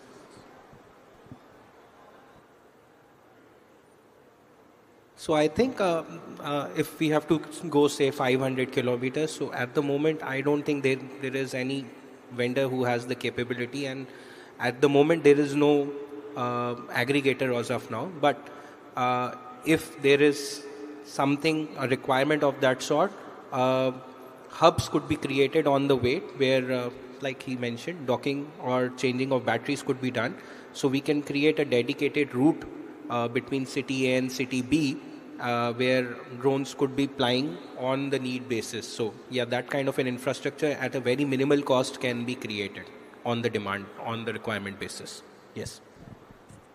Sir, actually I tried to connect between Guwahati Medical College and AIIMS Guwahati. But there were, inside Guwahati, there were so many red zones were there. So getting permission from that is actually problematic. But at the same time, we could connect with Nalbari Medical College, which is in the green zone. So we preferred to connect two tertiary centers because sometimes, many times, like anti-gas gangrene serum or some things may not be available in the tertiary center also. So in that case, it can be life-saving. Even connecting between two tertiary centers, like maybe some blood products or some maybe advanced diagnostic tools. In those cases, it can be life-saving. But that as per my current understanding, that depends upon the which zone those centers are. Thank you. Thank you. I am agriculturalist. నేను ఇప్పుడు stalls అన్నీ తిరిగానండి, తెలుగు అర్థమవుతుంది. I'll translate. మీరు చెప్పండి. నేను మొత్తం stalls తిరిగాను. ఏ agricultural drone manufacture కూడా బ్యాటరీలకు వారంటీ లేవని చెప్తున్నారు. అది చాలా ఘోరమైన విషయం. ఎందుకంటే ఒక్కొక్క బ్యాటరీ 55,000 లెక్కన ఒక 60 బ్యాటరీలు కొనుక్కుంటే తప్పితే పొలం తీసుకెళ్ళలేము డ్రోన్ని. అంటే ఒక 5-6 లక్షల రూపాయలకి వారంటీ లేదంటే ఇంకా రేపు ఏదైనా అయితే రైతు పరిస్థితి ఏంటి? లేదు ఆ డ్రోన్ మీద మందు కట్టుకు బతకాలని ఎవరన్నా లోన్ తీసుకుంటే బ్యాటరీలు పోతే అతని పరిస్థితి ఏంటి? వారంటీ లేదనే విషయం మనం ఎక్కడ ఎంటర్టైన్ చేయకూడదనే విషయాన్ని మాత్రం మెత్తుబడి. అక్కడ పెట్రోల్ డ్రోన్ అమ్ముతున్నారు, వాళ్ళు అసలు మ్యానుఫ్యాక్చర్ టోటల్ యూనిట్కే వారంటీ లేదని చెప్పారు. మరి వారంటీ లేకుండా ప్రొడక్ట్ వాళ్ళు అమ్మితే ఇప్పుడు రైతుగా మేము కొనుక్కుని మేమేం చేయాలా? Okay, sir. మీరు కూర్చోండి. I hope you got the crux. What he means to say is, as from a farmer perspective, to invest in a drone battery which has no warranty is very scary. After investing about 5 lakhs on a drone with a battery without warranty, what is the alternate and replacement? I mean, there are two models in drones, right? You can sell a drone and then there is drone as a service. When you are doing drone as a service, all of this is headache of the company sitting over here, basically, that we have to manage the batteries and you're just paying it for usage. But when you're selling the drone in agriculture, then the battery and the drone life is your lookout once you have bought the system. So I think you have to go with vendors which are actually providing with the warranties, and really have to select the vendors and companies which can provide fixed warranties basically for batteries, right? May not be in the expo today, but there are vendors who can then, right? Sir, మీరు ఒక్క నిమిషం sir, we're running short of time. Let me క్లుప్తంగా చెప్తాను, ఒక్క నిమిషం. మీకు అర్థమైందా? నాకు అర్థమైందమ్మా. ఆయన వారంటీ ఇచ్చే వెండర్ తెలుతుందన్న ఎలామని చెప్తున్నారు. No vendor is giving warranty in your stalls. No ఇవాళ లేకపోవచ్చు, బట్ దెర్ ఆర్ వెండర్స్ అంటున్నారు. యూ కెన్ మీరు అది కంపల్సరీగా అది సిస్టమ్ పెట్టాలా. ఇప్పుడు మామూలు రైతు, ఇప్పుడు నేను అడిగినంత డీటెయిల్స్గా ఏ రైతు అడగరు. నేను అడిగిందా అక్కడ చాలామందికి బ్యాటరీకి వారంటీ ఉందా లేదని అడగాలని కూడా తెలియదు. So agriculturist is not a such super knowledgeable person. బ్లైండ్గా కొనుక్కుంటాడు, సో చీట్ చేయబడతాడు. Even that petrol drone 1 day warranty కూడా లేదు టోటల్ యూనిట్కి. సార్ ఒక్క నిమిషం. అది ఇప్పుడు మనం సెంట్రలైజ్ చేసి through government we can organising ప్రిస్టేజియస్గా చంద్రబాబు నాయుడు గారు ఆర్గనైజ్ చేస్తున్న దీనిలో రేపు ఎక్కడన్నా రైతు మోసపోయాడనే మాట వస్తే కరెక్ట్ కాదు. కాబట్టి మీరేంటంటే కంపల్సరీ మినిమం వారంటీ అనేది ఫిక్స్ చేయాలా కంపెనీకి.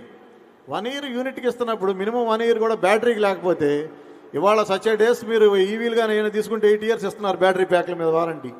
ఈవెన్ మీరు డొమెస్టిక్లో ఇన్వర్టర్ బ్యాటరీస్ కానీ ఇస్తే 5 years ఇస్తున్నారు. అసలు వితౌట్ వారంటీ అది వినటానికే కష్టం. మీరు అది ఒకటి అర్థం చేసుకోమని చెప్తున్నా. ఖచ్చితంగా అలాంటి వెండర్స్ ఉన్నారు సార్. మన ముఖ్యమంత్రి గారు కూడా అదే లైన్స్లో వెళ్తున్నారు. రైతుకి ఎప్పుడు నష్టం జరగకుండా ఆయన చూసుకుంటారు. Thank you sir. Thank you panelists. Please come forward. And Dinesh sir, may I request you to felicitate our panelists? Can we all put our hands together? Thank you very much. So a special announcement post lunch to all the exhibitors. Around 2:30, our MD, Mr. Dinesh Kumar, AP Drones Corporation, and his team will be visiting each and every exhibitor to understand more about the product and talk more about the partnership. And we wish to also extend recognition to all the exhibitors as well. Please be available around 2:30 post lunch, all exhibitors. We have one more keynote presentation after the felicitation. Dinesh sir, request you to please felicitate our panelist and our moderator. Mr. Anshul Sharma, co-founder Red Wing Lamps. Thank you so much.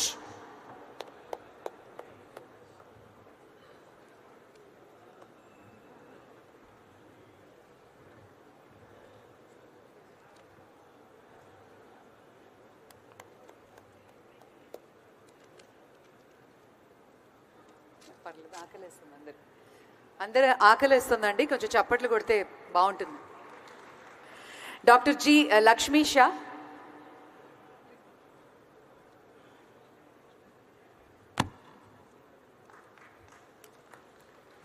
Doctor Phoolan Sharma,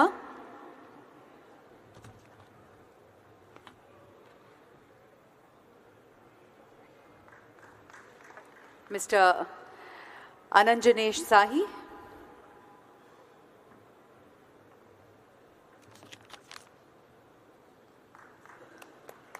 Mr. Gaurav.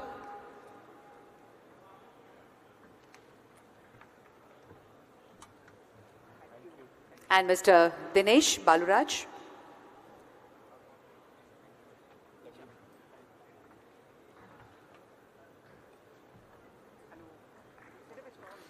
Thank you very much, ladies and gentlemen. Post-lunch, another keynote presentation by Mr. Gopalakrishna Ronanki, Joint Collector and Additional District Magistrate. We'll be talking on building digital land records for rural India.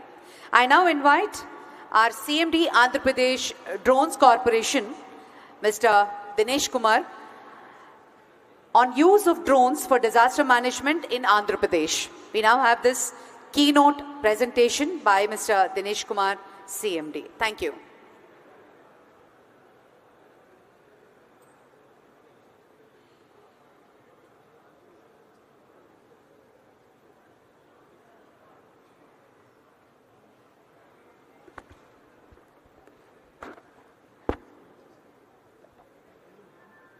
Hello.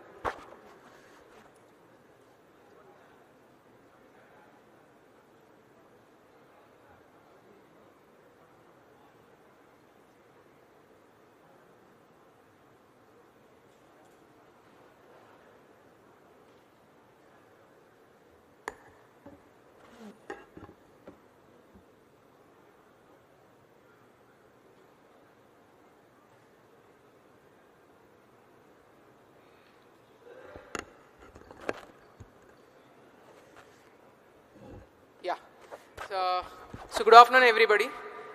Thank you so much for taking time out of your busy schedule and coming all the way here to the Amaravati Drone Summit. I am Dinesh, the Chairman and Managing Director of the Andhra Pradesh Drones Corporation. So thanks for giving us an opportunity to host all of you here in Amaravati. I heard you are having great time. I'll just take 15 minutes of your time to explain what we have done from Amaravati Drones Corporation during the Vijayawada floods. You must have heard a lot about how drones were deployed during the disaster on a big scale. So we are talking about something, yesterday the Honorable Chief Minister, the Honorable Civil Aviation Minister, everybody spoke, and then we have seen the transformative potential of the drones. We all know that it's an emerging technology, it has a lot of potential, but still there is a lot of work in progress. That is, there are so many gaps. That is what we wanted to fill during this summit. So the objective of this summit is not just to understand what we are doing presently, but also to try and have an understanding of how we can take this forward. So I'm sure that we are meeting those expectations and standards. So one such use case of drones is what we have seen is during the disaster. What has happened in Vijayawada, you must have already known during September 1st week, September 1 to 10th, we had rainfall on September 1st and then October 31st night. This is heavy rainfall in Vijayawada, and one of the canal, the Budameru canal, got flooded. It received so much of rain, it's not able to dispose properly, and the entire water fell on Vijayawada. And the city was inundated for almost 8-9 days. The Honorable Chief Minister was sitting there in the collectorate and then monitoring this situation. The situation was so bad that it affected 6 lakh people. More than 6 lakh people, and usually in most of the flood what happens is the water comes, recedes in a day or two, and then the relief and rehabilitation measures starts, right? But this is a unique situation. The water stayed for almost 7 or 8 days continuously, and all these 6 lakh people who got affected and close to 1.8 lakh households, they were inundated, they were living in the midst of water with no way to go. So that is when we, from the beginning, we thought that drones can come as a rescue for us in taking up these relief and rehabilitation measures. Yes, I do understand that drones were deployed previously in many of the disasters, for example, the Kerala floods or the Uttarakhand floods and all. But I am sure that the scale at which the Andhra Pradesh government has deployed the drones for relief operations, and not just for the relief, I will also take you through the entire presentation of what we have done in using the drones, further analytics and all. I think on this scale, I think maybe this is one such use case. So there are many learnings, there are many outcomes, and then there are many gaps that we have identified during the deployment of these drones, for which we partnered with Ministry of Civil Aviation also to come up with a standard operating procedure and a proof of concept, as a proof of concept, to come up with a document that explains how drones can be deployed during disasters. So once the draft is ready, I'll share the document with the entire industry as well. I look forward for your inputs, because this is something, what we understood is there is no standard SOP. What type of drone to be used, what type of batteries to be engaged with. We found that generators are an issue because drone can only fly for half an hour or 1 hour, and then again it comes back. So we have to make arrangements for generators. We don't have a ready list of all the operators who could do, because this is something I have to do it on an emergent basis. So I can't wait for time to run away. So there's a flood today, I have to deploy by evening. So the database is also not available anywhere. So these are few things, few gaps which we identified. So we are coming up with an SOP sorts of a thing on this entire deployment of drones in disaster management. I am looking forward for inputs as well. So how we have used drones? Yes, of course, we have used for the flood mapping and monitoring. So we were continuously monitoring what's happening in Vijayawada through drones. So if I have to divide this, there are roughly around 6 verticals under which we have used drones for. One is, of course, real-time flood mapping and monitoring. The second is assessment of inundation and infrastructure damage that has happened. So the number of buildings that got affected, the length of the roads that got affected, the length of the drains that got affected, a number of trees that got affected. So these are all something which we derived from the insights we are getting from the footage of the drones. Then third, of course, we used the drones for delivery of food and aid, and we used drones for sanitizing the entire area. We have audited the sanitation using drones during the Vijayawada floods. Then they were also used for emergency response planning. So because we have continuous surveillance that's operating, because continuous surveillance that's happening, we could see if there are any SOS calls from anywhere. And last but not the least, this is something again which we found a lot of difficulty. We used a lot of artificial intelligence and machine learning, and thus a lot of data analytics based on the footage that we got from the drones. So we have created one sandbox in Amazon, AWS, and we opened that sandbox for all the startups, for all the companies in India. So we created one WhatsApp group. I think most of you must have been part of our initiative as well. So everything that we got, whatever we are capturing, we had put in that sandbox. We asked for solutions, and I'm glad that we got so many such wonderful solutions from many of the startups. Next. So we have set up a control room, and then we have close to 200 people who were working in that control room. We continuously used to monitor what's happening in the field. And from this control room, we were generating reports, the SOS calls that we are receiving from public based on, of course, this is all manual. This can be again automated. This is something which we can work on together. Based on the footage we are seeing, if there is any problem somewhere, and what are the observations are all collated into one control room format, and then it's shared with the field team. Next. So in a nutshell, I had put few numbers for your understanding. We have deployed 437 drones during the floods, and 847 personnel have worked in carrying out these relief operations. We have done 4,073 trips, and 1,23,731 sorties have happened.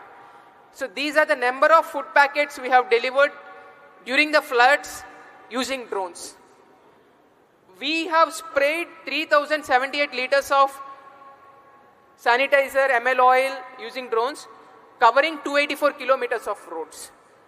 So when I mean deployment of drones during the Vijayawada floods, it's not just for the for the purpose of surveillance. So we wanted to maximize its impact. So we have deployed it for real-time analysis, real-time monitoring, delivery of food, and then taking up the sanitation measures, and also coming up with AI/ML analytics. Next.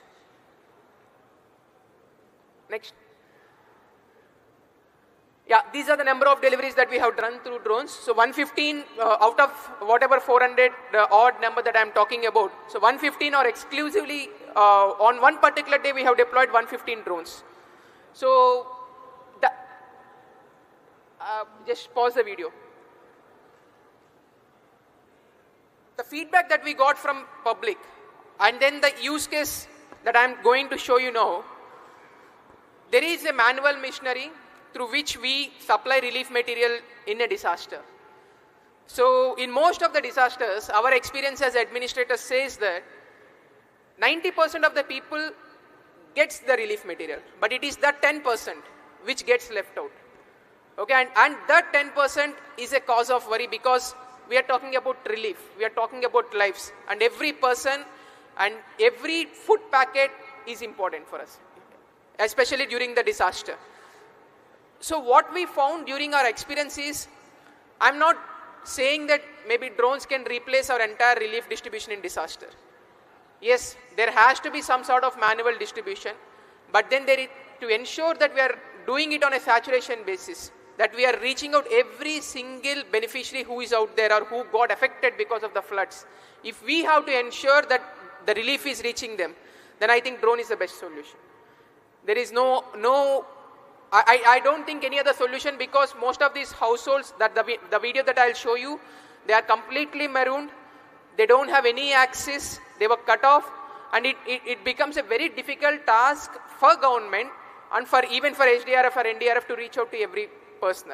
So I'll just show you a clipping of the impact that these drones created. So this is one such household. This is again the video that we have taken during the floods. Sound leda?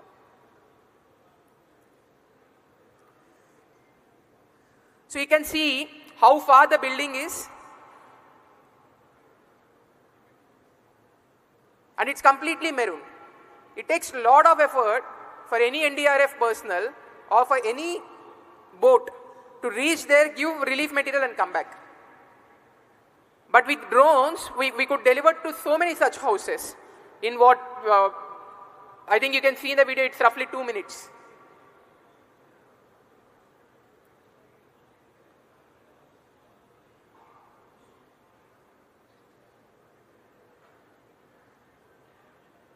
And once the payload is roughly around 10 kgs. So once we deliver something, it's sufficient for that particular entire apartment for 1 day at least. So that's the impact we could create. So it could successfully deliver to a building which is completely maroon and which is very difficult for us to reach. Yes, we could reach using boats, but then we have to consider the amount of effort we are putting vis-a-vis this. So this is one use case. Next. And it helped. There were not just food that we have supplied essential medicines. There were so many relatives of people who have come to us, requested us for a drone to deliver essential medicines to a far off place which was cut off. Next. Come back.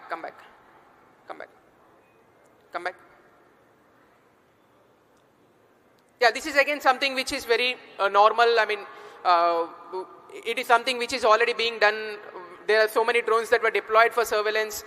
We could see live streaming of whatever is happening, and then we have set up a control room which is carrying out the observations that they are able to infer from the footage. Next. Yeah. So there are use cases of sanitation, carrying out the sanitation operations through drones. So we have deployed, again in big number, hundreds of such drones exclusively for the sanitation purpose, and we have studied the impact of doing it. So doing sanitation or carrying out sanitation operations through drones in a normal routine is one thing, I would say, and carrying it in a disaster is altogether a different thing. Because in disasters, when water is filled, it is not possible to do sanitation activities in all our drains using manual power, because it gets very difficult for them to reach as well, right? So we have deployed sanitation drones for carrying out these sanitation measures across this 40 square kilometer area, we covered each and every road, we covered each and every drain. Our drones could go to each and every road and each and every drain. They have sprayed this bioenzyme and then ML oil, and you will not believe, usually we see this epidemic coming, right? Once there is a flood, we see a spike in number of fevers, number of other contaminated waterborne diseases and all. But then in Vijayawada, we haven't had any such cases. That is because we started doing up these sanitation activities much before the water has receded. So this is one such video. We started it doing from day one using drones. This we couldn't have done manually. Yeah.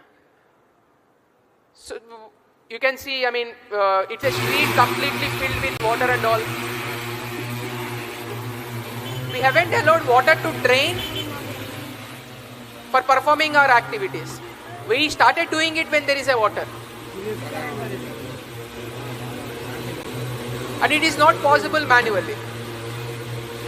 In fact, it would be inhuman if I ask my sanitation workers to take these ML oils, spray in all these marooned streets and come back. So the established protocol is wait for water to recede, then start your sanitation activities. But then we have, sort of started right from day one. And that's one of the reasons why there is no epidemic. I mean, not epidemic, there's a spike, there are no spikes in fevers, or we haven't really seen diseases going up in this entire area, despite water being there for 7 or 8 days, which is very unnormal. Next. And the best part about drones, right, it reaches, it goes, sprays in unaccessible areas. For example, most of these floods and all, wherever there is a flood, we'll have slums, right? So you have kacha houses, there will be many tarpaulins on top of the buildings, wherever there is water that gets stored. So our drones could go there, spray and come back. So we are not leaving any space for the larvae to grow.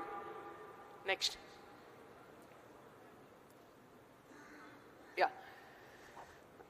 So we started with aerial surveillance, then we moved on to the delivery, and then we moved on to sanitation. So the sequence in which we have taken up the activities in relief is what I'm explaining you. But then we thought, since there is a lot of footage, we wanted to take some inference coming out of that footage and see how best we can use it for understanding how the relief measures are happening. For example, I'll tell you a case. We are deploying drones, the footage is coming. If I can read how many buildings got affected, if I can read what is the green cover that got affected, and if I can detect the garbage heaps that are there on the roads using drones, or if I can find out mosquito breeding points that I have on the field using drones which are geo-coordinated, and if I can give it to my team, it becomes easier for me to track the issues, not just track, but control everything. So what we have done, usually what happens in flood, so once there is a flood, your houses gets marooned. So once water gets receded, the people will start dumping their material onto the roads. So there will be a lot of garbage that is coming. But then we also wanted to make sure that none of these garbage heaps are not attended to. And we have to monitor it in a real time if we have to maintain a sanitized environment. So we have sort of opened a sandbox. We invited all the startups who asked for solutions to come and let us know if your mission is able to identify a garbage heap. If you have an artificial intelligence mechanism or machine learning mechanism, and if your model is trained enough, and if it could detect a garbage heap out there, then it makes our job easier. So there are some good 10 to 12 startups who worked with us, for whom we have shared this data, and we have come up with a model in almost 2 to 3 days time, which could detect mosquito breeding spots and then garbage heaps using artificial intelligence. So we sort of geotagged all those locations, and then we shared that data with our team who are working in the field, so that we ensured that there is no garbage heap which is not attended to, and no mosquito hotspot which is not attended to. And that again, that's one of the reasons why we don't see any spike in number of diseases going up and all. Next. So we have done sanitation auditing using artificial intelligence based on the footage that we are getting through drones. So how it does? Next. Next. Yeah, this is the problem statement that we have given. First, whenever we fly a drone, it has to tell me what are the submerged areas, what's the level of water inundation, are there any garbage heaps in that particular area, or are there any mosquito hotspots in that particular area. Do an audit for me, tell me on a day-to-day basis whether I am doing good or bad. So these are the reports that we started generating based using drones and then artificial intelligence. Next.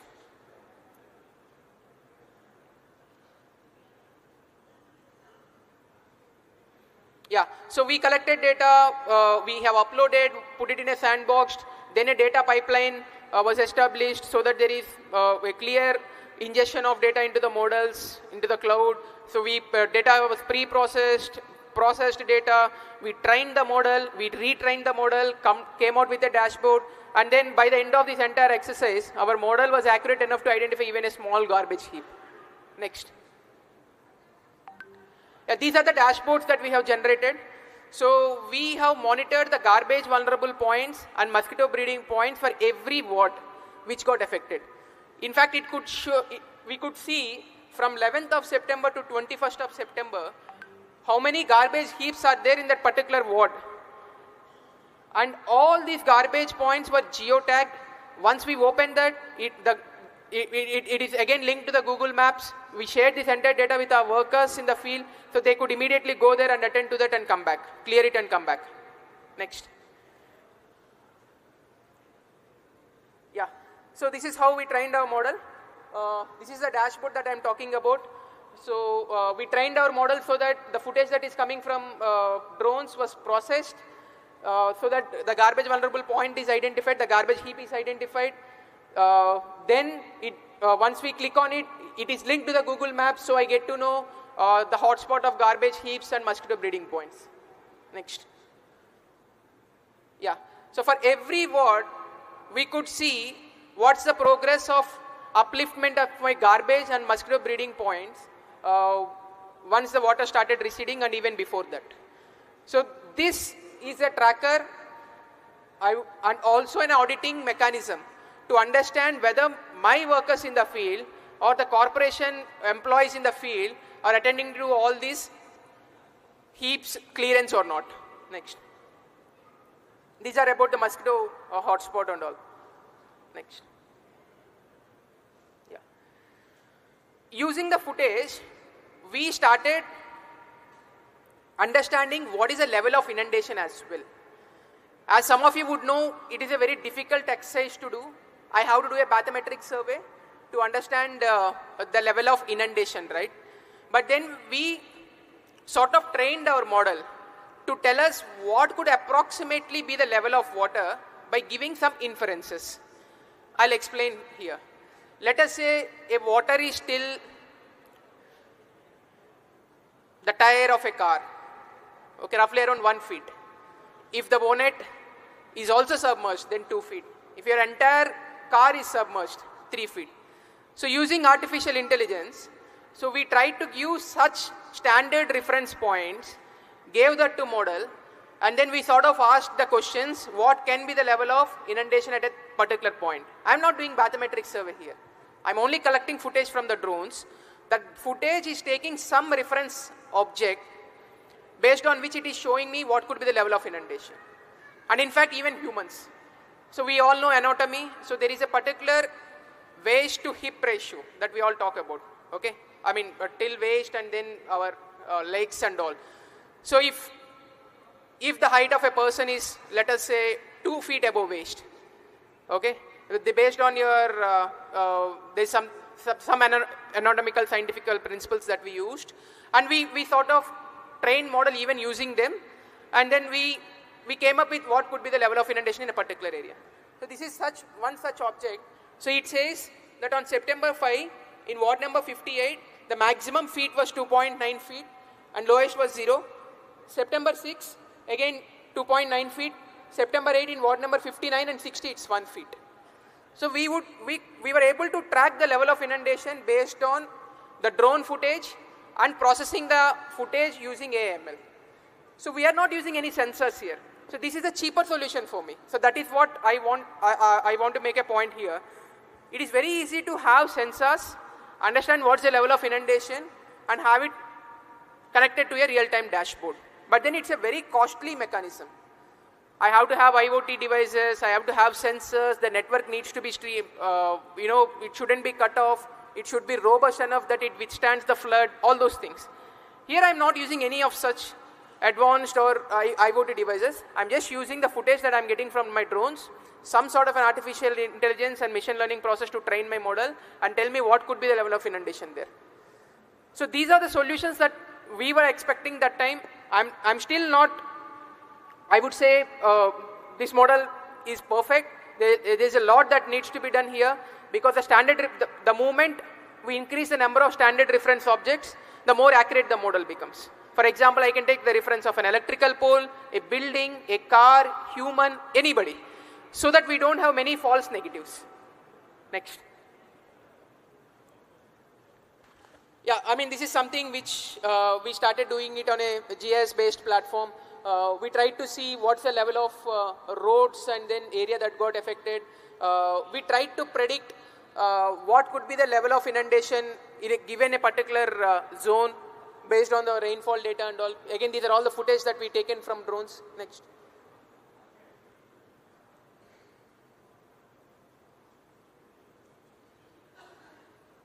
Next.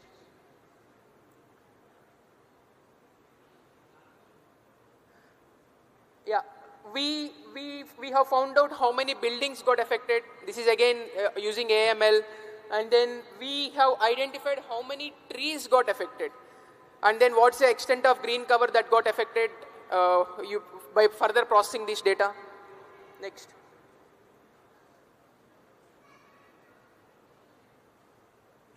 Yeah. This is something I would like to discuss with everybody. We are looking for solutions. So whatever we could do in those 10 days was very haphazard, and then we are reacting to the situation more than a planned structure. So the future course of action, what we are envisaging is, we wanted to integrate everything onto one platform.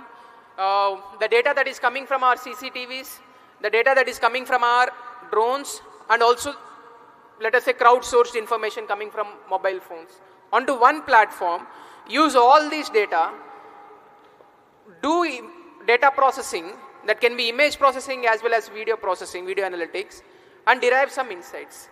So everything has to come onto one platform, which can be layered on top of each other, derive some insights, and tell us what's the real situation out there. So what we could do with drones is only one aspect of what we are trying to envision.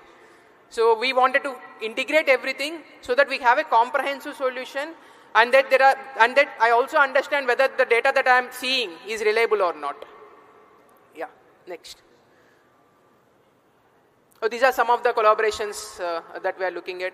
So what we are looking at is, once we deploy the drones, it should be able to extract as many objects as possible. It should be able to tell me how many potholes are there, how many trees are there, how many persons are, how many pedestrians are there, how many humans, how many without traffic, how many without helmet, how many without seat belt. So if we could train our models, what I'm talking essentially is about a computer vision. You must be, knew that. So if we can extract as many objects as possible and integrate the data that we are getting from drones, CCTVs, and then cell phones, then it makes our job easier as administrators. So we are willing to collaborate. For Andhra Pradesh Drones Corporation is willing to collaborate with each one of you in developing these solutions and extend the support that you are all looking for. In fact, we created one sandbox again. That sandbox is essentially about the CCTV footage of entire day of all the CCTV cameras in Vijayawada city. So it is open to everybody. I know that for startups, access to data is a big challenge. So we are here to give that data to you. We are here to throw that challenge to you. You please analyze, get back to us with solutions, which we can deploy in government. So if you can show us the proof of concept, if you can show us the standard way of operating and then getting these things done, we are willing to collaborate with each one of you to develop solutions. Thank you. Any questions from anyone? Yes, please. Mike.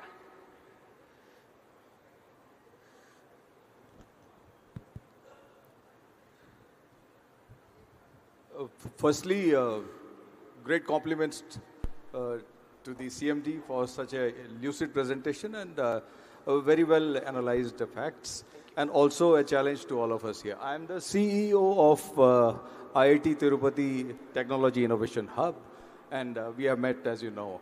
I just wanted to know one thing, that if your navigation and your precision positioning of your drone were little better than what it is now, yes, how much more you would have been more effective? Oh, in fact, I mean, thanks for that question. So see, I will tell you how we started. September 1st, there is a flood. Okay, we started deploying drones because there is no SOP. We deployed only normal surveillance drones. Okay, then we realized the footage coming out of a regular surveillance drone is not much of a use for analytics, right? So we learned a lot on the process. So then we started deploying drones, which gives me geo-coordinated data. Then we also understood that it is very difficult for somebody to perform analytics if it's only video. We need images of it, which needs to be stitched, and a ORI needs to be developed. Okay, so then we started deploying that as well. So one of the biggest challenge, even in this geo-coordinated data, is it is not referenced properly, and then it is not very accurate and precise. So my analytics, for example, let us say if I have to, we are looking at solutions wherein my drones go, deliver a food packet and come back. Here I am doing it, it is not beyond visual line of operations, whatever we have done. It is line of sight. But then if we can deploy, if we are looking for solutions where my drone goes autonomously, delivers and comes back, I need a very accurate geo-coordinated reference data. Otherwise, I won't be able to do it, because I'm talking essentially about an urban area which is thickly populated. I have buildings next to each other. Then I have to go to a particular building, deliver and come back. So yes, we need a very accurate, precise geo-coordinated data, not just for the delivery and even for processing my data, because otherwise when we are analyzing this, we got so many false negatives. So the number of buildings that we have is not exactly correlated with the number of buildings that we have on the field. So, sir, with your permission, I would like to turn back and show myself. Because we have signed an MOU with the AP government, that is the AP Drone Corporation, and I am the CEO of the IIT Tirupati Technology Innovation Hub, and along with IIT Tirupati, and it will be one of our major endeavors in the coming time that we bring that high precision into the effort of the AP Drone Corporation. Thank you very much. Thank you, thank you. So, in fact, we are looking forward to have a great journey ahead. As the technical partners, IIT Tirupati, I'm glad that we could sign an MOU. Sir, one question. Please. I am Group Captain Sudhir Verma from Area Like You India Private Limited. And we believe in disaster management as a driver for drone. It's meant for drones, actually. This correct. field. And you have rightly used it. I just want to know, in case you had access to a tethered drone, which could fly from a safe distance where your control room is there at 100 meters height, correct, overlooking the entire area, zooming into the building that you're talking about continuously for 12 hours. Yes. And in a control room from there, the normal drone pilot can guide it to a window also through that zoom picture. Yes. Wouldn't it have helped you? I mean, that would have been wonderful to have. Okay. But yeah, we during can the think of disasters. future. Yeah. See, these are exactly the reasons why we are talking about developing an SOP on how they can be deployed during drones. Yes. See, because what happens during disasters, as administrators, we react to the situations. Okay, it's not a planned thing. Disaster is not a planned thing. It comes all of a sudden, we have to react. But then there is no document for us to rely upon on how, what type of drones we have, how they can be leveraged for effective relief operations in a disaster. That is exactly what we are looking for. The tethered drone that you're talking about, which stays for quite some time, which helps us have a complete aerial view of the entire flooded area, amazing. So yeah, that would have helped. We'll plan a demonstration for soon for you. Sure, pleasure. Pleasure would be ours. As you know, the number of drones will be increasing in thousands. After some time, you may fall short of human resources. Correct. So probably you have to concentrate on colleges where you share all your expertise in terms of skills, some training programs, and some interactions.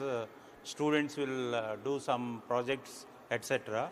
So that sort of thing, are you planning now or? Yeah, see one thing, again thanks for the question. So one thing that I wanted to tell all the delegates here is that the Amaravati Drone Summit is just the beginning, it's not the end. So we wanted to have a much more interactive, not sessions I would say, a journey ahead with all of you. Because with every stakeholder I'm talking about, essentially the company, the manufacturer, the R&D, academia, everybody. So you will soon, we will again collaborate with many universities. That's again a part of our action plan. So where we wanted to have workshops with all these people for the final year students that you're talking about, the technology that we have across the state. And then we also wanted to, considering the amazing response we got with Hackathon, so we wanted to keep that idea also going ahead, floating around, so that the technical people, the final year students, gets an opportunity to showcase their solutions. Hi, I'm Venkat, and I'm CEO of Insprint Inc. That is registered in Amaravati here. And we are working on a disaster management solution which provides you insights for preemptive disaster management. We are generating synthetic, simulated, and also opening APIs for real-time data. So what I would like to know is, do you have real-time or recorded data of, for example, elevations and department-wise information that can be integrated as API calls? Yeah, so thanks for the question. See, we don't have DEMS. Okay, the digital elevation models of our cities. That is something, and we don't have digital twins as well. Right. So I understand that it would have made our job easier during the floods. Okay, had we have one. So what we are trying to do is, at least for the urban areas, we are trying to develop these digital elevation models so that we have the database ready, which is accurate. I have DEMS coming from satellite, but then it has its own set of limitations about the accuracy and all, right, because right. I'm effectively talking about feet here. And the resolution, maybe 5 centimeters by 5 centimeters or 10 centimeter by 10 centimeter resolution. So the satellite imagery has limitations. It is good for agriculture or field from perspective of field, but then when it comes to urban area, there's a lot of limitation with the imagery, the information that we get from satellite. We're trying to develop all the DEMS. We don't have one as on date, but going forward, we'd love to have them. We'll be happy to work along with you. Please, yes. So it's an open invitation for anybody to collaborate with us and then also showcase your solutions. Okay. So there are absolutely no restriction for anybody to collaborate with Andhra Pradesh Drone Corporation. Andhra Pradesh Drone Corporation will be the facilitator for all the drone-based solutions in Andhra Pradesh. So anybody who has some idea in mind, some solution in mind, please reach out to us. We'll also share our email ID, official email ID. And then you can reach out to me as well. Yeah, good morning, sir. Good morning. So it's nice to see the Vijayawada things, how the drones was helped actually. So it went to the almost Andhra Pradesh, and the people has realized, okay, how the drone can be used actually. Correct. So it should be a continuous process. This is my sincere request actually. It should be a continuous process. So only it has to come to the wherever now. You said that in this thing, municipalities also, it has to be implemented. Yes. So immediately it has to be implemented in the municipalities, so that the people will come to know that, yeah, it is not only when the problem comes. So even if the problem does not come also, yes, drone usage is there. Yeah. So that it spreads completely in the Andhra Pradesh, so that the people, everyone will come to know that. So even in the education institutions also, so the rightly sir said that some discussion should happen, and also some model should be prepared. So another one, the medical, this thing was the telling actually.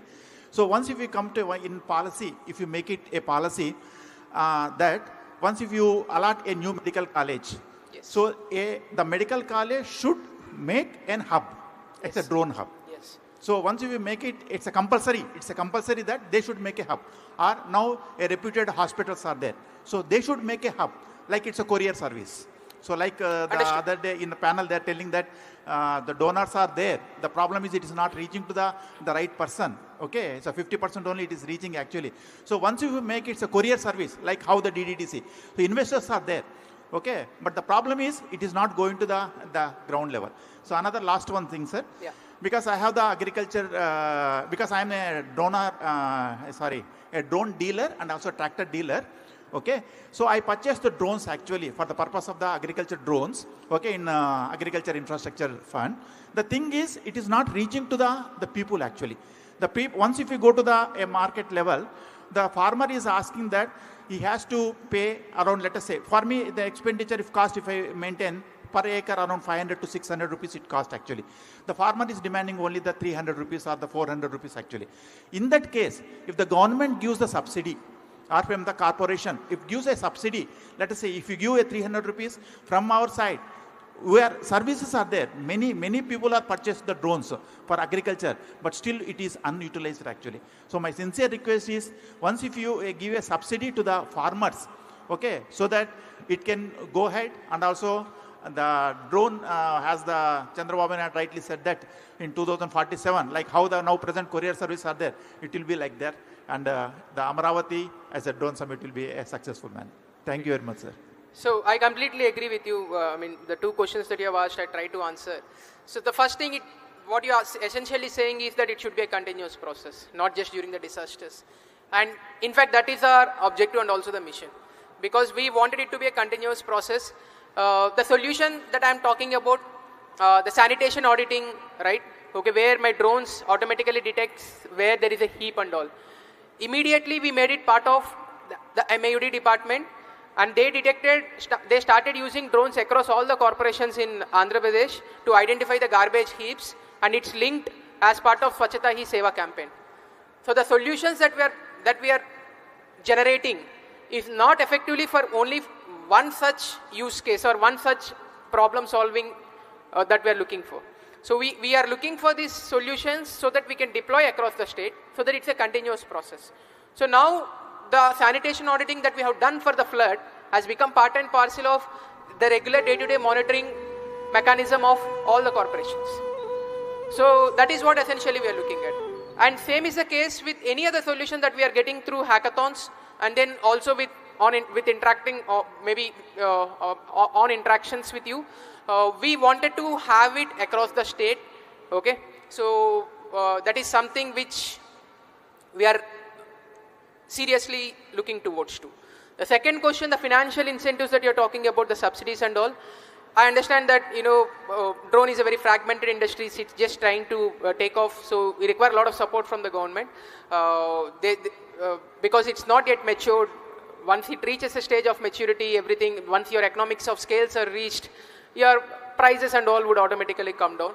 So the financial incentives that you're talking about, we made it part of the drone policy that we're proposing. So we have released one strategic framework for building the drone ecosystem in India. We wanted to build that entire drone ecosystem. So we will distribute copies of this ecosystem, and we are also distributing feedback forms. So we are also mailing you the soft copies of all this, what I am talking about, the policy that we are drafting. Please give your valuable feedback. If the one such feedback which has come from you can also be a part of the feedback form that we are giving you, so that we could document it, we could see what are the financial implications, and come out and roll out a policy which is acceptable to all of you and beneficial to all of you. Okay. Hello. Yes. This is Srinivas Reddy. Yes, please. So my, I would say suggestion, see, this is a great initiative, but to make it more stronger, sustainable, I would say we need to get into root of the innovations. The root of the innovations are schools, colleges and universities. So my suggestion is, in Andhra Pradesh, why can't we make it mandate for every university to set up a drone lab or a drone center of excellence, maybe with your support. You mandate every university, every maybe college, must and should have their technological hub or drone hub, you call it. Maybe that is funded by themselves or funded by government, half of 50-50, whatever way. So that the innovation starts from the colleges and the universities. Those are the hubs. As on today, if I see, students are having a lot of ideas, but they are not enough facilitated to take those ideas forward. Example, in the drone industry itself, if I want to purchase one drone to my test trials and all, it itself costs like 5-6 lakhs, for example, where I cannot afford to purchase as a student. So if this can be facilitated, that is one thing. Second thing is, within the drone industry, you need some test trials and all. We have been talking number of things, but at least you facilitate certain airfields, you call it, in every city, right? So that somebody hobby, somebody enthusiastic, somebody want to test it, they can come and use it as a common facility. I'm just saying this is immediate measures which can help in the long run to improve the innovation from the colleges and schools. Maybe you can conduct one annual hackathon among the colleges, universities. That itself brings a lot of ideas, as well as that this is what I feel let us go to the root of the innovation. Then we start from building that innovation from there, so that in the long run, as we are talking about 2047, for example, it's going to help in the long run. Let us have that long-term vision. Yes. While we are having this short-sighted vision, which we want to make AP as a leading drone hub, whatever. So this is what my suggestion in long. Thank you. Thanks for the wonderful suggestion, Mr. Srinivas. So the objective is that, okay, so we'll try moving towards that. So in fact, the drone center of excellence is something which we are planning as part of our drone city, that which the Honorable Chief Minister has announced. So it will be an open facility. Okay, so any person or any company who wanted to come, the objective is to create a plug and play model. Keep the infrastructure ready so that startups can come, plug and play, do their research, because we are giving the entire infrastructure for them to have a testing bed. See, it will essentially be a sandbox with a testing platform for all the innovators out there. But your suggestion of having it in all the universities is something which we will take it up. Okay, so that's a very good suggestion. We thought of having 2-3 centers of excellence. So we thought of going for a hub and spoke model. So the hub will be the major drone city and all. The spokes can be one at Visakhapatnam or some place else. Few universities like IIIT Newsweed, IIT Tirupati and all those. But all the universities is something which we will look at. Okay, thank you. Okay, so if there are no questions, we'll close the session. Once again, thanks for the opportunity and thanks for taking your time and coming all the way to Amaravati and attending this Amaravati Drone Summit. I'm sure that what are the suggestions you are giving, what are the feedback you are giving will not go in vain. That is something which we'll work on it very seriously. So please give your valuable suggestions and feedback. Thank you.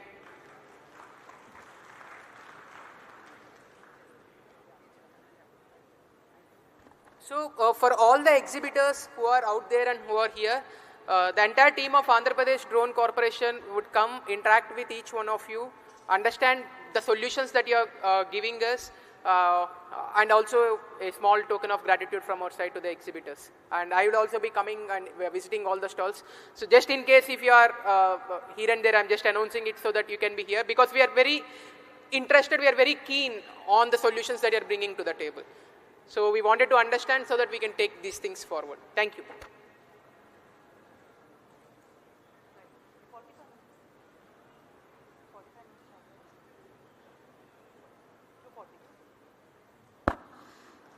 Thank you, sir. Thank you very much. We are breaking for lunch. We'll resume at 2:45. And post-lunch, we have a keynote presentation by Mr. Gopalakrishna, Joint Collector. And yeah, as Sir mentioned, please be available at your exhibition with your products, and representatives from the AP Drone Corporation would come forward for interaction. Thank you very much, and we'll resume at 2:45. Thank you.